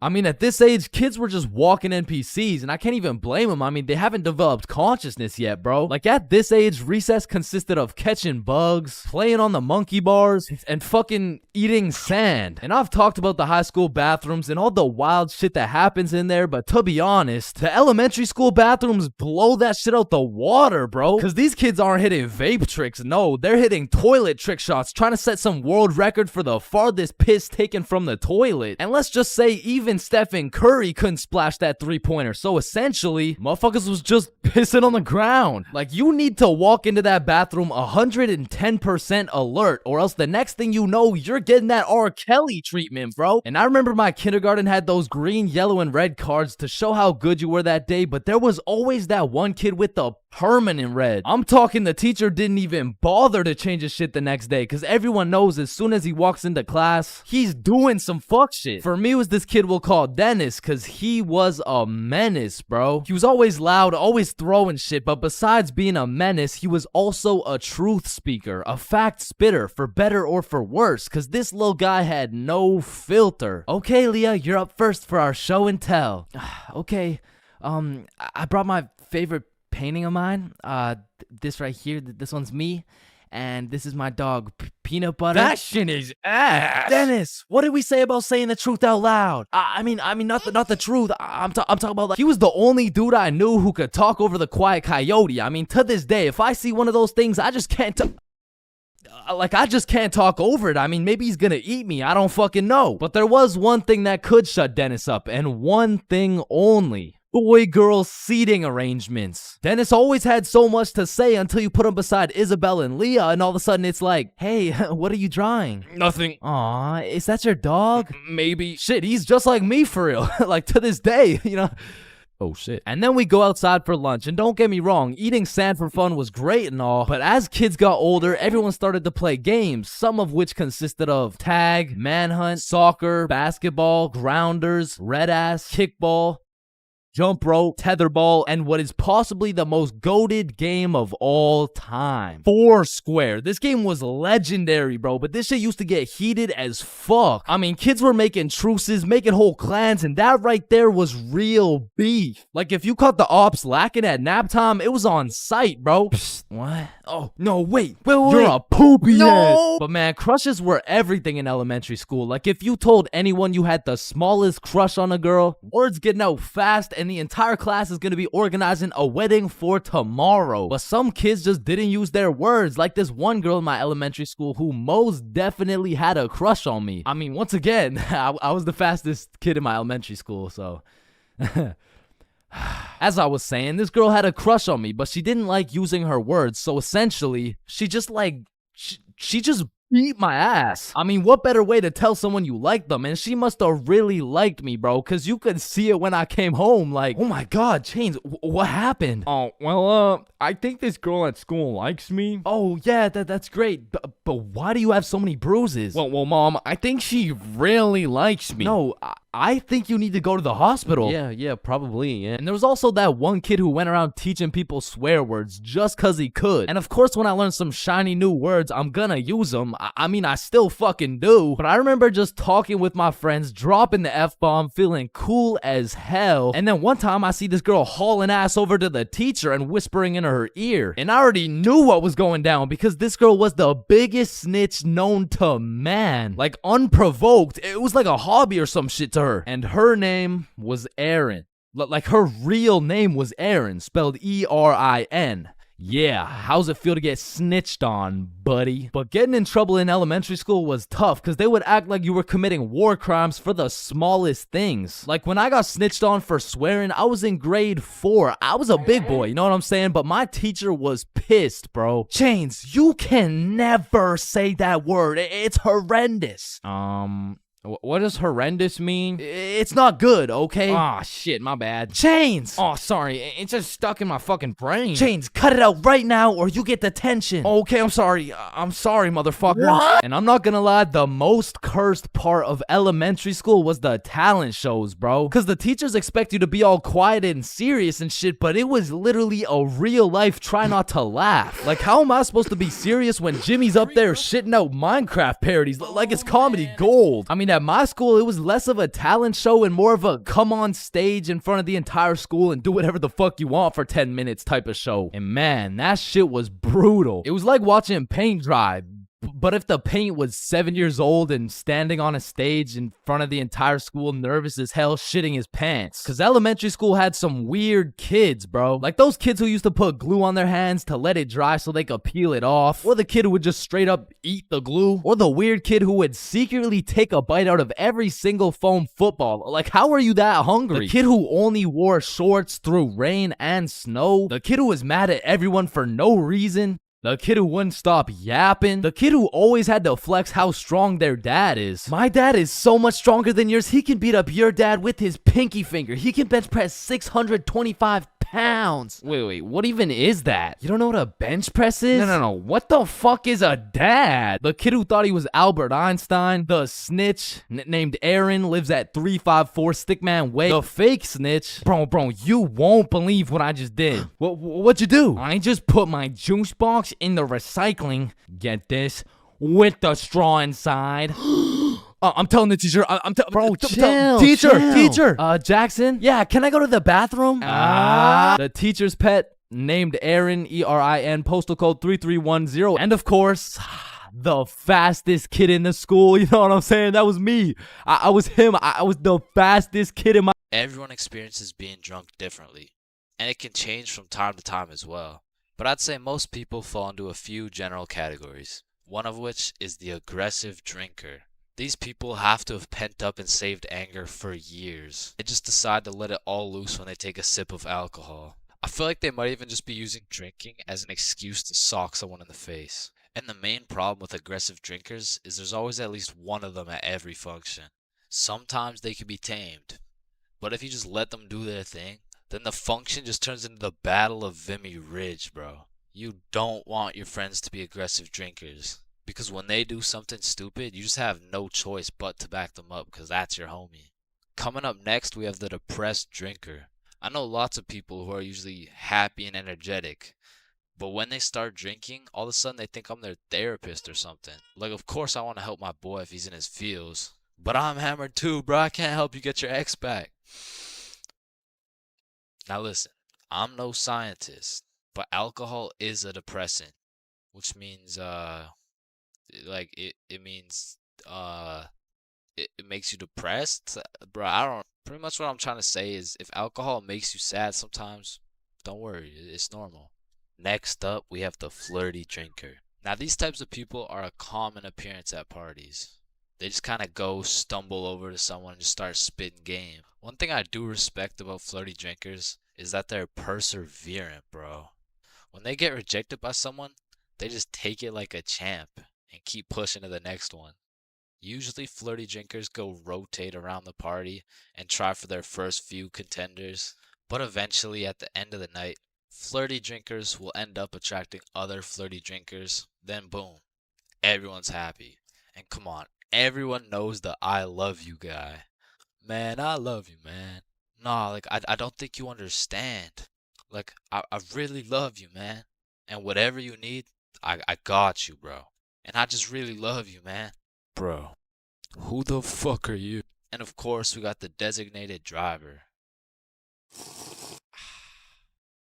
Next, we got the loud one. Hey, bro, sometimes the alcohol just makes people talk way too loud. In some settings, it'll slide. But in other settings, at parties, these are usually the type of people to be in the mosh pits because they're always super high energy, and sometimes they can be kind of annoying. Man, who would be this type of drunk, am I right? Alright, it's me. And if anyone else is this type of drinker, I know you can relate. When you wake up the next morning, not only you get hit with the hangover, but your voice is just completely gone. And I'm not even usually a loud person. But man, alcohol just works its magic and has me yelling like Kai Cenat. Hangovers being this type of drinker has to be one of the worst. I guess next to aggressive drinkers, you know what I'm saying? Anyways, we're moving on. You also might have encountered the philosopher. I couldn't tell you why, but for whatever reason, after taking 5 shots, some motherfuckers just become a philosopher, bro. They just have philosophical questions coming out of nowhere. And they low-key be spitting too. Hey man, love doesn't even exist, bro. It's all just an illusion. Love is just a chemical reaction that occurs in your brain that was programmed to make us inclined to reproduce. Next up, we have the OD, overdrunk. This is the 7th and final stage of being drunk. If you've seen the 7 stages of drunk video, you'll know exactly what I'm talking about. But some people are just prone to drinking way too much. And somehow, they always find themselves blackout drunk. But yeah, there's not much to say. They're pretty much just unconscious. And of course, we have the chill drinker. These people are just pretty neutral. They just be talking at a normal volume about normal stuff. And honestly, these people are just overall enjoyable to be around, especially when you're drunk. Let me know in the comments if I missed anything. And also let me know which type of drinker you are. For most of my life, I've known how to swim. But by that, I mean, if my life depended on it, I could swim from one place to another. I don't even know if swim is the right word. Like, if you saw me casually enjoying a little swim at the pool, you'd be like, does he need help? Like, is he drowning? I mean, like, I did take swimming lessons, but I quit at level alligator, bro. I never even made it to level 1. With that being said, this incident dates way back to when I was in grade 4. We were going on a field trip, and of course, it's to the pool. But I'm not stressing. I know I safely passed level penguin, so I should be chilling. My whole class and I walk into the entrance of the pool, but before anyone was allowed in the pool, they asked everyone if they knew how to swim. And I thought, we're in grade 4. There is no way somebody still doesn't know how to swim. And just as I presumed, nobody needed a life jacket. So me and the gang are swimming around, you know, jumping off the diving boards. Fun stuff for a grade 4 field trip. But after about an hour, my friends and I are just chilling in the deep end. And that's when I see a kid in my class named Ben on some floaty things coming in our direction. A little backstory about Ben. For as long as I can remember, this dude has been on my nuts. So when I saw this dude coming in my direction, I assumed he just wanted to say hi or something. But as he made his way towards me, I could tell he was struggling. So I swim over to help him out. Oh, hey, Ben. How are you? This kid jumps off the floaty thing onto me. And this man has the meanest grip on me. Pause. Well, this shit had to be some sort of attempted murder, bro. Because he had me in a chokehold and his legs were wrapped around my arms. But they did not prepare me for this shit in level alligator. So instantly I start sinking and hit the bottom of the pool.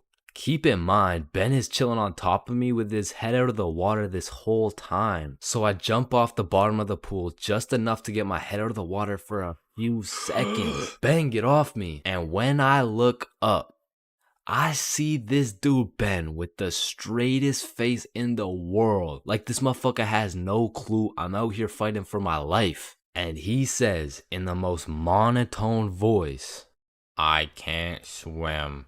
Ah, hell nah. I'm trying to fight him off me, but keep in mind my arms are tied up. So I gather all the strength out of my skinny ass grade 4 legs, and I jump just enough to get my head out of the water again. Lifeguard, help! Oh, you guys, stop playing around in the pool. That's it. I'm fucked.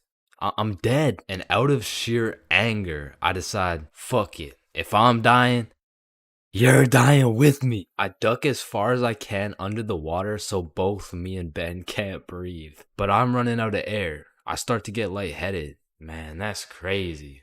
This is really how I die, huh? And just as I had lost hope, my main man Bob comes in on some Superman shit, pulls Ben off me, and swims me over to the shallow end. I cough up some water, but eventually I catch my breath. So that's the story of how I almost died. And it's also the story of why I owe my life to Bob. There's levels to friendships. I mean, you could have known your homie since you were 2 years old. You could have lived together. I mean, you could have survived the whole zombie apocalypse together. But shit, the truth is, you haven't truly experienced brotherhood until you and your homie have participated in a 2-man mission. Like, just look at Kobe and Shaq, man. That type of chemistry can only be achieved by running a 2-man. Shit, I bet these motherfuckers were running 2-mans every night. And you already know Kobe was laying down that Mamba mentality while Shaq had his girl kneeling. But for those of you who may be wondering, Chains, what the hell is a 2-man mission? Well, I'm glad you asked. It's quite simple, really. It's when you're gonna link with a girl, but you bring your homie and she brings her homie. And what this does is it sets an environment when you and your homie can dribble, pass, alley-oop, and ideally dunk that shit. Now, don't get me wrong, it's simple, but not easy. I remember my first 2-man mission like it was yesterday. It took place when I was in grade 7. And it started when my friend Joe hit me up like, "Yo, bro, I'm going to this girl Sophie's house and her friend Ava's there. You trying to pull up?" And I was like, am I trying to pull up? Hell yeah, I'm trying to pull up. So we show up to her house, and I'm new to this whole thing. So I'm sitting there like, what now? We could watch a scary movie. Yeah, let's do it. I'm down. Well, actually, personally, I'm not a big fan of scary movies. Man, shut the fuck. So we're watching a scary movie, and to be honest with you, it was simply the best scary movie I'd ever seen in my entire life. So I was really getting invested in this plot. And Ava's like, oh my god, I'm scared. And that shit went way over my head. Why? It's not even at the scary part yet. And then only 30 minutes into the movie, Joe and Sophie are like, yo, we'll be right back. Oh, okay. Do you guys want me to pause the movie? Nah, it's all good, bro. And you see, what Joe just did right there was a calculated move. In basketball terms, he just set an ISO. So now it was 2 1v1s. And the situation was absolutely perfect, but the problem was, I actually liked the fucking movie. And that violates rule number 3 in section 7 of how to pull off a successful 2-man. Never give a fuck about the movie. Cause the truth is, the movie length is like the shot clock. If you end up actually watching the entire movie, you failed the mission. But I had no clue, and to be honest, I didn't even know what a 2-man was at the time. So I got some popcorn and I was just watching the movie. But when the climax of the movie was about to come around, I did something that violated every term and agreement of the 2-man mission. I went over to Joe and Sophie like, hey guys, quick, you're gonna miss the best oh, fuck. And I missed the climax of the movie, but shit, I seen a climax. And needless to say, Joe never invited me to a 2-man mission since. But you know I had to redeem myself, even if it was 3 years later when I was in grade 10. It was a Saturday night, and me and Bob were looking for something to do. And I'm gonna keep it a stack with you, bro. I had no motion. Like, my Snapchat was drier than a Popeye's biscuit, bro. But lucky for me, Bob had a roster. And I'm talking an all-star lineup of girls who just want Bob on their body. And I don't blame them. I mean, shit, I got Bob on my body right now. And you can too at chainsclub.shop. That's right, we got hoodies, shirts, beanies, socks, keychains, stickers, you name it. And starting at the price of $4.20, Bob can be all yours. Or if you want me, I wouldn't mind being on your keychain or something. Treat me like white teeth. So as I was saying, me and Bob were bored. So Bob hits up this girl named Avery like, what are you doing right now? And she's like, just chilling. Who you with? My friend Alice. Let's link. I'm with my homie. Okay, is he cute? Cute as hell. Okay, come over. And I'm excited as fuck, so we get Bob's sister to drive us to Avery's crib, and as we pull up to her house, I remember a crucial detail that I'd been forgetting this whole time.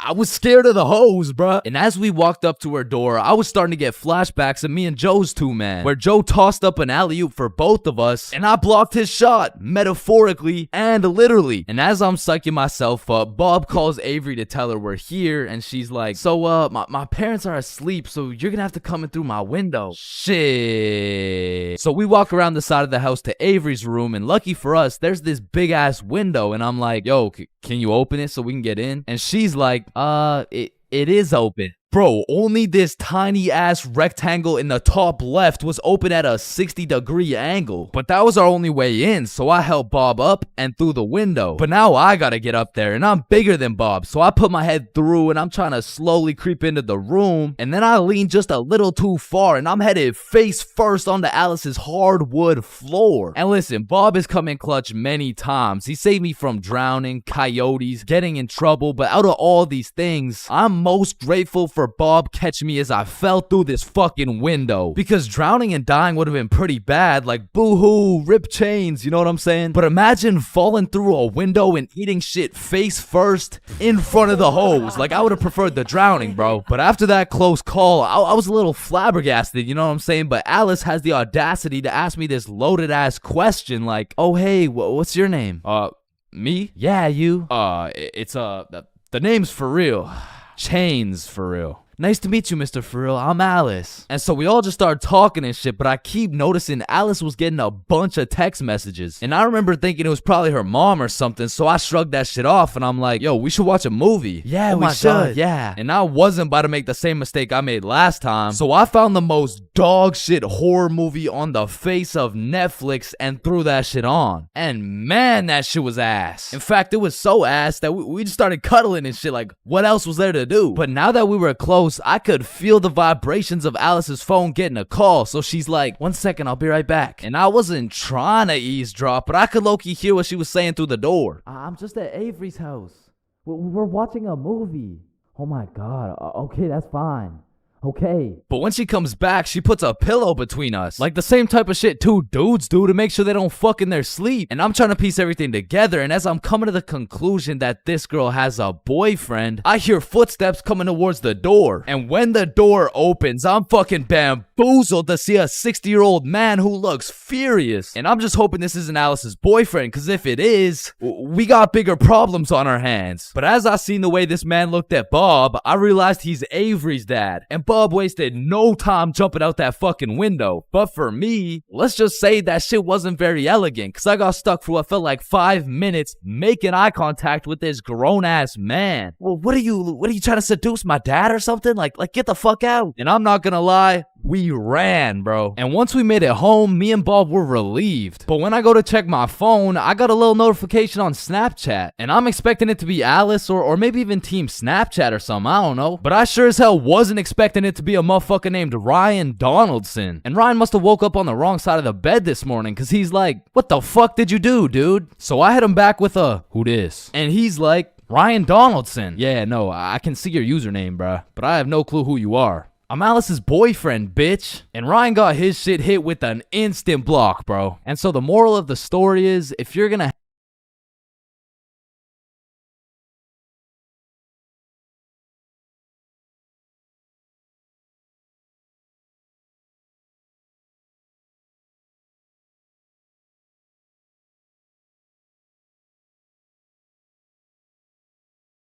I'm not gonna lie, I think everybody wants to be cool. Like, being cool is just like it's just cool, bro. Like, there's nothing like it. And I know some of y'all are thinking, Chains, with all due respect, bro, how do you know what it's like to be cool? And my answer to that is just look at me, bro.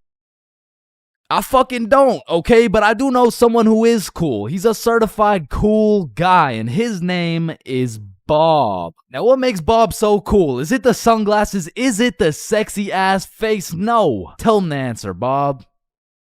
He doesn't talk. The answer is Bob doesn't talk. And a crucial role in being cool is the element of mystery. Now, it's interesting because if we take a look at Jake over here, Jake doesn't talk either. And,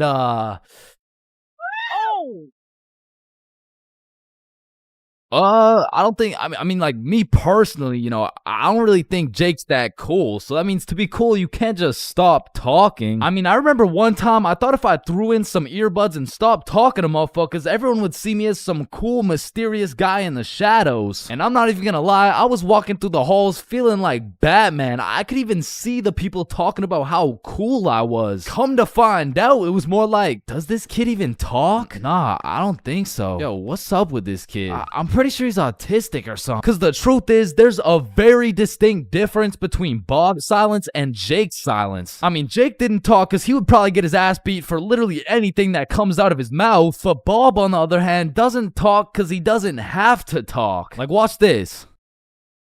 Oh my god, Bob. I love you, Bob. Now, just for science reasons, let's just see what happens when I do the same thing, you know? Why not? What's the worst that could happen? Hello? Can I help you? Oh my god, help. There's this creepy guy. At least she didn't. Get on the ground. Hands behind your back, buddy. Now, it's important to note that being cool is subjective. Like, for example, some people think I'm cool, you know? Like, in this big-ass world, surely there's someone out there. No, there isn't. Nobody thinks you're cool. Shut up, loser. Okay, well, what I was trying to say is you're gonna find someone cool who I don't find cool, and I'm gonna find someone cool who you don't find cool, and that just leaves us with the question, what is cool? So to answer this question, I need you to think of the coolest dude on the earth, and I'm about to guess, okay? You got it? Yeah, alright. I'm not the fucking Akinator. I'm not about to guess who you're thinking of, but I can guess with 100% accuracy who you're not thinking of, and that's Mark Zuckerberg, okay? How did I know that? Because if you think of Mark Zuckerberg as the coolest guy in the world, you're fucked, alright? Like, there's no helping you. Like, click off the video. It's wraps for you, bro. But how could Mark Zuckerberg possibly help us get cooler? I mean, look at the guy. He's practically oozing uncoolness as we speak. But that's important because if being cool is subjective, we need something objective to look at, and objectively, Zuckerberg gets no bitches. Like, let's just look at the numbers here. I mean, this guy's the CEO of Meta, but he's also the CEO of being a uncool lizard nerd guy. And if there's one thing I've learned in my studies of coolness, it's the art of minding your own goddamn business, okay? Like, let's compare George to Bob, who, let's just say, both aced the math test. Hey, Chains, what'd you get on the test? Fuck, I got like a 65%. Oh, that's really good for you. That's good for you, yeah. I actually got 100% plus the bonus question. Oh, wow, nice, bro. Billy, what'd you get on the math test? Math test? The dog. I could have swore that shit was chemistry. Nope, it was math, and I got 103%. Bob, what'd you get? God damn. 110. There was only one bonus question, and that's impossible. Oh, kissy face. Bob, did you pipe the teacher? And that's probably why Zuck over here is so uncool. He's minding a million people's businesses, probably looking through their cameras and shit like, yeah, fuck you, Mark. And the most important trait for being cool is having confidence. You just can't be cool while shivering your timbers, bro. And I know some of you are thinking, oh, well, I guess it's over for me then. And no, it's not over for you, bro, because confidence is the most fake it till you make it shit ever. Like, you're not gonna say the perfect thing every time. Lord knows I don't. I'm pretty sure I say the wrong thing every time, but if you say that shit with your chest, people let it slide, bro. And I said, no, I wouldn't suck your dick for $20. Oh, well, that makes one of us.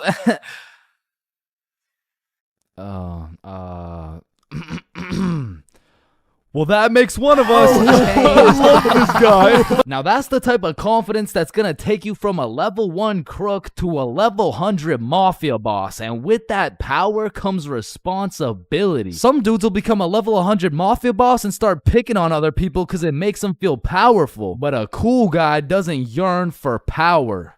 He yearns for... fuck, what do you yearn for, bruh? Damn, he's so cool. Now, being cool comes along with being calm and collected. Like, if someone walked up to you trying to fight and you started running away screaming for your life, I don't think anyone's looking at you like, damn, that's one cool-ass motherfucker, bro. Yeah, bro, the way he hit that high note was cool as hell. Shit, maybe I could be like him someday. Now, I'm not saying you gotta go all Jackie Chan on the guy, but you do gotta stay calm and think logically. Like, let's see how cool you are. What would you do in this situation? A, strike first, strike hard, no mercy. B, just walk away. C, give him a little kiss on the forehead. Or D, do the stanky leg. And the correct answer is any of the above, bro, because it's not about what you do, it's about how cool you do it. Except maybe the stanky leg one. I don't think anybody can look cool doing the stanky leg. But doing any of the other options, you could look cool as hell. Like, A, strike first, strike hard. Boom, one punch knockout. That's cold. But if you throw first, miss, eat shit, not cool. B, walking away. You're cool as hell. Unfazed. Unless you get jumped from behind and get your ass beat. Not cool. C, give him a little kiss on the forehead. Assert your dominance. You pretty much just made him your son. But if you miss, well, now you're just kissing a dude, so, yeah. Now, even though being cool is all about how you do things, there's a few things that nobody can look cool doing, like riding a scooter, chasing a bus, taking pictures with an iPad, chasing paper in the wind, using VR, washing a cucumber, waving. You look nerdy as fuck, eating a cupcake, tripping, getting out of a restaurant booth, pickleball, and literally anything to do with Starbucks. Hi, can I get a caramel ribbon crunch frappuccino with 2 extra pumps of vanilla and the You're soy? not cool, bro.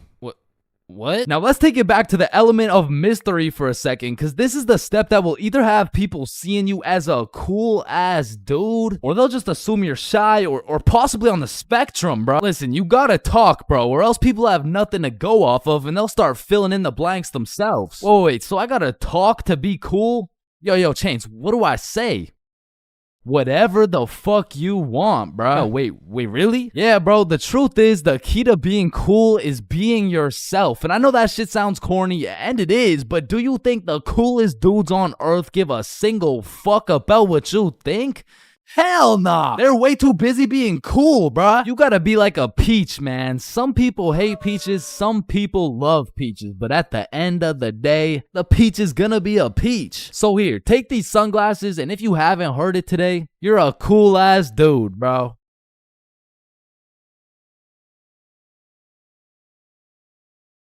Man, sometimes this world can be a little cold. It can get a little gray, but there is nothing that can bring more excitement and vibrance to your life than having a crush. I mean, it gives you something to wake up for, something to smile for, someone to impress, and someone to be absolutely crushed by, leaving you more depressed than ever before. Which is when you get a new crush. I mean, crushes make the world go around. Everyone's had a crush at some point in time, and sometimes that shit shit gets too serious. I mean, I've had homies prepared to throw away their entire lives just to impress their crush, bro. Oh my god, look at these big weights. I wonder if anyone's strong enough to lift these.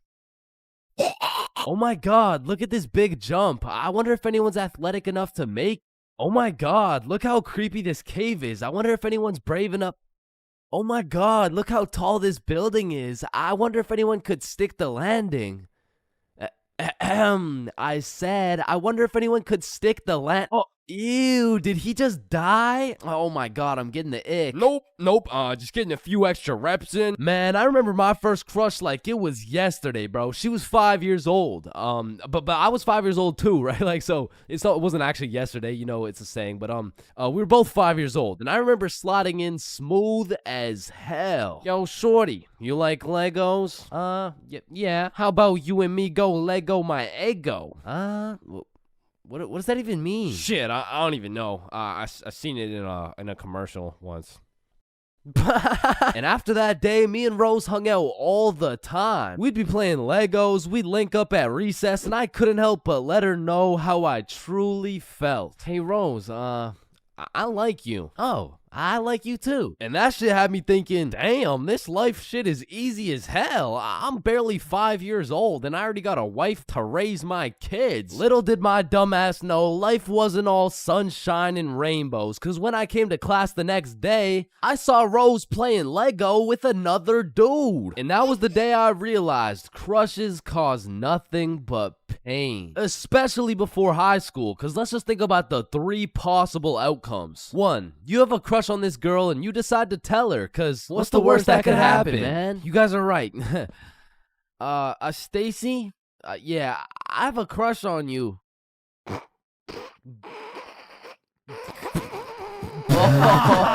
Ugly as fuck. Or 2, you never build up the courage to tell her and end up watching your crush sit in a tree with the faster kid who had the light up Skechers and the Charizard EX. And we all know what happens when Stacy and Jimmy are sitting in a tree. Or outcome 3, you confess to your crush and it's the perfect scenario. I like you too. Now you've officially started your first middle school relationship, which is probably the worst outcome of all, bro. Cause now you've been sentenced to 14 days of relentless cringe and countless awkward scenarios. And I say 14 days because that shit's lasting 14 days max, bro. Hey, Stacy, do you want to be my girlfriend?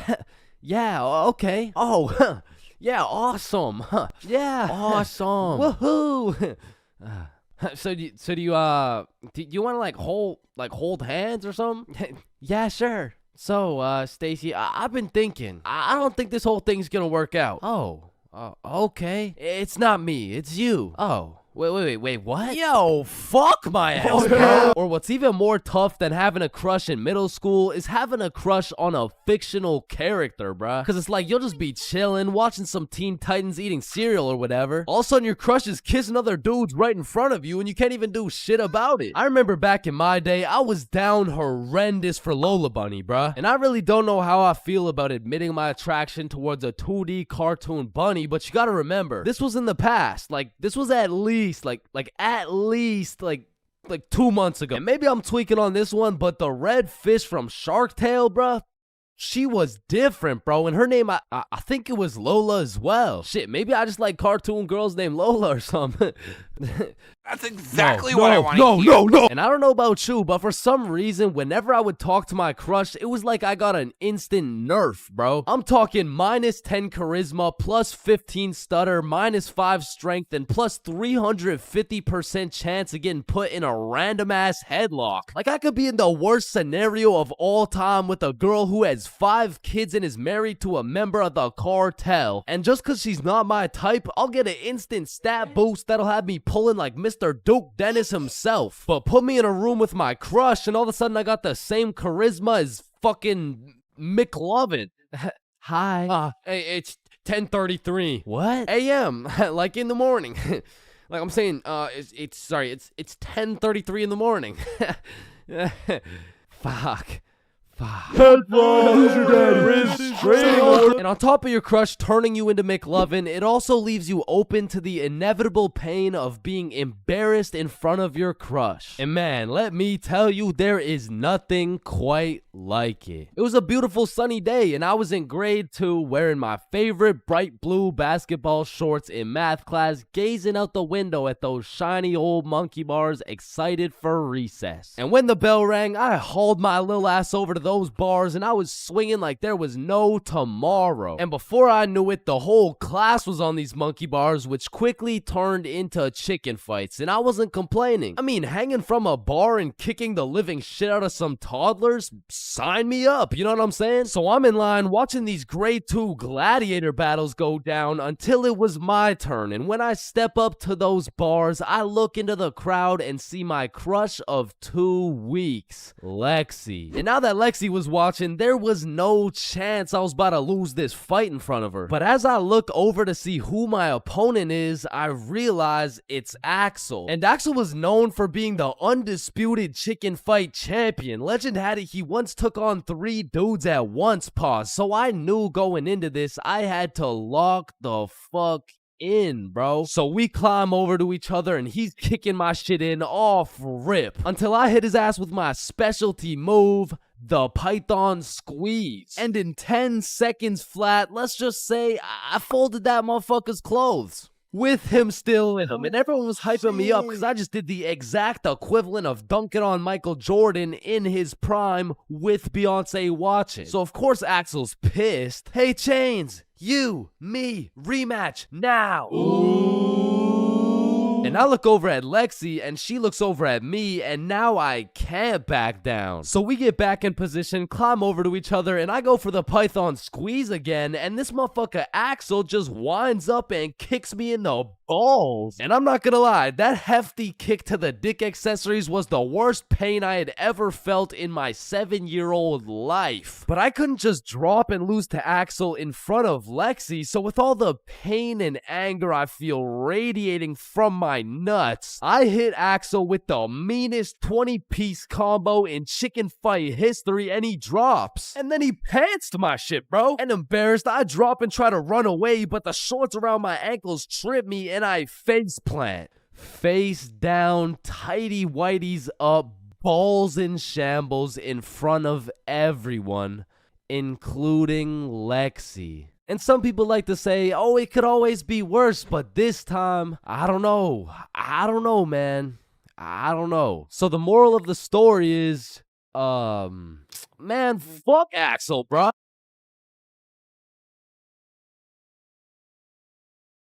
Yo, when you think about it, every light switch is also a dark switch. Light switch, dark switch. Light switch, dark switch. Okay, class, sound it out with me. Ball.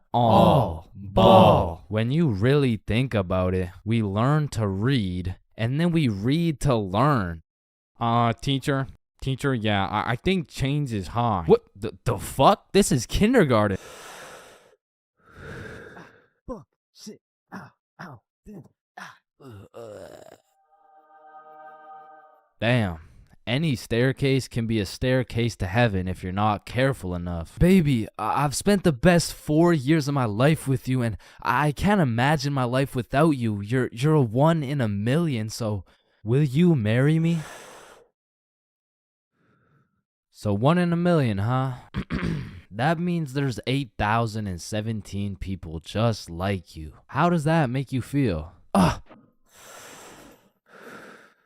Yo, if you cut your leg off, would it hurt? Of course it's gonna hurt, bro. What? Nah, think about it. Where would it hurt?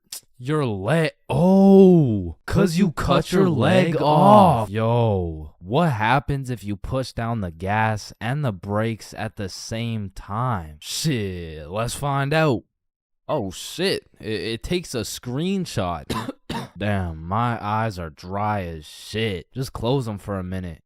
Damn, bro. You never actually close your eyes. You just look at the inside of your eyelids. Damn. Yo. Can anyone answer 547 to the power of 3? Yes, Chains. Yo, Did you know every single odd number has an E in it? Damn. Chains, are you high again? No. Wait a minute, bruh. Since you were born deaf, what language do you think in? Oh shit, you right. Damn, I just realized squirrels' cheeks are also their nut sacks. You know what I'm saying? That's kind of like your mom. What? The way she had these nuts all up in her mouth. Bro, if everyone in the world all blinked at the same time, nobody would know. Oh shit, that's facts. Oh, I just blinked. Did you? Nah. Oh, I just blinked. Did you? Nah. Wait, what about just now? Yo, which of these buildings do you think has the most stories? Oh, it's gotta be that one, bro. That's massive. Nah, this one's even taller. Oh, it's this one for sure. No, it's this one. No way. That shit's library? Tiny. Think about it. Oh, the most story. How are you supposed to get clothes? What are you talking about, bruh? Okay, imagine you had no clothes, right? How are you supposed to get some clothes? You go to the store and purchase that shit. Bro, they're not about to let you buy some clothes while your meat's hanging out. Nah, you just cop some clothes real fast. It's simple. Bruh, a young kid walks by and it's raps. So you guys both have the power to read minds? Yep, yes, that's sir. Right. Then if you both read each other's minds, whose mind are you reading? Oh, I don't know. We could try. All right, yeah, sure. Nah, that was not me. That was you for sure, dude. Damn, bro. When you think about it, the hospital is the only building you leave without entering. Damn. And people are having the worst day of their life, the best day of their life, the last day of their life, and the first day of their life, all in one building. Damn. Bro, I'm kind of scared down here. What? Why? But because I'm scared a shark's finna eat my ass. Well, when you think about it, there's more people eating sharks in the world than sharks eating people. Damn. That's actually really crazy to think about. Fuck, yo, every single day, there's some random motherfucker out there who took the biggest shit for that day. Yeah, he's in this room. Bro, it's literally just you and me in the room. Yo, this Taco Bell is busting. So he incorrectly assumed his position. You spelled that incorrectly. But spelled what incorrectly? Incorrectly. Yeah, but what's incorrect? Incorrectly. Wait, what? Wait, guys. When you really think about it, the only time incorrectly isn't spelled incorrectly is when it's spelled incorrectly.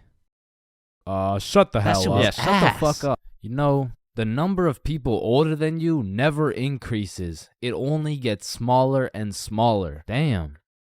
What? It just got smaller. Yeah, pizza's here. Shit, I got the munchies. I'm about to fuck this shit up. Wait, I ordered a mushroom pizza. Why'd they give us cheese? Hey, any pizza can be a mushroom pizza if you're patient enough. Damn, I guess you're right.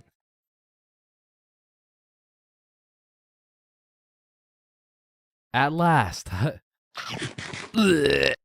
Damn, you know what I just realized? What? A pregnant woman swimming is pretty much a submarine. Are you just always this high, bruh? Yo, did you boys know your last name comes from what your ancestor used to do back in the day? Oh shit, mine's Baker. Yo, mine's Carpenter. Oh, mine's Smith for blacksmith. Well, what's yours, Johnny? It's Donald. Well, wait a minute. Your last name isn't Donald. It's Dickinson. Guys, chill. I can explain. Get the fuck out of bed, bitch. Your alarm is really your theme song because it plays at the start of every episode. Well, why the fuck are you in my house? Yo, is Chains still mad over that chair? Yeah, well, what does this dude have against chairs? Why is it a chair?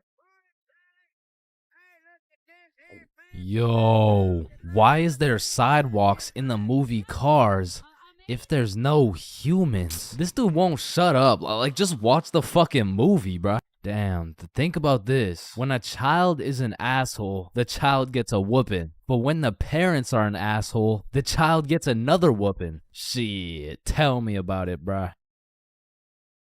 Fuck. Bro, you've checked the fridge 15 times already. No good food's finna magically appear. Damn, now that I think about it, we don't keep checking the fridge for new food, but rather we keep checking to see if our standards have dropped low enough to eat the shit that's already in the fridge. So we got Mercury, Venus, and then here's Earth. Yeah, Chains, what do you want? If Earth is the third planet from the sun, does that make every country a third world country? You're high again. Just get the fuck out of my class. And look at these sheep. Sheep. You know how one of your teeth is called a tooth? Yeah? And one geese is called a goose. Okay? Then why isn't one sheep called a shoop?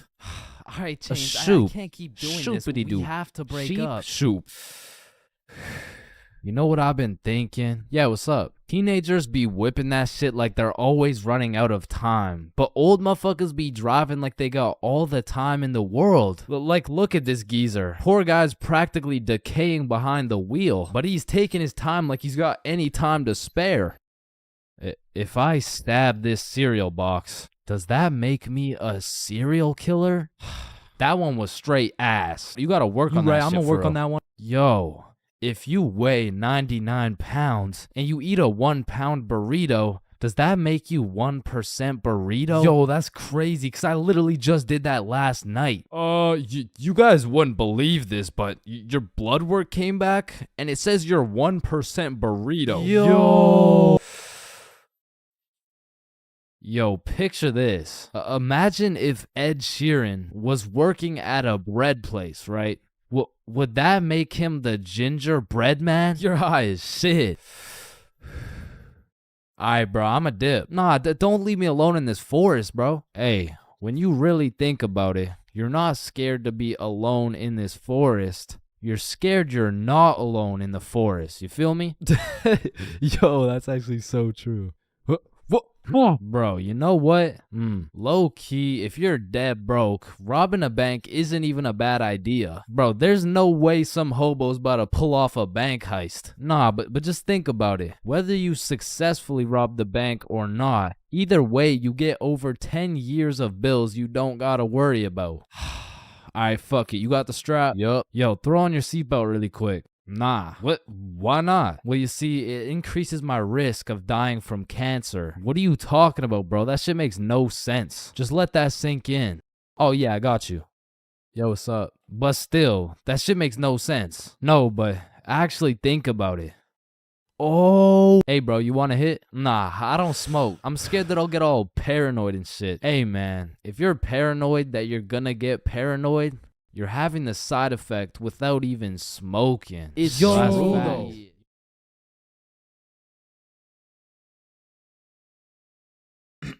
Alright, class, today we're going outside for a run.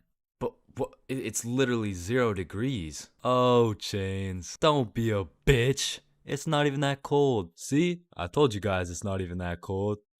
Yeah, for you. Cause you're out here dressed like the Michelin Man. High school PE is something different. And every PE class has 5 different types of people. Like the group of kids who just stand in the corner and occasionally get sniped in the head with a dodgeball. Or the kids who participate and make sure everyone is included. Or the legend who's chilling on Instagram. He follows at ChainsFR. There's also the dude who just never shows up. And of course, we got the sweats. These motherfuckers treat PE like they're in the military. These motherfuckers treat PE like they're training for the Olympics. These motherfuckers treat PE like they're gonna get scouted to the league. Which is honestly just funny as hell because, let's be honest, 85.7% of the class doesn't even want to be there. So you'll have some innocent souls zoning out during a basketball game, and all of a sudden they'll be getting posterized like they're playing against Ja Morant. Yeah, bitch! I mean, these kids will come out of PE drenched in sweat, breathing heavy, and with a smile on their face, knowing they dropped 104 points on some kids who have never touched a basketball in their life. And listen, don't hate me, but I do understand the appeal of sweating your balls off in PE, because I too once participated in the sweaty activities. Ow.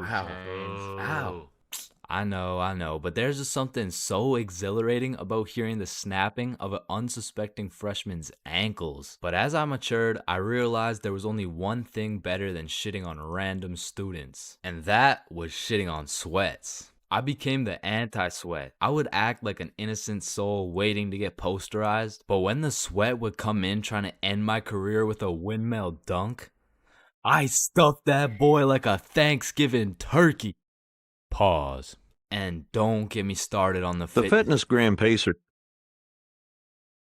Whoever created this legal form of torture will catch these hands. Oh, Chains, no, I heard he sadly passed away a little while ago. You could be having a good day and you'd pull up to PE like, hey bro, you know what we're doing today? I'm not sure, but I think we're playing soccer. No, it can't be. Alright class, today we will be doing the beep test. Fuck.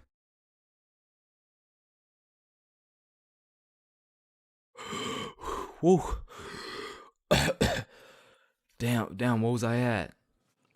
Chains, well, we haven't even started. That was just our warm-up. But one thing that did bring me a little bit of joy was looking at everyone during the push-up section. Like, there was always some dude doing the neck push-ups, some dude who thinks he's Mike Tyson, the guy who takes breaks when the teacher isn't watching, and there was always at least one dude who was out here looking like he was hitting it raw. James, I don't think that's how you do it. Oh, yeah, you're right. Yeah, bitch. Bro, in life, there's so many things you can cheat on. Like, you can cheat on your diet, you can cheat on your girlfriend, you can cheat on your barber, you can cheat on your girlfriend with your barber. Shit, you can even cheat on your taxes. So compared to everything else, cheating on a little math test is not that bad. Like, compared to your taxes, you know what I'm saying? Like, oh shit. Hey, we've all cheated on our barber, but you cannot cheat on this math test. Oh shit. Damn, bro. I know we've all cheated on our girl, but you cheated on me, dog. Oh shit. Babe, I know we cheated on our taxes, but you cheated on me? Oh shit. Listen, in our entire lifespan, we've all cheated on something. Whether it's a game of Uno, your girlfriend, or your other girlfriend, it's usually not worth it, because congratulations, bro, you won the game of Uno, but now you have to look yourself in the mirror knowing you're a cheater and a liar that has 3 Uno cards up his ass. But when it comes to school tests, cheating is 100% worth it, bro. And I'm not condoning cheating at all, but let's just think about this logically. Like why are we at school in the first place? We're at school to learn things and skills that we can use in real life. Now, are we really using trigonometry in real life? Well, effectively, this depends on what career. Hell nah, bro. It was a rhetorical question. We are not using trigonometry. But you know what we will use?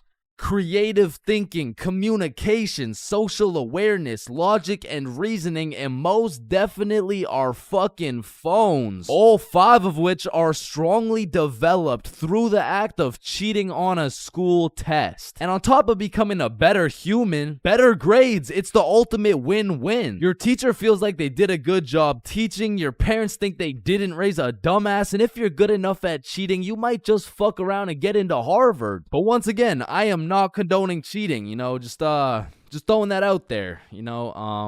But yeah, as I was saying, you shouldn't cheat, right? Like it's bad. Cheating is not good, but you do know what they say. If you're not cheating, you're not trying. Facts. Yeah. Wait, no. What? So if cheating in school is so valid, why doesn't everyone do it? And that's because if you get caught, let me tell you, bro. This story takes place in grade 9 when me, Bob, and Billy were some straight freshmen, bro. And coming into high school, you get your shit absolutely clapped by double the workload. But lucky for me, Bob and Billy were both in my math class, which meant we had triple the studying power. But we also had triple the fucking around power, and we used that shit to its maximum capacity, bro. But you know what they say, the more you fuck around, the more you find out. And when we got our first test back, shit, we found out. We found out we're a bunch of dumbasses who were about to fail grade 9 math, and we couldn't let that shit happen. So for the next test, we studied extremely hard. off George's math test during the test. I mean, we were cheating with maximum efficiency. Like, we had a whole assembly line where Bob would look at George's test, throw up the number, and Billy would pass it along. And all of a sudden, our grades are making the meanest comeback Mr. Matheson had ever seen. I mean, life was great. We went to school, cheated, played some Fortnite, succeeded, browsing history, deleted, and then repeated. I mean, we were just living life with no worries until the polynomials test. I walked into this test thinking, I know what a polygon is. I should be chilling. And when the teacher handed out the test, I was bewildered to see all these fucking letters on my test. Like, is this math class or English, bruh? Yeah. I think I got the wrong sheet. Huh? No, that's the right test. Well, what's the deal with this? I mean, that's just polynomials. Dog, I can name every single polygon, but who the fuck wrote Elon Musk's son name on my goddamn math question? Yeah, Chains. That's what we call a variable. It's called a variable. Yeah, I know. I know that, and I knew it before you said it too, cause we learned about it in class. Yeah, right. Right. Now, this would have been extremely bad if we didn't have the ultimate method we like to call George. Because George was one of those dudes who loved studying. Like, he'd wake up and go to school, then come home and study till he dropped, bro. Like, if you kidnapped George's whole family and told him you'd only give them back if he answered this equation, this motherfucker would just be happy he got more homework, bro. And cause of this, we had a little deal going with George. If he let us cheat off his math test, we would teach him how to be a normal dude. We were teaching this kid how to dap someone up, how to use slang, and all I'ma say is, this motherfucker should have just stuck to math, bro. Yo, Chains, sauce me a bite, big dog. I got you. Shit, Chains, you just busted in my throat, gang. Hey, yo. George, what you just said right there sounded gay as hell. Type shit. No. So as I was saying, I'm looking at this math test with more letters than numbers, and it would have been raps for me if it wasn't for the George method. So I'm looking at Billy, Billy's looking at Bob, and Bob's looking at George's test, and we're absolutely flying through this polynomials test. And about halfway through, I look up to get the next answer, and I get jump scared by Mr. Matheson mean mugging my shit. And you can see it in his eyes. He knew exactly what was going down, and he took me, Billy, and Bob's tests and took us to the hallway. What do you guys think you're doing? Polygamy. I'm pretty sure it's like Why did I see you three throwing up your fingers during our test? Well, you see, Mr. Matheson, we're gang affiliated. No, bro, what the fuck? All right, you three, cut this shit. I caught you cheating. All three of you are getting zeros on this test, and I don't want to see it happen again, or I'm contacting your parents. All right, it won't happen again. You're right. We're not in a gang, by the way. Yeah, I know, buddy. Well, shit. Yo, what happened to you, Jits? Are you chilling? Bro, Mr. Matheson caught us lacking real bad. Yeah, he gave us all zeros on the test. Holy shit, it sounds like Mr. Matheson just absolutely railed you guys. No cap. Now. And all three of us proceeded to absolutely shit the bed on all of our next tests. And it was at the point where our grades were on life support and our math final was coming up. So if we didn't get our shit together for this final, our parents were about to put us on life support with that leather belt. So we put our cheating ways in the past and locked in, bro. We were focused in class, and after we went to Bob's crib and kept studying there. And then it clicked. We all finally understood polynomials. And so the next day we walked into class confidently, knowing we were equipped with hours of studying. We lock in, sit down, and then the teacher gives us our test. And as soon as we lay our eyes on that very first question of the test, we were fucked. Now, don't get me wrong, we could do polynomials all day long, but we forgot this was a final, meaning we forgot to study numeracy, exponent laws, rational numbers, linear relations, inequalities, geometry, probability, and statistics, and in other words, we didn't know shit. And before I can even make eye contact with the boys to tell them I'm fucked, these motherfuckers already hopping back on the George method. And listen, bro, as you can tell, I'm no mathematician, and I did not study probability probability or statistics. But from what I'm seeing at this very moment, I have two options. I can do the test legitimately and have a 99% chance of failing grade 9 math and getting my shit whooped while simultaneously having my entire family realize they raised a dumbass who won't go anywhere in life and is destined to draw stickman for all of eternity. Or I could cheat. So we're out here hitting the George method, and I'm being extra careful because if we get caught lacking twice, it's complete and utter wraps for us, bro. So we're grinding out the method, then the teacher looks up, boom, we're locked in on our own tests. He puts his head down, back to the method. And there was a few times in there I thought we were cooked, but we just kept it pushing. But still, we were low-key running out of time, and I had a whole page to complete. And God bless this random ass dude's soul, because he raises his hand to ask a question, and as soon as the teacher turns his back on us, it's crunch time, bro. It's like double XP right now. Bob was out here throwing up these numbers so goddamn fast, I thought he turned Crip for a second. And then the bell went off, and we were all done, bro. We hand in our test, and then it was time to wait. A few classes go by, and then the teacher hands out our math finals alongside our report cards. And nervous as hell, we all check our report cards, and we all passed, bro. So we all go home happy as hell to show our parents our report cards and the fact that we passed. Chains, you got a 54 in math? Yup, Mom, I sure did. You raised one hell of a smarty pet. Oh, fuck. But at the end of the day, even if we all got our shit whooped, maybe the real treasure is the friends we made along the way. Yo, homies, I'm bricked up right now. Oh, no.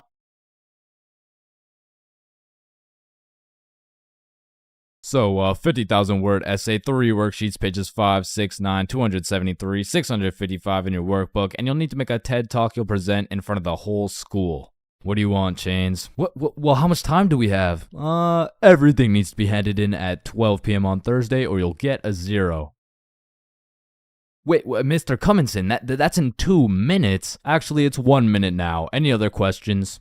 Yeah, can I go to the bathroom? Fuck no. Sit down, Jeremy. Oh, okay. Man, imagine being a high school teacher, bro. Like, as soon as you hit the ripe age of 5 years old, they throw your ass into school, and you just don't make it out until you're like fucking 65. And when I was younger, I always used to wonder, like, why is Mr. Cummingson so angry all the time? But as I got older, I realized I would be pretty fucking pissed if I was in the exact same spot I was 40 goddamn years ago. Which brings me to the first type of high school teacher, Mr. Angerson. This is the type of motherfucker whose wife divorced him 7 years ago, and he takes his heartbreak out on the students.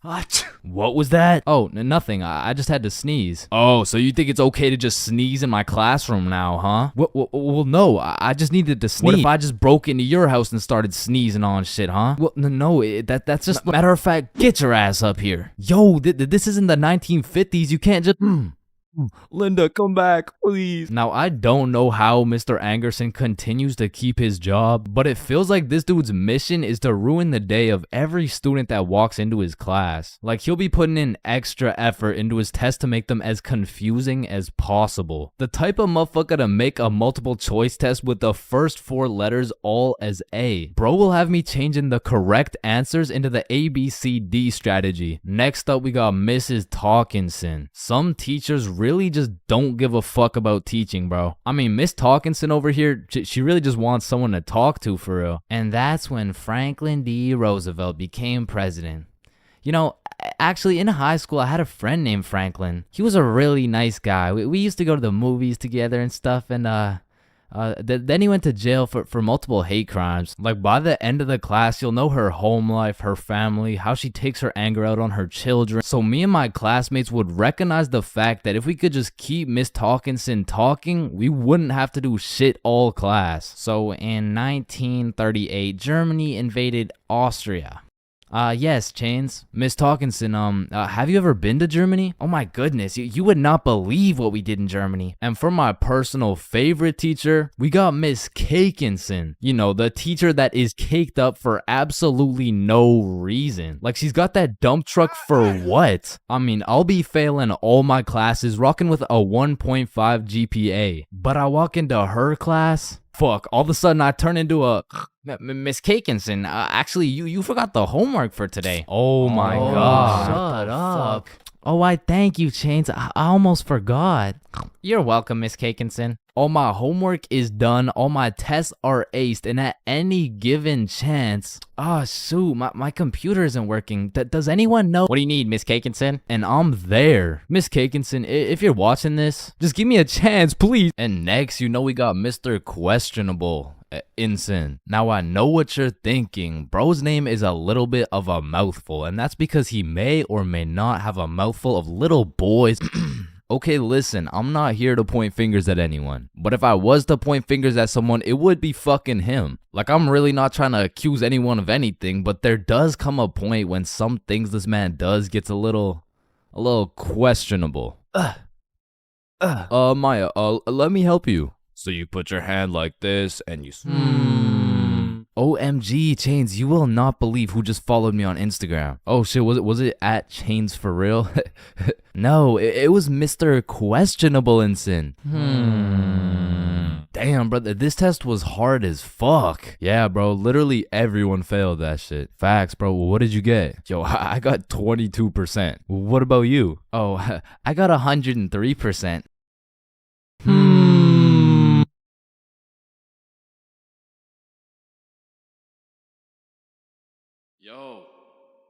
Hey. Yo, wake up. Bro, wake up. Hey, man. What? Who are you? Dreams. We all have them whether you remember them or not. Now, at one point in our lives, we've all dreamt about the same shit, bro. Like your teeth falling out or running through your school butt booty naked or being reincarnated as a chicken laying eggs. But when you really step back and think about what sleeping is, it's mad weird, bro. Like, imagine an alien crash landed on Earth and saw a bunch of motherfuckers sleeping, like... why is everyone dead? Oh, no. They're not dead. They're just sleeping. Man, what the fuck is sleeping? Yeah, so basically they just play dead for 8 hours and live false realities in their heads and shit. Strange. Yeah, like, you see this guy? He's probably dreaming about sunshine and rainbows. Get down! Or you see this dude? He's having a nightmare for sure. Oh, and this dude? Yo, this dude's definitely fucking, bro. I'm a caterpillar. Damn, that's crazy.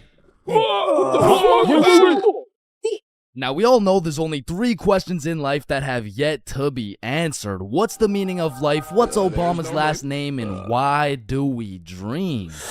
Dude, it's all your subconscious talking to you, man. You just gotta find the true meaning of each dream, dude. Bro, what the actual fuck could this possibly mean, bruh? You're autistic. Anyways, the craziest part about dreams is the fact you're the one telling the story and you're the one listening to that shit. My dumbass still falls for the plot twist every time, bruh. I'll never forget this one dream I had back in grade 6 where me and my 2 homies were walking. Don't know where, don't know why, but as we're walking, a dude in a big white van pulls up talking about, "Hey, if you kids come in my van, I'll give you some candy." Shit. I mean, I'd come in your mouth for the whole bag. So obviously, we hop in, and the driver looks absolutely cracked out, talking about, "Hey kids, eat this candy." And so we unwrap this piece of candy, and it's literally just a razor blade, bro. Like, he didn't even try and hide that shit. Nah, I think I'll have to pass on this one. Alright, okay, then eat this piece of candy. Nah, this is a perk 30. You got any Reese's cups? I got Reese's cups. Here.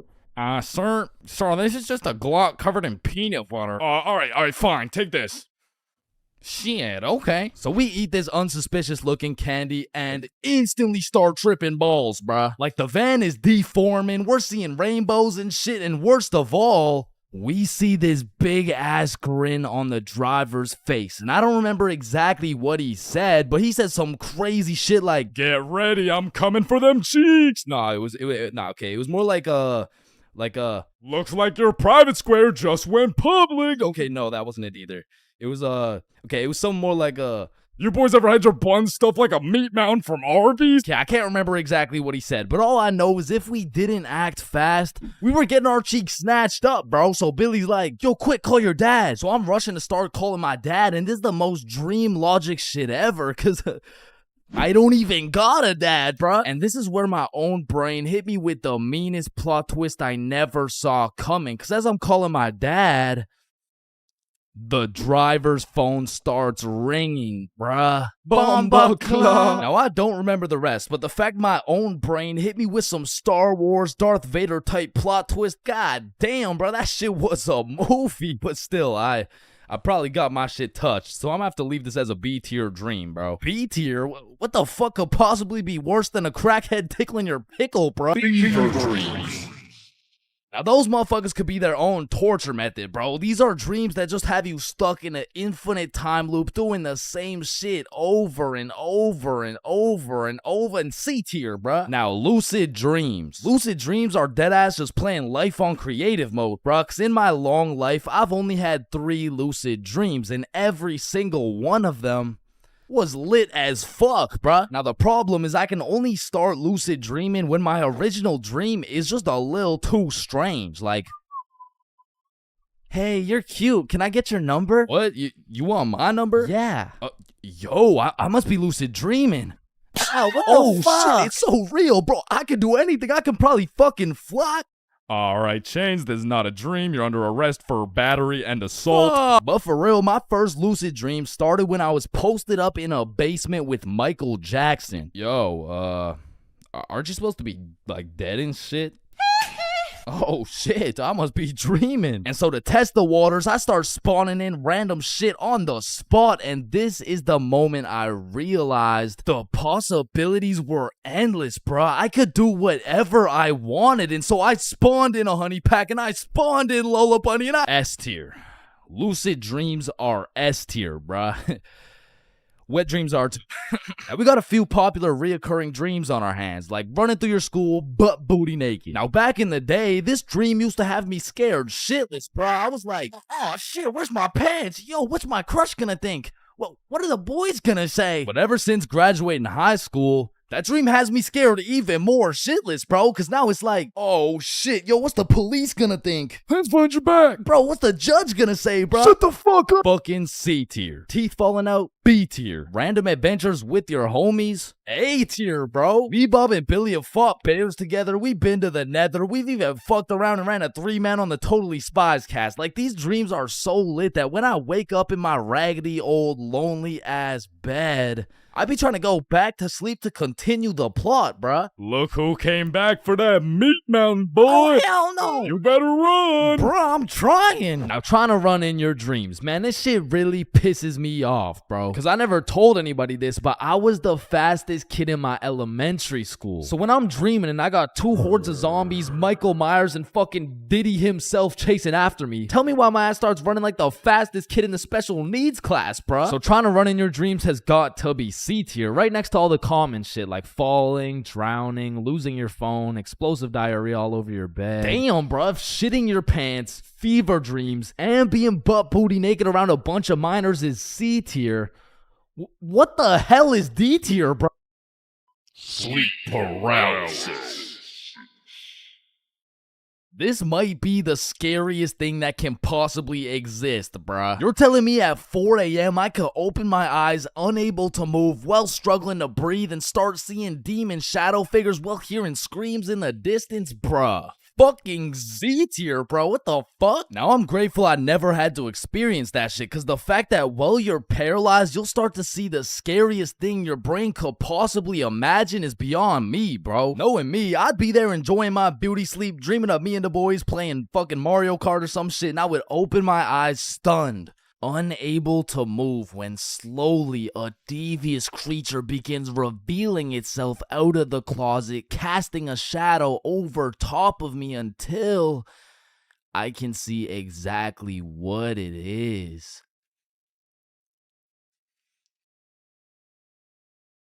Looks like someone ordered a meat mountain.